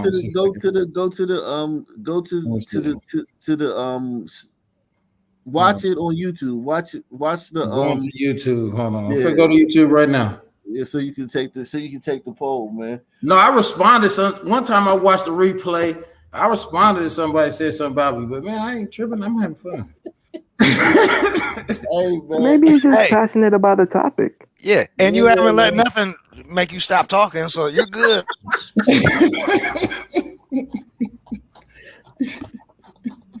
You still here, man? Fuck this. Yeah, man. I'm telling you, I ain't gonna lie, I love this shit. This shit, man. Listen, man. This is. Hey, and y'all talk that shit. I love it. Tell me something. Julio Jones, man. Man, listen, that nigga. Julio, when he gonna invite you over for dinner, man? He probably never gonna invite me over. Listen, I had to start second guessing some shit the other day in the grocery store. I said, man, how much farther I gotta move? Hey, man, you'll get invited once. No.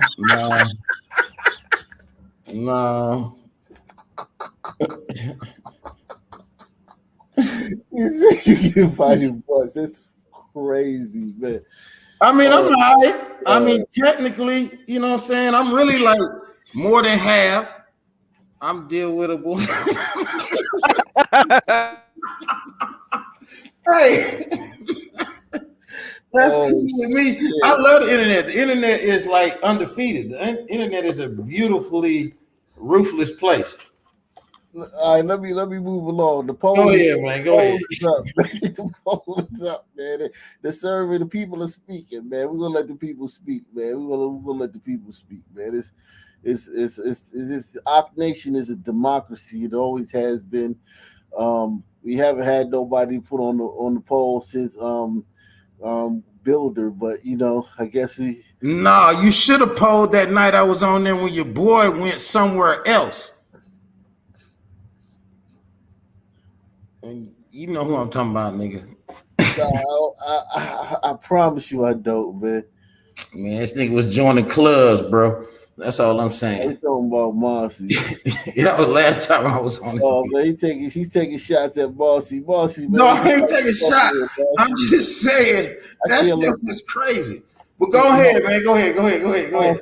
Marcy, if you watching, man, come up and defend your honor, man. I ain't tripping, man. Taking shots. Changing their ways so they do not become a repeat offender. 6 inmates graduated at new Metro Corrections program called Alternatives to Criminal Thinking. WLKY's Shaquille Lord tells us the program works to reshape thinking in an effort to provide a successful second chance. This is one of the newest programs here at the jail. Now, it is not mandatory for inmates. So for those who sign up, they say they want to change for themselves. I wanted to change some of the things, that was going on in my life and be able to change for the better. Is that Johnny Red? The fuck? Is that you, Johnny? I don't know, man. But yeah, this is the white people in jail too, man. Who thought? I thought every person in jail was black, man. They say they want to change for themselves. I wanted to change some of the things, that was going on in my life and be able to change for the better. Just her, like she made me want to hop in the program and just change. 22-year-old Emmanuel Howard says being in jail and not being in his daughter's life led him to reevaluate himself. In order for her to have a stable partner in her life, I have to make a change, make a commitment to the change too. In front of family, he and others were emotional as they accepted their certificates on Friday, graduating from the jail's newest program called Alternatives to Criminal Thinking. 16 is what we had, and now we have 6. So there's a lot to be proud of here in this room. The program aims to reshape the way inmates think, specifically those between the ages of 18 and 24. Okay, so this woman right here is she's gonna reshape the way criminals think. How successful you think she's gonna be, man? Yeah, but she's not the one that I don't think. Usually in these classes, she's not the one that's teaching all of them. There's other people involved with the process. But and again, her brainchild. It seems like it's her brainchild. Oh yeah. She's the face of it. She don't see color. I'll tell you that right now. Well, I mean, you can't because there's, like Ox said, it's not just Sun people in prison. There's gliders, there's umbritos, there's everybody in prison. I mean, jail. This is jail, but yeah, I mean,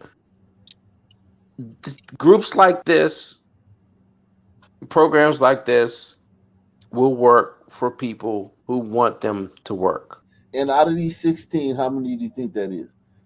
2. Hopefully at least 2. At least yes. 1, man. Jeez. Out of those 16, one how many or of them are two. hitting that? One or two.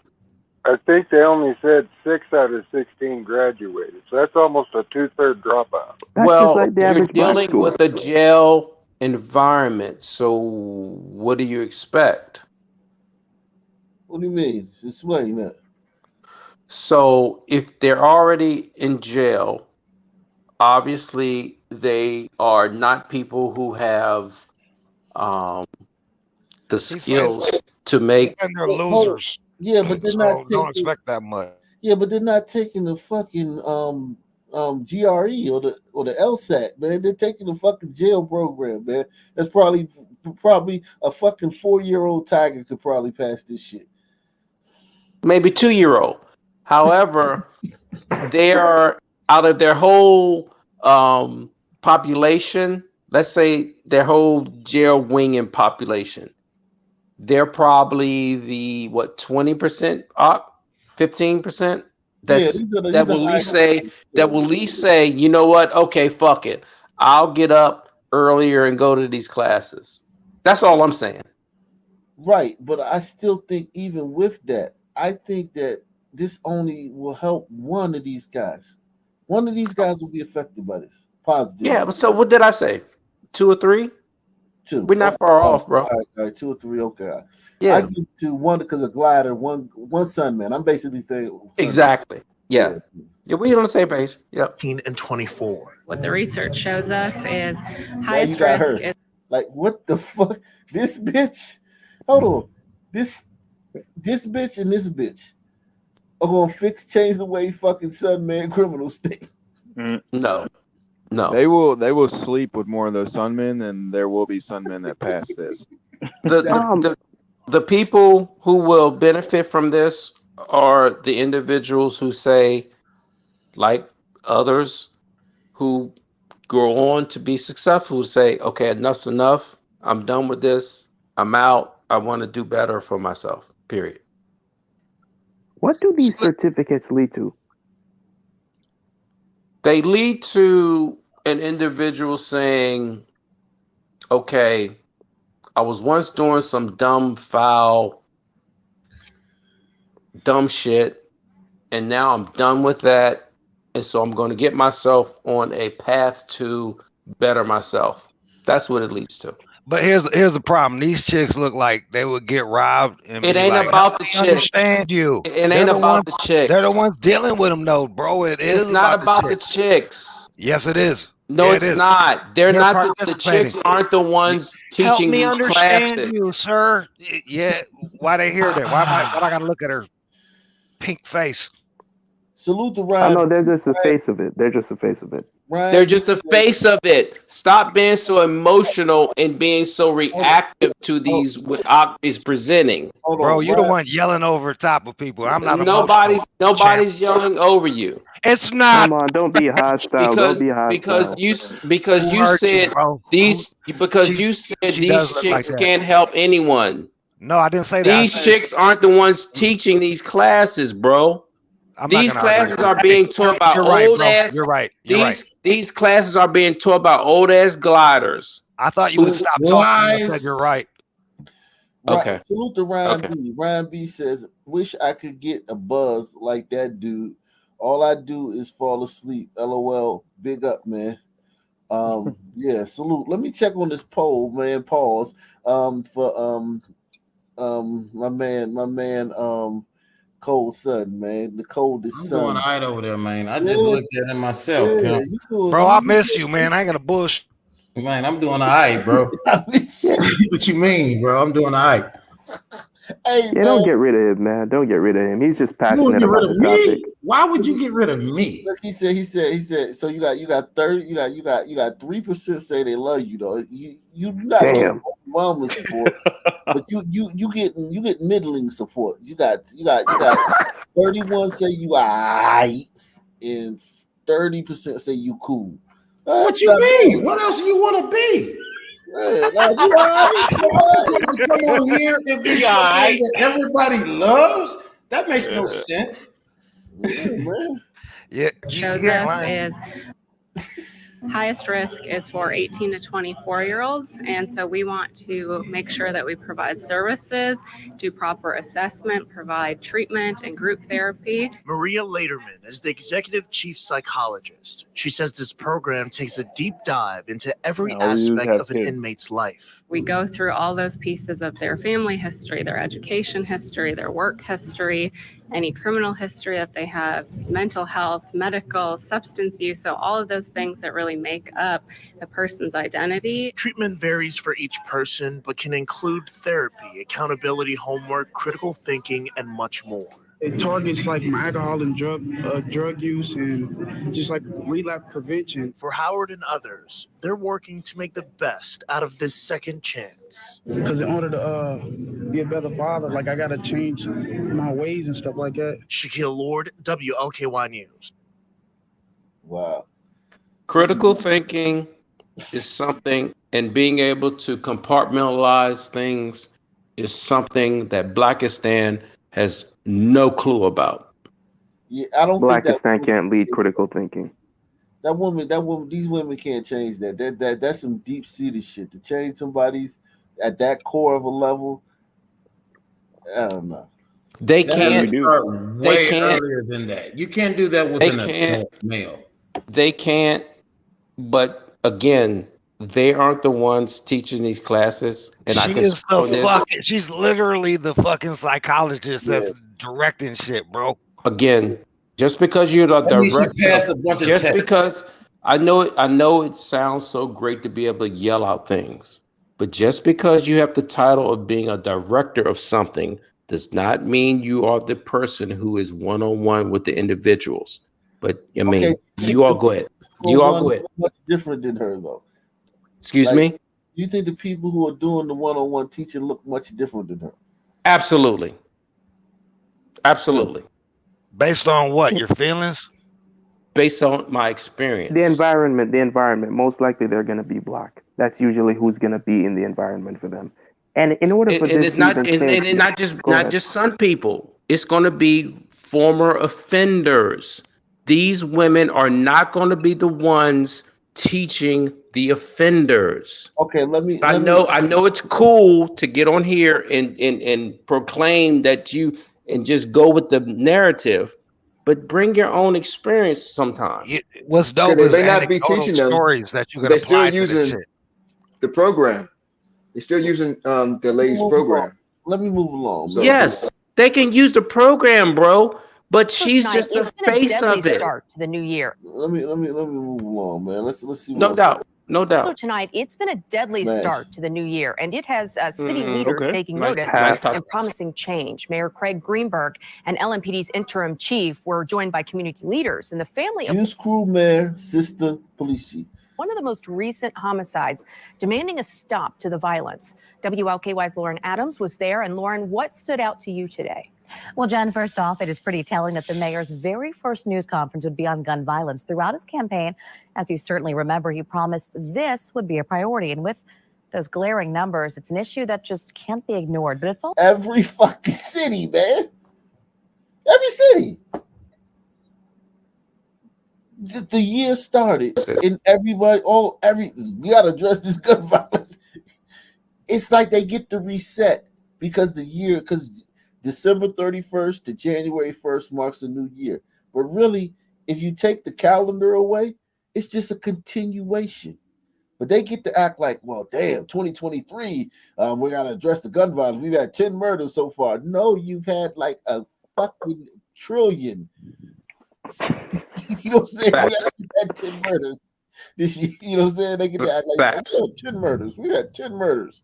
No. Then what about the 200 last year? What about the 300 the year before? It's all the same shit. also worth noting. Greenberg chose to share the stage with police, community leaders, and even victims' families in a call to action. We are going to do things differently. We are simply not going to accept this. Surrounded by police.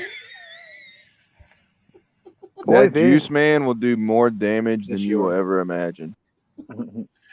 Yeah, he's surrounded. He's flanked by elders. Look who he's flanked. Exactly. What are you going to do differently other than lock people up for committing violent crimes? That's the only thing you can do differently. He can't. Yes, that's what he should do, but he can't because, as Ak pointed out, look who he's flanked by. Yeah. On the right of him, he wouldn't do on it the anyway. left of him, and behind him. Yeah. He wouldn't do it anyway. He would never lock these Things guys up. differently. He we are would simply if he not had. going to accept this. To do things differently. We are simply not going to accept this. Surrounded by police, clergy, and community activists, Mayor Craig Greenberg promised to work to end gun violence. He says he's already equipped LMPD with new software to solve crimes and highlighted some long-term goals. Reopening community centers and enhancing their programs for our youth. Community centers is like the answer to everything. Every time something goes wrong, it's a community center. We just need a new one. Yeah, teach music. Hashtag go save my life.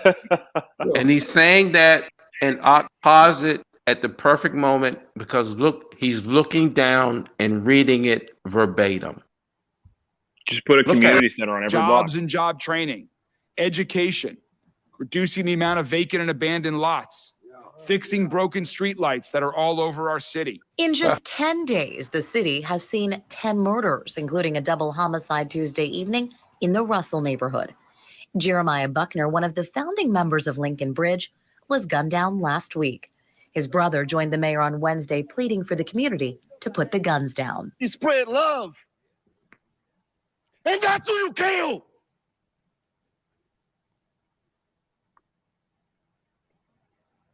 I don't know the cameras. I'm not used to this. I'm here to tell you, you're killing the cavalry. To the Buckners and other families, LMPD's interim chief Jacqueline Gwynn Villarreal promised, "We are passionate about making sure that we bring your..." This is your police solutions. This is like the worst. A juice man and a sun chick. That's the fucking worst combination you could ever appoint. 10 murders in 10 days. and the guy before that, who's pretending to be so outraged, he participates in the same behaviors that cause all these murders. Oh yeah. Period. And that's what makes him the clown that he is. No matter what octave, how much he yells and screams, and he participates. I guarantee you, whatever social media form he's on, you will see the same behavior that caused these behaviors. He probably but his knows who speech killed would him, only too. affect somebody that has a conscience. The way that he's speaking, they're probably just laughing at him. You know what I mean? Like, look at this bitch just fucking yelling and screaming up there. We don't care. He did look pretty stupid though. Yeah, I mean, he's you can tell he's from the streets. He's Jacqueline in the Gwynn streets. Villarreal promised, "We are passionate about making sure that we bring your case in this situation to close, that we give you the justice that you need, that you deserve, and that you require." a goal the new mayor acknowledged could take some time and can only be reached with the public's help. We are calling on everyone in our city to join us, to be an agent of change and stop the gun violence. And Jen, when talking about the change, the mayor says he wants anyone who wants to be a part of the solution to have that opportunity. His team is working right now to set up a community-wide meeting. Reporting for you tonight, I'm Lauren. Community-wide meeting, man. That's gonna solve. Jesus Christ. It's the same. Punish criminals. It's not very hard. Every fucking where. It never fucking stop. This is why I'm a DNA guy. You notice, like, I never waver from that. I never, no matter how many people try to say, well, you know, it could be this, it could be that. Yeah. Everywhere we are, it's same the shit. same shit. Yeah, it is DNA. It's just people don't want to admit that. And you know, because I not physically or intellectually fought you on this up, but I held out so long on this simply because I don't know who said it, because people simply don't want to admit that. But it's true. And it came in like the point that I had made, I don't remember how long it was ago, you know, every group of people have been really violent and really vile in their history, but they found a way to tone it down because it was no longer needed except one group. And that's some people. And it's this, and the DNA kind of the same way for gliders, because everywhere they go, the gliders are the same way with the Sun people. But with the gliders, it made sense because, okay, we had to up our shit because, you know what I mean, we looking around, we going over these places. I mean, it's looking a little different than us. So we got to up our ante. We got to stake our claim. But once you all staked your claim, then you said, okay, now we're going to be civil and we don't need to, you know, do the things that we need to do to have things be, you know what I mean, livable, human. Well, I think we all lost sight of the fact that this is an ecosystem. So people are good at what they're good at. And instead of promoting that, we want to act like if you're not good at this, you ain't this or you ain't that. Like some people are good at what they're good at. Yeah, definitely. If you're not good at something, there's got to be a reason. It can't just be that you're not good at it. It has to be something you're not getting enough of something, or someone's doing something to you to hold you back. Disparities, or every disparity is some kind of oppression to them. It's no just natural disparities to them. And here's the other thing too. Here's the other thing too. Everything is not absolute. So even with some people, whatever the percentage is, there's a percentage of some people who are like Thomas Sowell, who is on the same level as gliders, who are forward thinkers, who can see things. Yeah, but it's very small. It's a very small number. Very small. All gliders are not on the same level. Yeah, no doubt. But their percentage is very high. It is higher. Like it is higher. Their percentage it is higher. But unfortunately, people aren't willing to accept that. Yeah. City leaders are pledging to take on Louisville's violent crime from all angles. It comes after the Metro saw the 10 homicides in the first 10 days of the year. WLKY's Drew Gardner is live in the newsroom with a look at what's being done. Drew? Well, Vicki, the mayor's office and Metro Council has had an at times contentious relationship in the past, but with the new administration in place, both the Republican and Democratic caucuses appear to be in lockstep with the mayor's approach to crime so far. And tonight, they're pledging their full support to help bring down the number of homicides.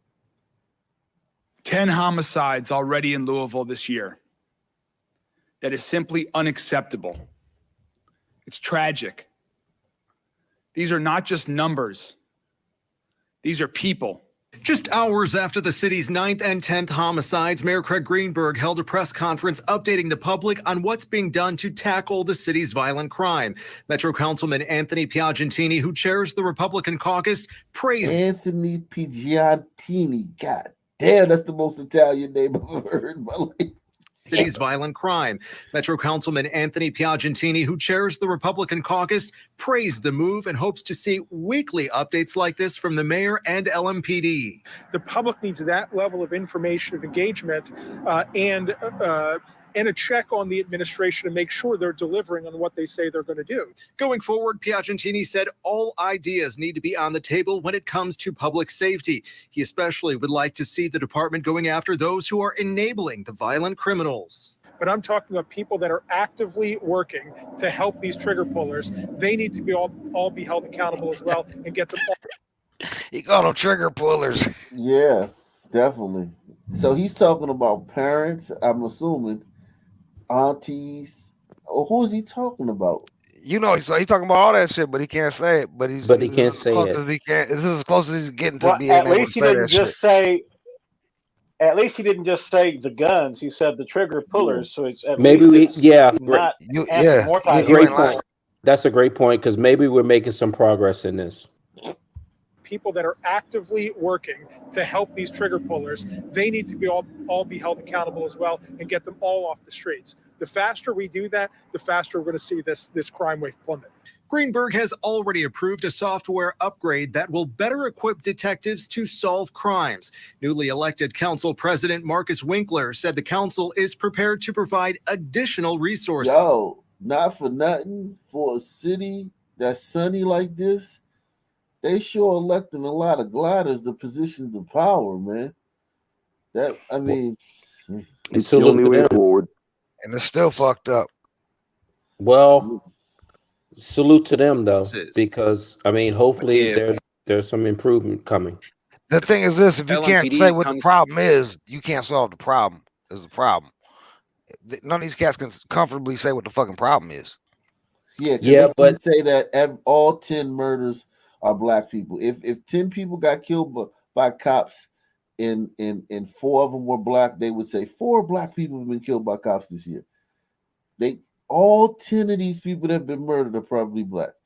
All of them. Just think about it. Every single one is from the same racial group. Done to the same racial group. And they won't admit it. So how you gonna fix it? Yeah, Well, to my guys, I don't remember the guys from the other night from Philly, the glider guy. I think Rob. to Rob's point, and salute to him, not attacking, but just a salute to him.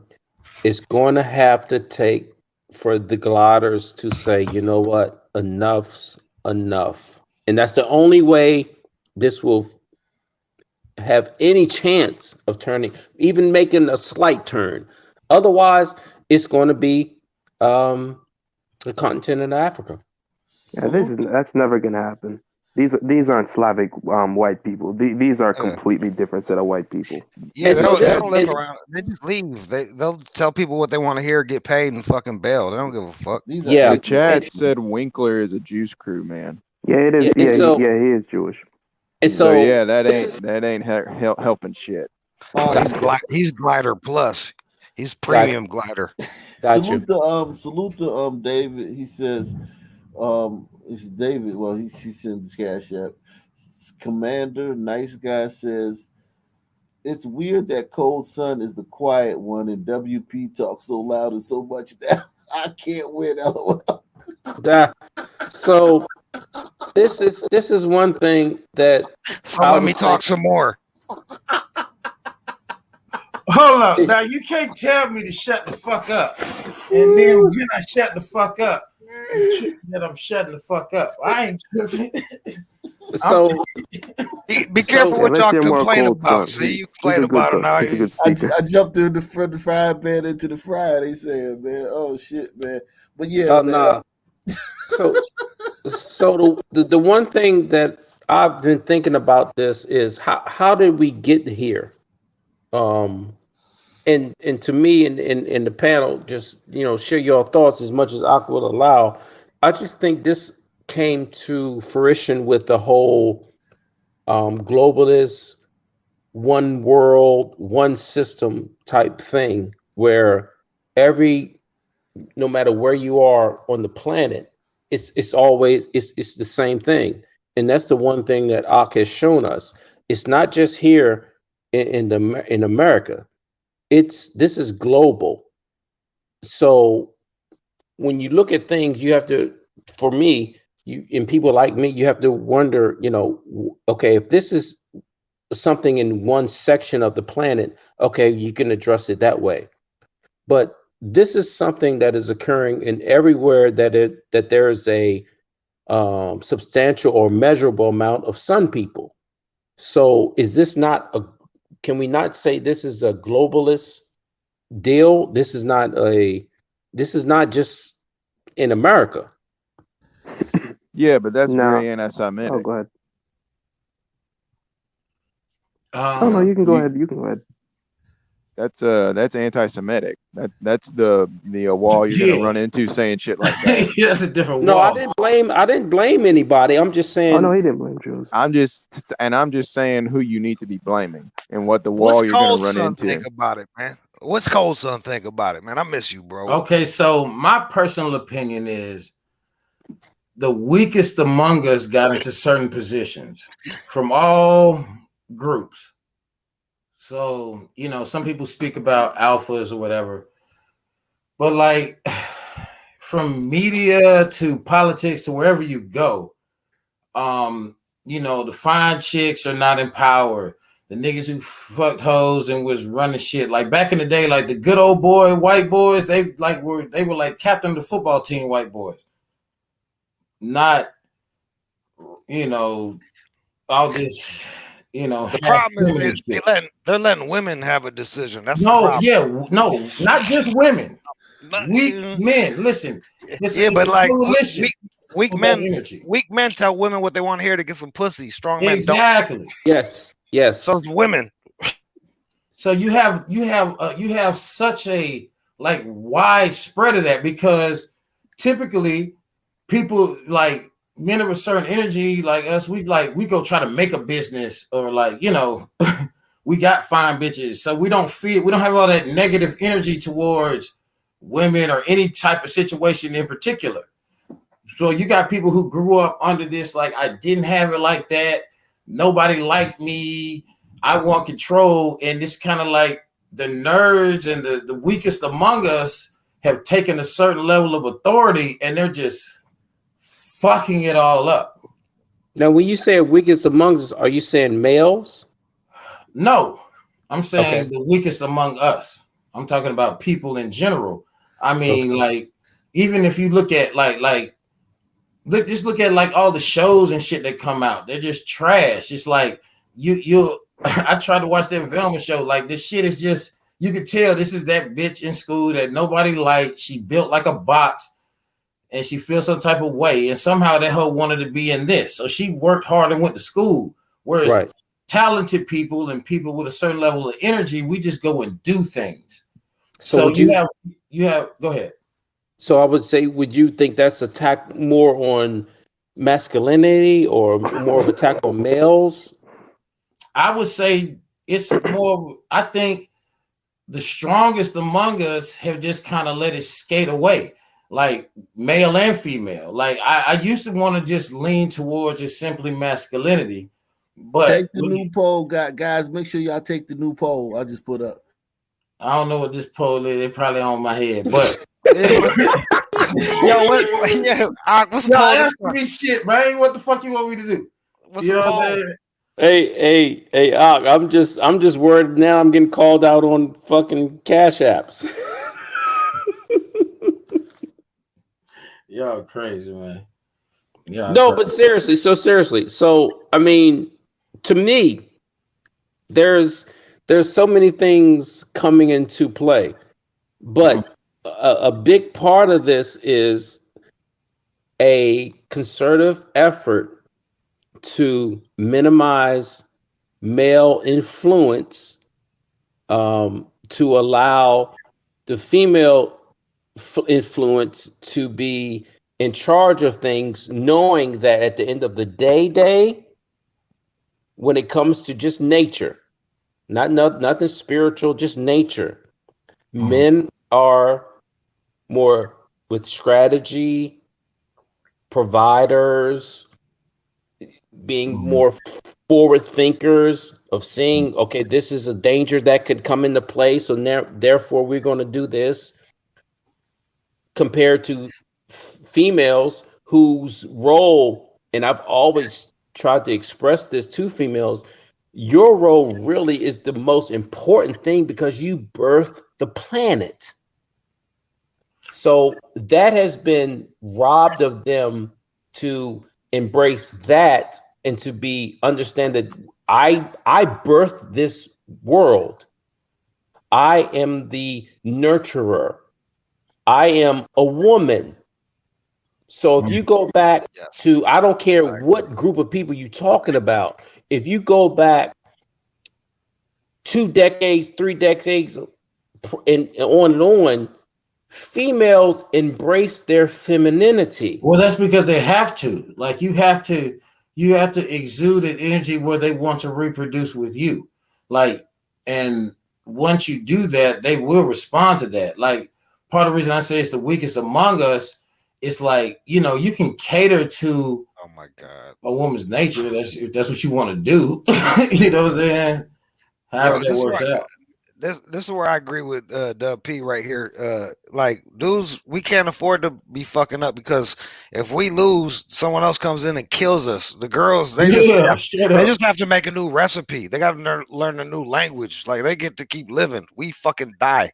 So I don't understand why they're fucking deciding outside shit. Like, I agree, having kids is the most important thing, but like, you an expert in this. I can't breastfeed. Sorry, I'll be out here like building things. Straight up. Right. Yeah, straight up, man. You know, and I guess they just want to, you know, it's just, I think it's just a concerted, I don't even know if it's even always that like conspiratorial. It's just that it's a lot of them motherfuckers running shit, and that's a problem. We can call it conspiracy. Let's get away from that because people don't like the conspiracy thing. Hold but on, there's let me concerted effort right to that. Let me interject right quick. They want to know who's who. WP is the W, right? The WP is the W. That's WP that's talking right now, and Cold Sun is the one next to me, our inebriated brother, man. Inebriated brother Cold Stuff. He's the one. He's the one next to me. So it's like yeah, I gotta if y'all looking for to put a Who face. you gonna ride with? Who you ride with, man, and Man. who you getting stuck in the elevator with, man. Yo, Nowadays, either one of us, for real, because we ain't gonna get fucking bopped upside the head. I mean, it really all depends. It's all situational. Yeah, man. I think 60% of the people voted for suicide, man. That's crazy. I'm going to Canada to kill myself, bro. That's beautiful. Yo, so of the 40% that's left, y'all like 20% apiece. So y'all both equally. Cool, I'll take that. Hey, listen, man, we still alive though. Well, they're not. Yeah, but you killing us. Yeah, I'm about to say. Because everybody gonna be alive with me, but yeah, wow. Y'all are that's crazy. Y'all are getting into builder territory, man. Let's do one more city, man. We'll get out of here, man. Let me do one more city. Make it a good one, man. Sorry, I came so late, bro. Did you talk about that Megan Hall chick? The chick that was banging all the other cops. The one cop in Tennessee. Oh yeah. I mean, did you? Okay. No, I mean, I really don't get into all that stuff. Okay. Like that we did. I heard Will Smith got a new show out called Emancipation or something like that. I guess it's a videography series about him leaving Jada. Oh, I don't know, man. I don't know what's going on with Will Smith. I know Eddie Murphy made a joke about him, and people are mad about Eddie Murphy now. Heard something about that. No, it was a bad joke. Oh, wow. He's some emancipated slave. Oh, okay. He let those sliders poop him in his butthole. Let's do Memphis, man. We're gonna do Memphis, man. Let's see what's going on in Memphis, man. They can't lose with Memphis. Oh, by the way, did you see the new monument in Boston? Yeah, we did that. We did that yesterday, Johnny. Let me watch last night's show. Make sure y'all hit the PayPal, Cash App, Super Chat, support the channel, man. Don't kill yourself. Can't keep up with you, Ock. I got you graded. I look at the panel I've created for you guys tonight, Ock Nation. Hit that Cash App, or I'm gonna fucking just give them their own show. Yeah, I'm gonna give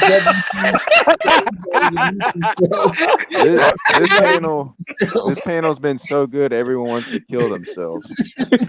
I'm gonna drop everybody and just keep WP, and I'm gonna mute myself. And then Cold Sun go at it, man. So could you imagine how long it would take for Cold Sun and Mayo to fucking agree on anything?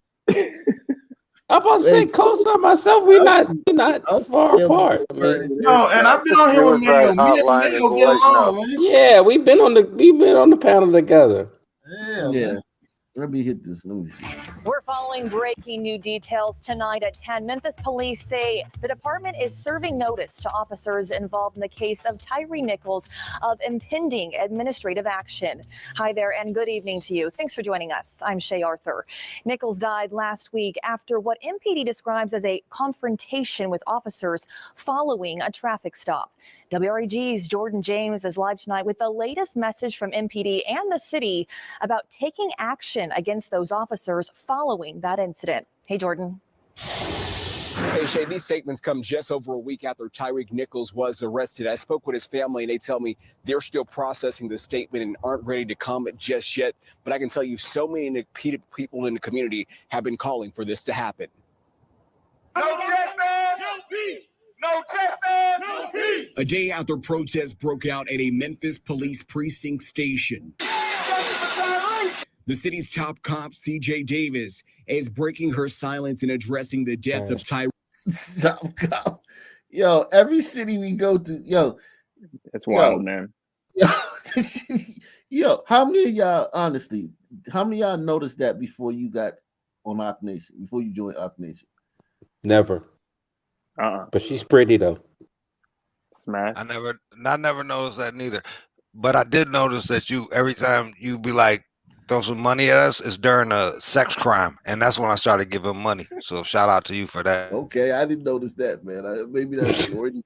Must be some Freudian shit, man. I never watched the news before getting on this kind of thing. So The city's top cop, CJ Davis, is breaking her silence in addressing the death of Tyree Nichols. In a statement released Sunday, Davis said, quote, "I have found that it is necessary to take immediate and appropriate action." This declaration coming after she says reviewing information involving the arrest of Nichols.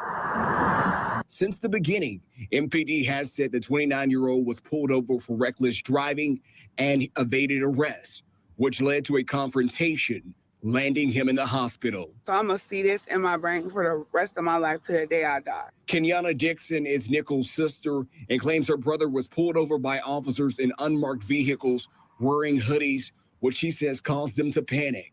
If he did run, like I said, he was scared. He was scared. He had nothing on him.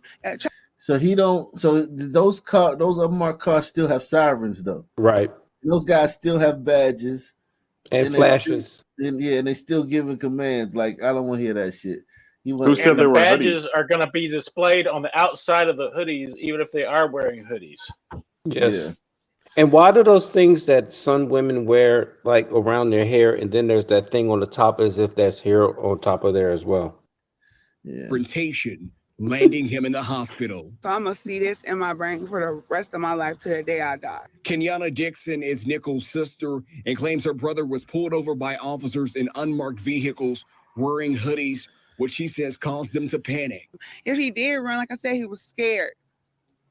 He was scared. He had nothing on him. A traffic stop is supposed to be a traffic stop for anybody. Days after the stop, Nichols died after his family says he went into a cardiac arrest and suffered from other complications. An outcome ultimately resulting in MPD serving notices to the officers involved that possible disciplinary actions are forthcoming this week. We got cameras! We got cameras! So, you telling me this ain't DNA that every city they're outside of the police station Same doing shit. this shit? Like, bro, because that's why I can't argue with you no more. Like this shit is almost like we're a different program. Species. No, we're a different species. But we need that energy for parent-teacher conferences. But here's the thing. Here's the thing. It's not just in this country. It's throughout the world, as you've shown on different shows. It's the same thing. It's something supporters of Nichols told us Saturday they want to see happen. There's any, which we assume there will be, if there's any police Look at this guy. Yeah, that's a Right. zesty son of a bitch right there. That's a zesty to her left, and it's a zesty to her right. Why are they even there? What are they doing there? Oh well, LBG. He's an It's ally. the alphabet black coalition. Correct. And the that coalition has replaced the coalition with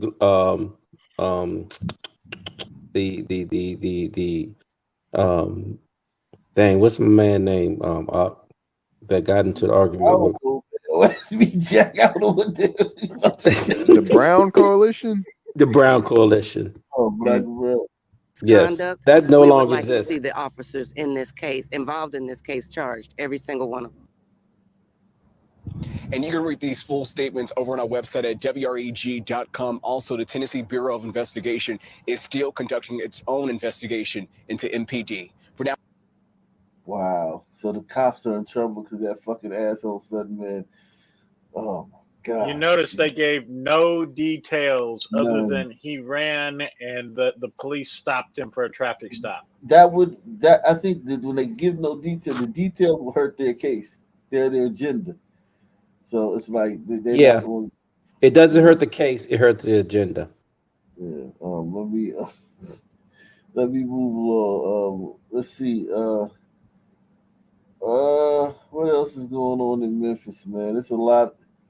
Oh, Lisa Marie died. R.I.P. to Lisa Marie, man. Yeah, wonder what happened there. She had a heart attack, right? Some I kind of heart know. troubles, man. I wonder what happened. Okay. Here we Anything go. going on in Atlanta? Here we go. I'm just gonna get out of here after I finish Memphis, though, man. We do Atlanta another day, man. Many are mourning the loss of a beloved Memphis Shelby County Schools employee, Larry Thorne. He was found shot to death earlier this week, and WRG's Jordan James spent the day learning about him, and he joins us now live with more on how he is being remembered. Jordan? Hey, Stephanie, one person I spoke with put it like this: to know Larry is to love Larry, and that is certainly the sentiment that we are hearing here tonight. A mountain of grief fills the city of Memphis. It's a shock to everybody. It really is. As the community mourns the loss of another person to gun violence. I'm very angry, right? I'm very angry that this has happened to him and his family. This week, Larry Thorne, an MSCS employee, was found shot to death outside of a South Memphis church.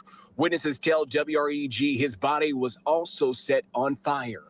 Oh, how does a Memphis school, what does it say, school employee, how does he end up shot to death outside a church and his body set on fire? That's a lot, personal. man.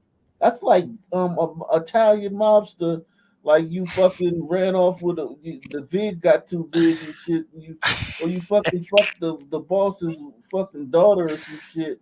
Like this even the guy who ran over John Gotti's kid didn't get this type of treatment, man. Yeah, they wouldn't even do that at the church property. Yeah, the mob will cook you fire in the woods and shit. They don't leave you on the street. Yeah, they're not gonna do that. Maybe he messed with somebody's daughter or something. Yeah. Crazy. Shit. His family. This week, Larry Thorne, an MSCS employee, was found shot to death outside of a South Memphis church. Witnesses tell WREG his body was also set on fire. A painful sight for Thorne's former classmates to imagine. Larry was so sweet and kind to everybody, and the manner that he was killed in was just horrific. Like, who does that to somebody? So I just couldn't even see like why somebody would want to do that to him. Not only was Thorne a school secretary, but he also served. I have an idea. That's an a idea. man with the face filter. Stop, face filter. My boy's looking The Zesty Mafia strikes again. I'm starting to think. Yeah, no, he's somebody's big brother. The Zesty Mafia strikes again. Hey, you want to play video games? Yeah, like he got that sparkle in his eyes, man. God. We need our subject matter expert. I got Henny and Nintendo Wii. Let's go. Yeah, with us, call the Ock Nation. We're making a call for our subject matter expert, man. Yeah. Where's the closeted I'll touch black welder I touch at? you here, you touch me there. Put up the bat signal. He'll come in. It's in my pocket. Just reach deeper. Nah, right. Why somebody would want to do that to him? Not only was Thorne a school secretary, but he also served as a pom-pom coach and was also involved in the band. Oh no. Man, that's fucked up, man. I'm still on the fence though. We don't really know for sure yet. Right. I am absolutely certain. Yeah, it need a year and a half to figure this one out. That Chastity may say extends well beyond the classroom. He was such an advocate for changing people and molding people to become So this it's safe to say he wasn't fucking this chick. amazing, like. And yes, he was changing people into changing He just people. wants you to be the He better, braided her hair. the better person of yourself. All qualities that are now a part of the legacy. Glued it. Larry Thorne. Yo, He made a I'm threat. scared to look into his eyes, man. I can't even look into Getting his eyes. sucked in, bro. I know you gotta look away. Look away. Look, man. He got that look that might turn you. He might turn you, man. Yeah.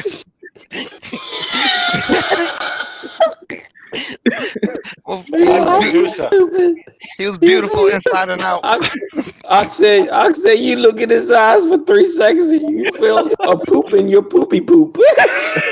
Gaze, man. They gaze, man. I gotta get him off the screen. Behind. To know Larry is really to love him and to appreciate what it is to have a good, kind-hearted soul among you. Now I'm And getting at this second time, guessing police this have not motherfucker. released a motive, nor have Yeah, they. right. Afro Man. What the fuck is Afro Man? He got Afro Man, and he got the guy that's about to come after Afro Man. Yeah, this zesty, man. This guy's probably a little. If he's hanging around that guy, man. Among you. And at this time, police have not released a motive, nor have they publicly identified any suspects in this case. A GoFundMe has been set up to assist with funeral expenses. You can find those details on our website at WREG.com. Reporting here live tonight downtown, Jordan James, WREG News Channel. Memphis is the gift that keeps on giving, man. Wow. R.I.P. Tickle Monster. Yeah, man. The Zesties are taking a lot of L's out here. That's crazy, man. It's a rough Because life. they know they can get away with it. All right, guys, I gotta take off. Thanks for putting up with All me. right, Wyoming, man. Take it easy, man. We love Wyoming, man. Wyoming, Peace, we don't peace. have the same problems out of Wyoming, man, that we have out of other people. Thanks for talking so much, man. Needing answers. A family heartbroken after a teenager is shot and killed just hours after celebrating Christmas. Loved ones say 17-year-old Devon DeBerry was in the back seat of a truck when he was shot in southwest Memphis. WREG's Shay Arthur is live tonight after speaking with his mother and brother about the person he was. Shay? Stephanie, Greg, really, this is just such a tragic case. This family telling me tonight they are at a loss. They know someone knows something. Tonight, a family is in pain. Our worlds are flipped upside down. We have to find a whole new reality now. A reality they don't want to be in. Hurt and confused, a lot of questions not being answered. Questions as to who killed 17-year-old Tavon DeBerry just hours after celebrating Christmas early in the morning on December 26th. Tavon, his older brother, and other relatives stopped by this store along South 3rd Street. Right up the street. 2 minutes from the house. Tavon never went inside, but his brother Cairo, who was driving, says as they were leaving, someone shot at the truck. It took him a moment to realize Tavon had been shot. He immediately headed to the hospital. I immediately started screaming. That's all I could do is screaming, hit a U-turn, and like drive as fast as I can. That's all I was doing the whole way there, crying and screaming. He has no idea why someone would shoot at them. He couldn't have been a target. He's a homebody. He doesn't do nothing but go to It could be a stray bullet or mistaken identity. school. He doesn't like coming outside. He sat in his room, did music. So he didn't come outside. He's a homebody, sat in his room. They lit another homebody on fire. Yeah, exactly.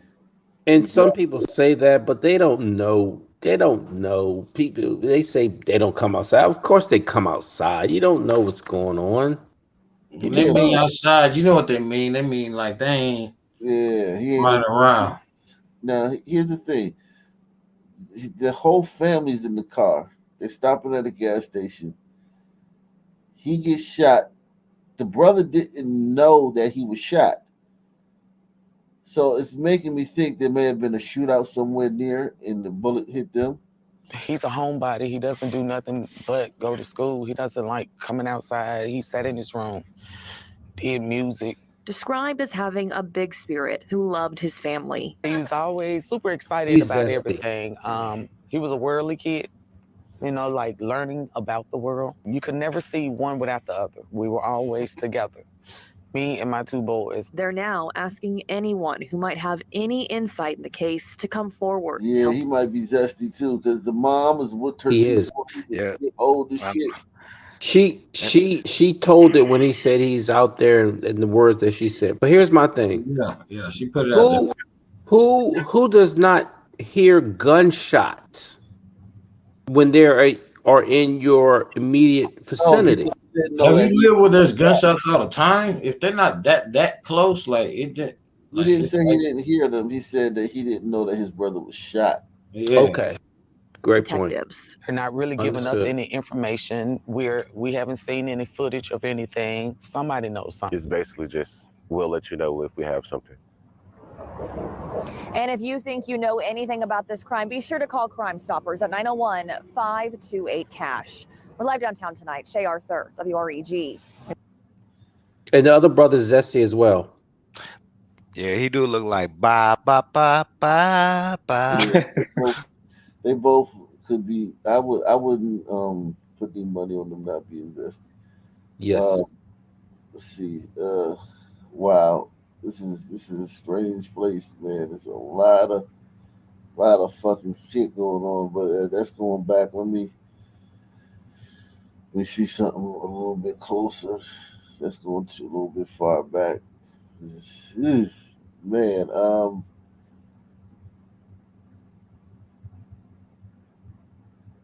We have a crime alert tonight. A woman is facing an attempted murder charge after Memphis police say she intentionally ran over another woman outside of a popular Cordova bar this week. Our WREG's Jordan James spent the day looking into this situation, and he joins us live with more. And Jordan, what were you able to find out?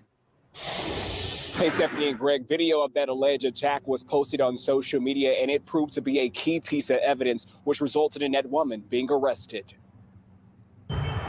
At first glance, it's business as usual. any bar in a strip mall, no good. In the Dexter Ridge Shopping Center, broken glass and tire marks are all that's left after what unfolded days earlier. I've heard about the violence. According to police, Sunday morning, two sisters were leaving Mugshot's Bar and Lounge when they say Angel Moore confronted them, and there was nothing angelic about her behavior. In an affidavit Come on, obtained by bro. WREG, Seriously? Moore is accused of getting into an argument with one of the sisters, which escalated to a fight. She allegedly struck her in the face. That's when she's accused of hitting the second sister with her vehicle. Moments later, Moore reportedly accelerated toward the exit of the parking lot, and investigators say she purposely hit the first sister from behind with her car. It's a situation leaving local shoppers disappointed. We are cultivating and producing a culture that has no respect for humanity and no respect for morality. Actions that have led to Moore being charged with aggravated assault and criminal attempt second-degree murder. WREG stopped by Mugshots, but no one answered. As for local shoppers, they say this just goes to show you're not safe anywhere. I have become numb to instances and situations like this, and I just decide to not partake in it. I just rather be on the side of helping to save lives. And today, more. What kind of crowd do you think Mugshots is On drawing? a Saturday night, sudden. Do you know what she just said? Do you know how the volume she just spoke about the community, like how they really feel, like how this shit go? Hear her. Yeah, and that's a shame because she's a real she's a wifey some woman material. But the thing that's getting me is when your anchor person is wearing a effing newbie reporting it, that's when you know you in some real, when you in Blakistan. Yeah, they working that brother to death though, man. That brother they getting the break. Yeah, but I know you clowning out, but man, you can't have a newbie on when you report the news and you being professional, bro. First at 4:30, several suspects are behind bars after a bunch of cars were stolen in just a 2-day span. We are the world. Glider. We are the children. That diversity. We are the ones who make a better day. Good afternoon, and thanks for joining us. I'm Shay Simon, in for April. I'm Alex Coleman. 5 adults and at least 3 juveniles face theft, weapons, and drug possession charges, as well as evading arrest. As WREG's Mike Suriani reports, in one instance, a juvenile and a stolen vehicle left a trail of destruction. Like, we could have been outside, and this crazy guy, there's a lot of crazy people around this area, but I'm still in shock. This woman does not want to be identified, but the damage to her nephew's SUV speaks volumes about what happened outside her home Wednesday on Reed Avenue. We just heard a loud bang while we were inside, and when we ran out here, we noticed our cars were not where we left it. His car hit into my car and my nephew's truck. The mangled SUV and the remains of her neighbor's fence started with the theft of an employee's vehicle from Miss O'Reilly's Auto Parts on Jackson Avenue and ended with the vehicle crashing on Reed Avenue and the accused teenage driver fleeing on foot. According to police, a handgun and vape oil containing THC were recovered. Police say they've arrested at least 5 adult suspects for vehicle theft so far this week and at least 3 juveniles. Look at some people's names. Hunter Savage. Oh, what? And then Philip. Fucking Philip. Yeah, these guys are. This is a motley crew, man. What were these? So these are junkies, and these are some people from the hood, and these guys know how to steal cars or some shit like that. So the Sunman said, "Man, yeah, come with us, steal the car, or come with some kind of mutual." But they're stealing the cars to make money for whatever habit they have or whatever. The other one's probably just for whatever they want to, just joyride or whatever. Yeah. Or it's a mutual, some kind of symbiotic relationship between these. These are junkies and these are Sun teens. Yeah, but the glider among the adults are. I was going to just say, but the gliders going into it didn't expect it to go this bad. Juveniles. Among the adults are James Cook and Philip Isham, who were arrested Wednesday after someone reported 2 males covering a Chevrolet Silverado with tree limbs in this muddy field off Rosecrest Road in southwest Memphis. According to police, it appeared the 2 men were planning to set the Silverado on fire. Before they could, however, police found 1 man hiding in the truck's bed and another in the front of the truck. Both were covered with a tarp. And police say the Silverado, stolen out of South Haven, as well as a Ford F-350 stolen in December from Whitehaven, were recovered. Mike Suriani, WREG News Channel 3. Wow. And listen to this. Memphis police say there have been 486 vehicle thefts so far in 2023 compared to only 208. Damn. 430. I thought they were going to say last year. This year already. That's insane. That's 15 days. Hold on. No, I don't think that's right. Say that again, bro. Rewind that, Let's just Bob. make sure Rewind that that, yeah, Bring run that back.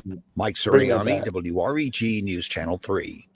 And listen to this. Memphis police say there have been 486 vehicle thefts so far in 2023 compared to only 218 this time in 2020. That can't be possible. I think that's, listen. Two weeks, bro? That's I don't think that's right. I think he. Well, they're comparing it to this point same time. in this year versus 23 versus 22. So you're saying like if they track it and project it, it'll be that? That's No. There had to be just some saying- adjustment there. Something. These are raw numbers for this time.